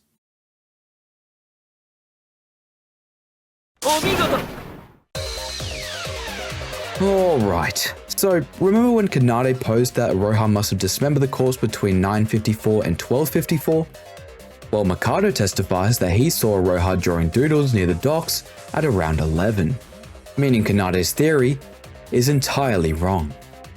And even if you don't want to believe the words of the mastermind, which is understandable, we also have something else to prove Roha's innocence. See, remember, shortly after drinking Roha's coffee this morning, Sora felt an overwhelming wave of exhaustion, and before she knew it, she had slept all the way until just before the parade. Now, if instead of Roha drank her own coffee, she would have had the exact same thing happen, completely removing her alibi for most of the day. If you're wondering though how the culprit even properly drugged Roha's coffee without her noticing, remember that Mikado prepares the meals way before the morning announcement, and always with a beverage. Also, if you've had a keen eye throughout this whole video, you'd have noticed that Roha sits in the exact same spot every morning. Anyway, this means we can go back to suspecting the demon child. And honestly, thinking about this case with the hindsight that Roha was probably framed, makes a lot more previously strange circumstances in Shobai's theory fit. For example, the 3-hour gap for Kanade to collect the tools could have been purposely that long to frame Roha later. And as mentioned earlier, Kanade was the one to suggest to Roha to search the park. And also way back this morning, Kanade unusually stuck around during breakfast instead of going to help her distressed older sister. Almost as if she was going to make sure Roha drank her coffee. This accusation infuriates the cornered Kanade, who in turn silences the group with the infamous third culprit breakdown. Which is scary and all, but demonic breakdown aside though, she brings up some actually good points. Not like any other culprit in these games just holding onto loose threads. No, she genuinely gives a good line of defense, minus the insane yelling, since the culprit could still theoretically be any one of these three. And the only reason we're suspecting Kanade is because Shobai's theory requires the use of Hibiki as an accomplice. Though we do know now that Hibiki must be related at least. Since Roha's alibi was secured by Mikado, her testimony of seeing Hibiki entering the ghost house gains a lot more credibility again. But yet we still don't know how the culprit, in this case Kanade, moved the corpse from the pool to the ghost house. Except for maybe one out there theory. A theory that relies on a passageway that's able to move the parts into the building without using the gates. That only direct passage being the chimney. Alright, now hear me out. If the culprit somehow manages to get the corpse parts through the chimney, they'd be able to enter the ghost house empty-handed to set them on the pillars after Sora leaves, negating the entire problem of having to move the corpse across the park by hand. Speaking of, Sora herself says that she didn't even search the fireplace since, at the time, she was only searching places where Setsuko could naturally be. There's also evidence to show that something was indeed wrapped in the fireplace after it was put out, that being the multiple plastic bags around the fireplace itself.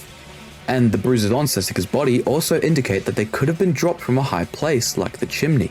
Since we know that Setsuko wasn't beaten to death from the monochrome file, and knocking someone out through physical trauma shouldn't result in every inch of the body being bruised. Okay, so let's just go along with this theory for now.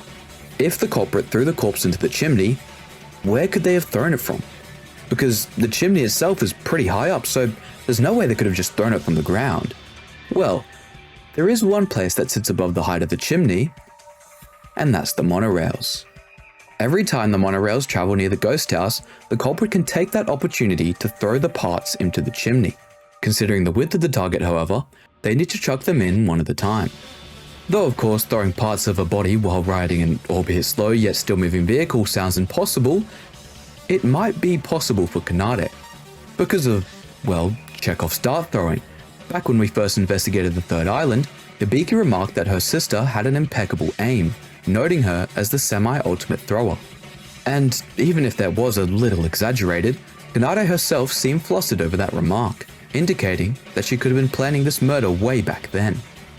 But wait, even if it were possible for her, Kanade would have had to chuck the parts during the parade since that's when the monorails were active and the only time frame which aligns with the gate records. Yet, she was there watching the parade with everyone, so since only Kanade could feasibly throw the parts, how could she be at two places at the same time? Well, remember how Kanade and Hibiki are identical twins? Yes, if Hibiki fixed up a few things like her hair, she could look identical to Kanade and watch the parade with everyone, so that the real Kanade could go about throwing around Setsuka's corpse. Speaking of the disguise, it's interesting to point out that this case called back to the disguise aspect from case 2 since it's not the only aspect from previous cases it uses. Actually, this case could be considered a mashup of a bunch of different concepts introduced, which is pretty smart, having the players draw out knowledge from previous cases to solve this one, cementing the final bossness of this case for the first half of the game. Though I do wish a little bit more was done, as some of the stuff like the disguise isn't actually figured out by the player, but by just calling everyone idiots and saying they're disguised. Still, I appreciate this case calling back to the others nonetheless. Using both monorails, she could throw 7 corpse pieces in total since the two cars have a pretty neat and possibly intentional overlap. Take the second train from Block C to Block A, throw a part in, wait for the first train and then hop on it to throw a part in, and then travel back to Block C, rinse and repeat. For the last 3 corpse pieces, one of them would most likely be the upper torso, since considering its size, it's unlikely that it would fit in the chimney like the rest. So the culprit would instead take the torso to Block C storage and stuff it inside one of the empty Sachi parade dolls. Because recall, after the parade, the dolls from Block A and Block C switch places, bringing the said torso with it. And all the culprit would need to do is grab the torso from Block A storehouse and bring it with them to the ghost house after Sora leaves, since bringing over one part should be much easier compared to all 10. And what do you know, Kanade was conveniently enough the one to investigate said storehouse. While we're here, this is most likely the place where Hibiki disguised as Kanade and the real Kanade can switch places, so that Hibiki can take the torso and set up the crime scene while Kanade reports with the rest of the group.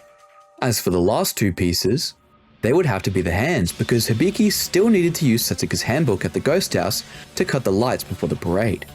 So then, how did she carry them? Considering that this was before the parade, Hibiki would need to meet up with the group straight afterwards disguised as Kanade. But if she did, the group would very quickly notice the hands, as if she tried to hide them in her clothes, they would very much stick out. But in the case that Hibiki was disguised as Kanade, she could have used that to her advantage. Kanade and Hibiki are a little different in their body shape, most notably their chests. So to kill 2 birds with one stone, she could have wrapped them in multiple plastic bags, leaving a hole just for the fingertip and clipped them to herself. That's also most likely what the clips in the bushes by the ghost house were for, with Hibiki hiding them after taking out the hands for the final time. Meaning that, unfortunately for Kanade, the final nail in the coffin was by her own sister's stupidity, hiding the clips in such a half-assed way. With that, Kanade finally admits to it. Her plan failed, pretty much only due to her sister. She also tells that this is the first time that she's ever been caught, hinting at a much more sinister background than we once thought.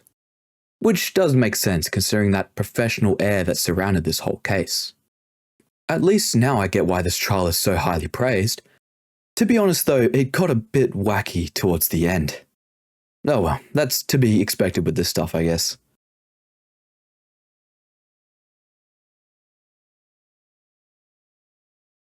Kanade is the culprit. Wait, something's wrong. Feeling as if she can't let the trial end this way, Sora interrupts the voting one last time, expressing that some unknown force is pushing at her and screaming at her that Kanade is not the real culprit. Everyone is understandably split over this. However, Shobai does also attest to a few things he found a little odd. Firstly, the missing abdomen. Kanade confirms that she stabbed Setsuko with her left hand without much thought, and quickly got rid of the abdomen after realizing that someone like Shobai would notice it. But isn't that a bit strange? Kanade, the ultimate perfectionist who planned this whole mind-melting case, stabs Setsuko without much thought? And secondly, and arguably stranger, why did Hibiki cooperate in this insane plan in the first place? She's not the culprit, so if everyone voted wrong, she would die, and if they voted right, her sister would die. And if she really is just an accomplice, that means that she genuinely decided to go through with the dismemberment of her best friend whilst also willing to clip her dead friend's hands to her chest. No way, not in a million years would Hibiki, of all people, do that as just an accomplice. So then, for one final massive twist, what if she wasn't an accomplice? What if Hibiki was also the culprit? What if the twins are both the true culprit of this case? Now hear me out. The rules state that if multiple people attack the same victim, the person who damaged the victim last would become the blackened. Mikado bringing up an example of if Aroha stabbed Teruya with a knife, and then Mikado stabs Teruya before he completely dies, then Mikado would become the blackened that killed Teruya.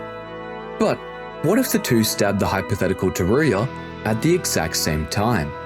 Well, Monokuro admits that if the two stabbed together within the same 0.0000001 seconds, he can't really measure it down any further, so they both indeed become the blackened.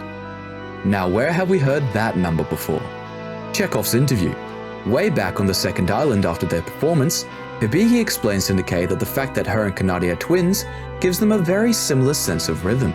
So similar, in fact, that it's if they are combined as one, as they can play in sync with a margin of error of less than 0.000001 seconds. Bloody One Piece foreshadowing, dude. Anyway, if this theory is true, that explains why they need to get rid of the torso and the reason for Hibiki's cooperation.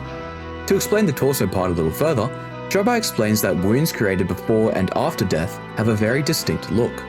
So since they had to wait for her to die before they both count as the blackened, Kanade couldn't just hide it with more wounds after death, as Shobai would very easily notice. Them both being the culprit would have also meant that everyone would have been executed if they voted for Hibiki or Kanade alone, explaining why Kanade actually confessed earlier, and how she can get away with acting like a psychopath earlier as well. Also, if you're wondering how they knew if it worked, they could just call over Monokuro to ask, since telling the blackened that they're the blackened isn't really an issue. Kanade is frantic, grasping onto one last line of defense, claiming that there is no evidence to support any of this. But we know that that's not true. So it's time to put an end to the monster that's been so ever silently watching, tormenting, and manipulating the group from within.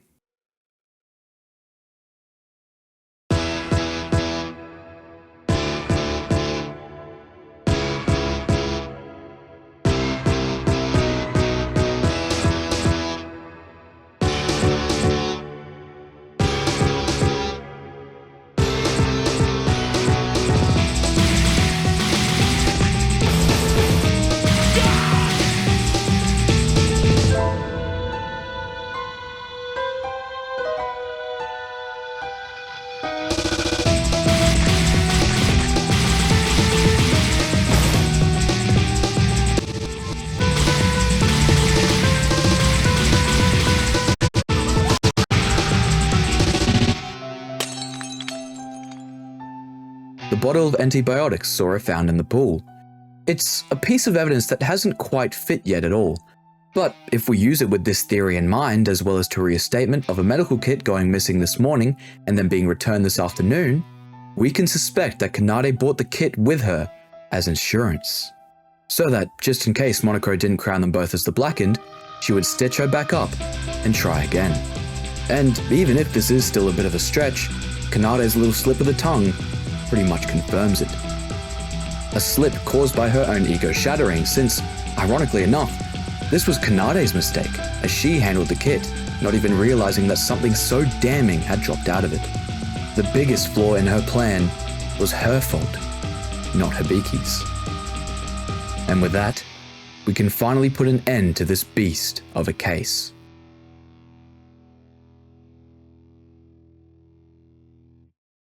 Hibiki is rightfully in a complete and utter disbelief at the outcome as she has no recollection of any of this. So, in an act of desperation, she pleads for someone, anyone to help her and save her from her soon-to-be gruesome fate. But it's far too late for that. The votes are absolute. She's going to be executed with Kanade. That realization guiding her into a state much worse than the one after Setsuka's death, her expression turning completely blank as she just stands there like a lifeless puppet. The topic of why they killed in the first place is naturally brought up, as well as the idea that they're probably just voids. And if they really are, that would make them the last two voids, which would make Mikado the last one standing for the second half of the game. However, such a simple answer can't be used forever, as a horrific yet fitting truth before the group. Neither of the two are a part of void. And even more chilling, Kanade didn't do it because of the motive videos either. So then, why? If it was just to escape, then why kill Setsuka so brutally, and why Setsuka in the first place? Well, in order to get those answers, it's time we fully tell the story that Kanade left out during their free times. The true story of the Otonokoji twins.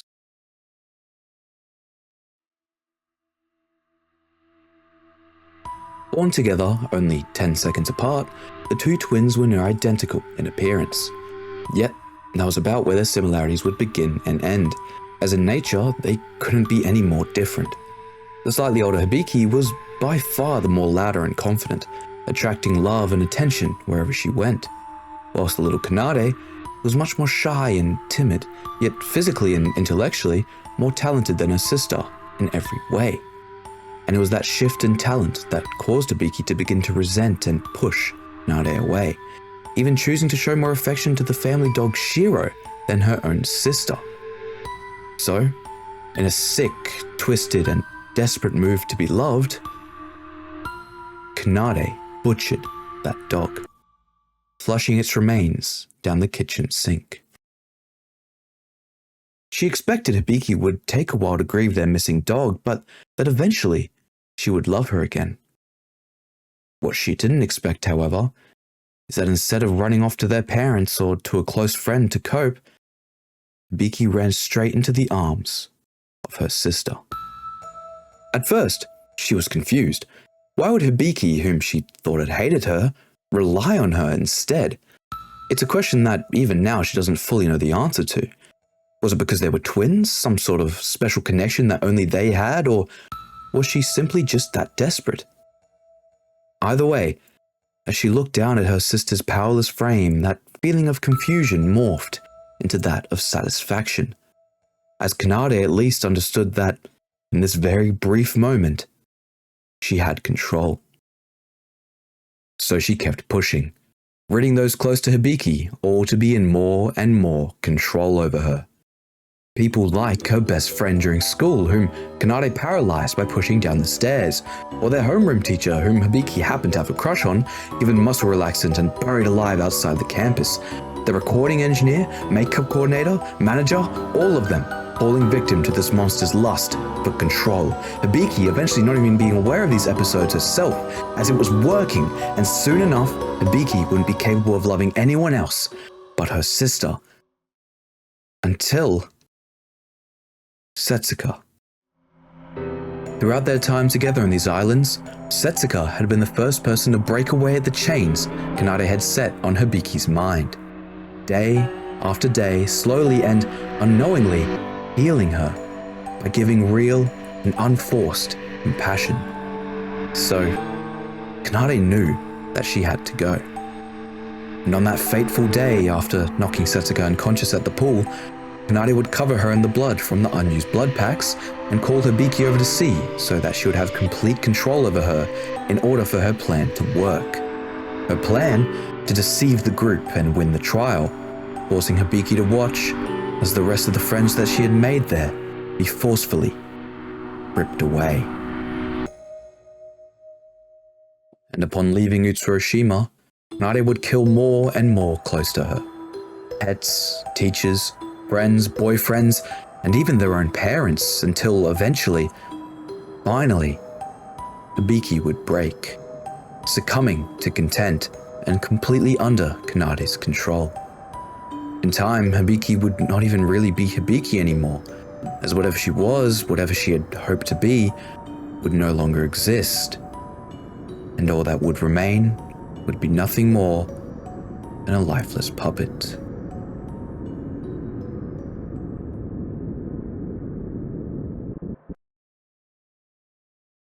But of course, that didn't happen because we beat her, right? Well, kinda. Shobai points out that someone as smart as Kanade could have definitely wiggled her way out of that conviction, but she admits that she also really wanted to see Hibiki's penultimate expression when she dies. Something that she goes into as just wanting to see her despair, but as I think, it's more along the lines of control. Wanting to see Hibiki's expression the moment she realized she lost control of the most precious thing to her life. After all, the whole Hibiki puppet thing was derived from a lust for control, so it just makes more sense thinking of it that way, in my opinion. Anyway, one last thing Kanade wants to acknowledge is a will that she found on Setsuka after killing her. A will that Setsuka had wrote in case she would fall to the hands of the Voids or Mikado. A will that, according to Kanade, has some crucial information, stuff that could be pretty damaging to the Voids and especially to Mikado. Yet, as one final middle finger to the group, she quickly burns the note. It being completely engulfed before anyone could try to stop her, to the great dismay of Nikkei for some reason. Finally satisfied, Kanade then wishes Monokuro to start the long-awaited execution, but before the two can be executed, as promised, the Blackened has the right to see the end of their motive video, regardless of the outcome of the class trial. Luckily though, the twins have the same video. Though Kanade doesn't really care, she snaps Hibiki out of her trance so that she can at least watch it. The start of the video is a first-person perspective of someone murdering the twins' parents in a brutal fashion. The second half, however, has the killer out of breath and walking up to a mirror, revealing that killer to be Kanade? Though Monokuro states that the videos have not been doctored at all, we just stated that Kanade hadn't killed her parents yet, so how is that possible? Whatever that answer may be, it looks like Kanade's figured out a big twist from it, though she makes sure not to spoil that either. Another thing that she's taking to the grave. Being forced back into reality, Hibiki goes into a full mental breakdown, opposed to Kanade though, who's gleefully awaiting certain doom. As Monokuro announces their conjoined execution. The two are then suddenly whisked away before being attached to a column by the same connected chain. Hibiki rushing off to a key that'll hopefully free her from her restraints, bludgeoning Kanade, who holds her back. Though, when she reaches said key, it of course does not work, decapitating her instead for Kanade to witness, providing her with her last wish as the floor escapes from under her feet, leaving her to hang by her neck. And, as she fades away less than 10 seconds after her sister, Kanade dies laughing. Everyone is in possibly the worst state that they've ever been in. Even Shobai, though he doesn't say it, seems a little shook after everything. The demon that lurked amongst them is dead. Yet, so is the innocent soul that was Hibiki. And on top of that, nothing was gained from this trial. Setsuka's will was destroyed and no other voids were even revealed to them. 3 more are dead. And for what?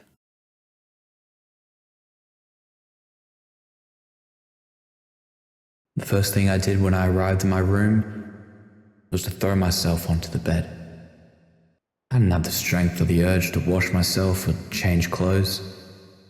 Perhaps I just wanted to escape from this reality. I was almost at the breaking point. I was only trying to act patient for the others who were in despair, but I also wanted to cry my heart out like Yoriko. Why are these things happening to us? Did we do something wrong? Is this a punishment to atone for our sins? I had no idea.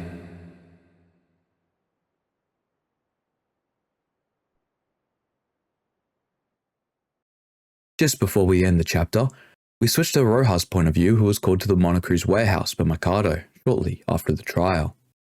Outing to the player, a Roha as a void. A reveal that was foreshadowed a little, with her being shaken by any mention of anything Utsuro this chapter. Mikado quickly calls out Roha as the most useless void member though, as apparently it was her turn to murder last island, though granted Emma did accidentally take it. So she was then supposed to murder this time, yet royally messed it up. I mean, 2 culprits and the case isn't even remotely similar to Kinji's. Out of all of the cases so far, it makes sense now why this one is the worst reenactment. So she's of course now forced to commit a murder next time, as if she won't, well... Anyway, being as selfish as she is, Roha complains that it's the other member's turn next, so why does she have to do it? But, both reminding her and revealing to us, Mikado says that the other void member has already betrayed them, and that if she really is concerned, to use his powers to help her, as the day of his resurrection is almost here.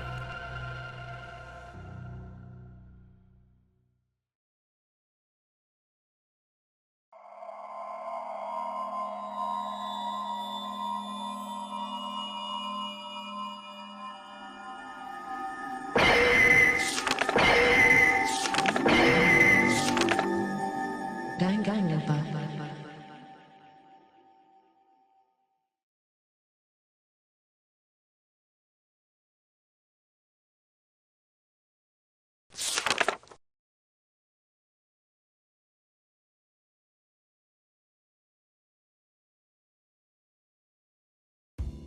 Welcome to the third and what is definitely going to be the longest tier list section so far, as we have some pretty heavy hitters. I'll start with Setsuka first. Setsuka, along with Shinji, was the glue that held the group together. And you can already kind of see that after her death, how true that really was. Her presence, especially in the first 2 chapters, just added a really wholesome warmth and connection to every daily life scene, as if she really was the mother of the group. Also, her relationship with Ibiki is, in my opinion, one of the best in the game, with Ibiki's arc in Chapter 2 being a big highlight of that. It's also interesting to note that Setsuka's death was always planned to be gory, even though LINUJ worried that it might have been a bit too much. Even though I think it worked well for the case, and it made sense considering who killed her. Her extremely distant nature during Chapter 3 does get explained a bit later, so I won't delve into it much here, but it can be pretty easily inferred if you combine the info that we got from the end of Chapter 2 and the end of Chapter 3, that Setsuka was working with the ex-Void member to escape or end the game somehow. Which actually leads me into my biggest criticism for Setsuka, which was just how dumb she felt in Chapter 3. I mean, she clearly had info to tell the group, but for some reason waited until the parade in order to tell them? Why? No way it would have something to do with the cameras, because, well, 1, why would the parade make the cameras turn off? And 2, we know from the end of Chapter 2 that there must be some place to confer without being watched that the ex-Void and now Setsuka would know about. In all honesty, I think the only real reason that Setsuka made them wait was because the story needed a way for the murder to play out as it did. Also, another thing that I thought was really dumb was the whole Setsuka's will thing. I mean, you're telling me that you have incredibly useful information that is damning to Mikado and the Voids written down, and you don't even have a copy? What if Mikado found out about your plan and came after you? That will is useless if it's just always in your pocket to be taken with you.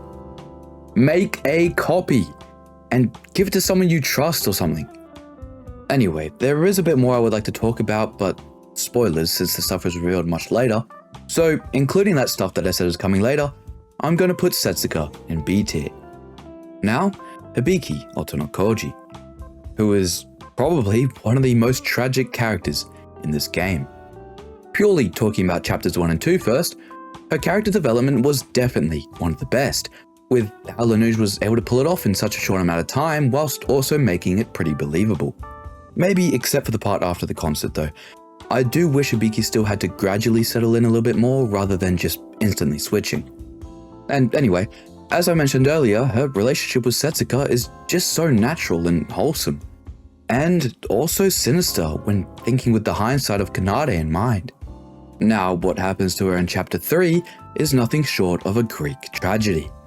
Her having to live tormented by that monster day after day was surely enough, but being forced to kill and wear the pieces of your closest friend, completely unaware of it afterwards, then sitting through and listening to everyone accuse you of something you have no recollection of for hours and hours, before watching the death of your own parents, seeing that your own twin sister was the one to take their lives, and then being beheaded for something that you didn't even technically do. Bro, what the fuck did she do to deserve any of that? Nothing. She just got unlucky. Speaking of Hibiki, I actually wanted to go back to talking about the themes of this game, as I want to use her section to go over how each of these three relate to the themes and how she's sort of the mediator of that. And also, I want to leave Kanade's section purely to the Kanade rant. For the theme of identity, Hibiki is actually a combination of various ideas.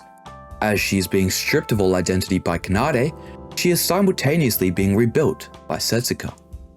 And it's this constant clash that makes Hibiki seem to be one of the more relatable characters in the cast.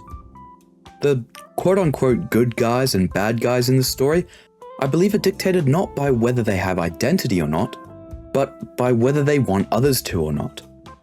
And it's those caught in this crossfire that are so relatable, including most of the voids, as it's something that happens day by day.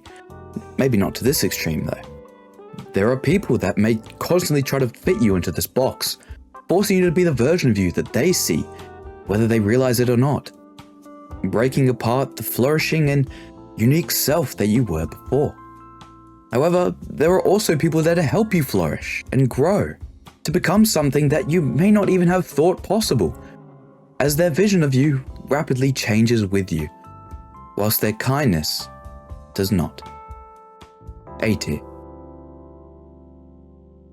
Alright, Kanade Otonokoji. And before I even say anything, I'm just going to put it outright.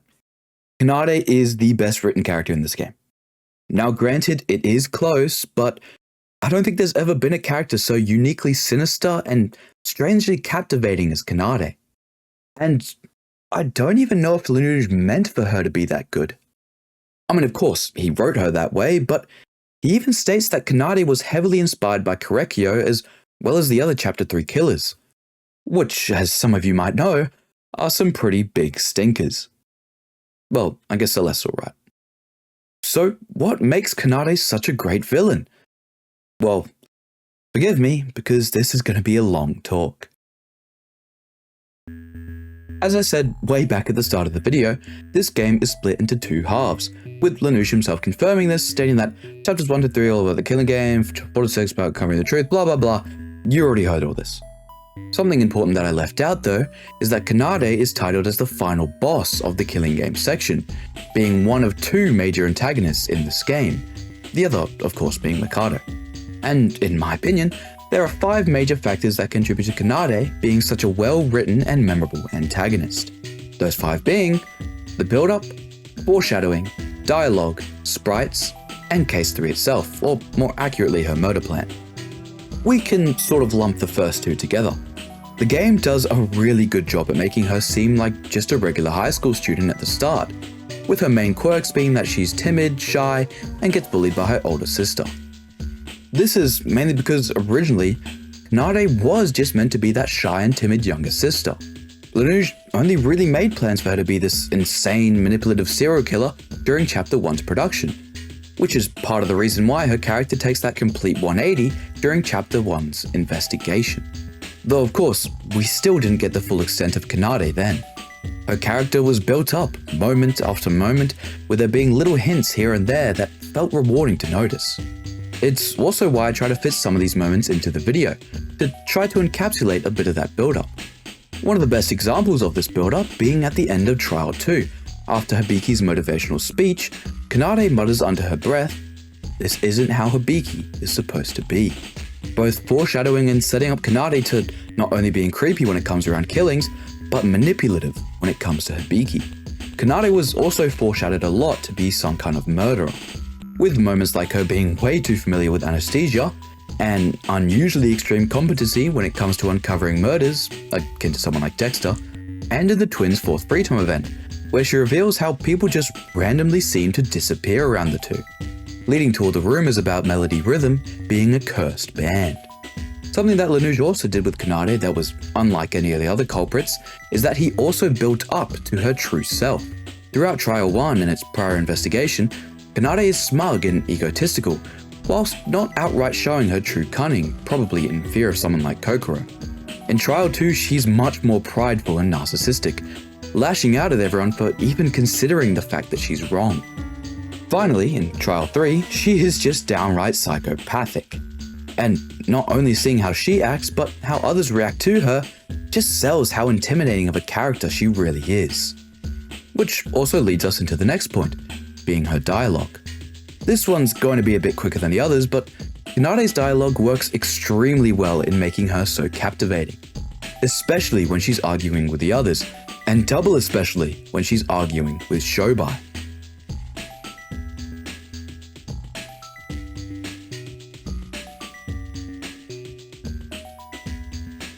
Alright, for the next actually major point, sprite work. Her sprites take all of the great writing and just elevate it to a whole new level. By the end of Chapter 3, Kanade has the greatest number of sprites out of anyone in the cast, with some absolutely insane ones. Though I like how LINUJ doesn't just go all out and uses the insane ones for most of the trial, saving them for moments like her yes outburst in the middle of Trial 3. Now, there are 3 sprites that I think stand out over the rest, with one of them kind of split into 3 others. As a side note, can I just say that the color gradient on the hair is just really cool? I don't know why, I'm not an art student, but it's just really satisfying to look at. Anyway, her basic smiling sprite is probably the most iconic since it really changes based on the context that it's used in. If you hadn't played the game yet, you'd probably just look at it and think, what a cool and colorful character. But after playing Chapter 3, those eyes and that smile eat away at your soul every second you look at it.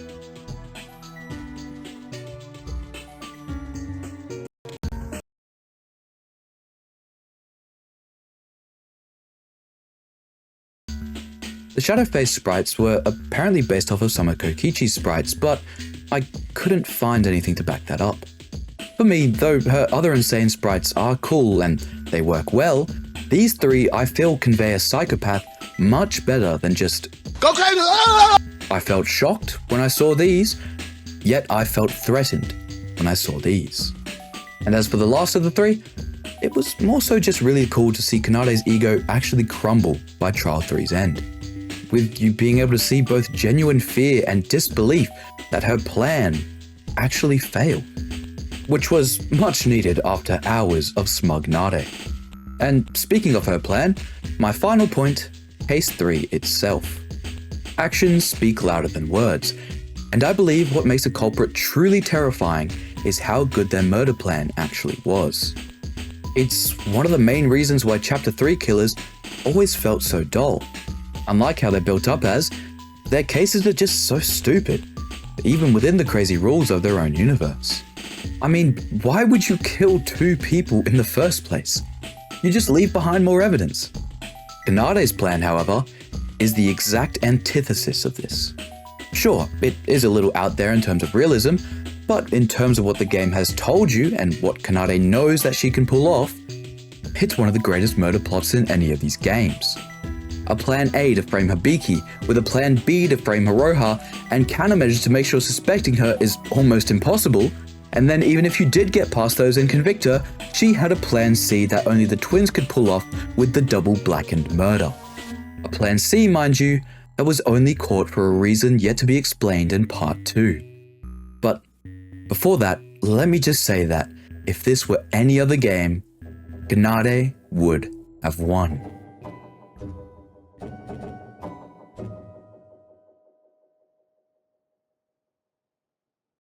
And with that, we can conclude the first half of this retrospective.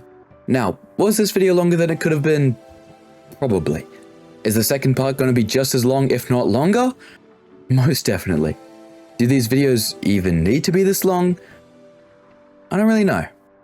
It's definitely valid to think that I spent way too long going over the story of this game instead of just focusing more on the analysis, but that also might just be how I like to write this sort of stuff, you know? It's fun to tell an already existing story in your own way, as well as it's just fun to yap about something that you really enjoy. So even though I do still apologize for the length, I hope that you enjoyed the time that you spent watching, and I thank you for making it to the end. Now, all of that brings us to the obvious question of, when is Part 2? Well, the SDRA2 Retrospective has no set schedule. The videos are done when they're done, and will be released when they're done. Nah, I'm just kidding. Part 2 is already being worked on.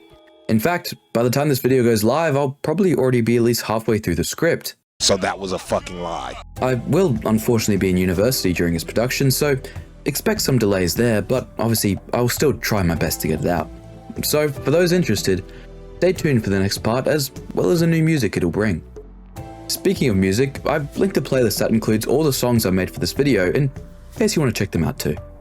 Again, thank you so much for watching, I really do appreciate it, and I hope you have a wonderful day, wherever you are, and I hope to see you again, come Part 2.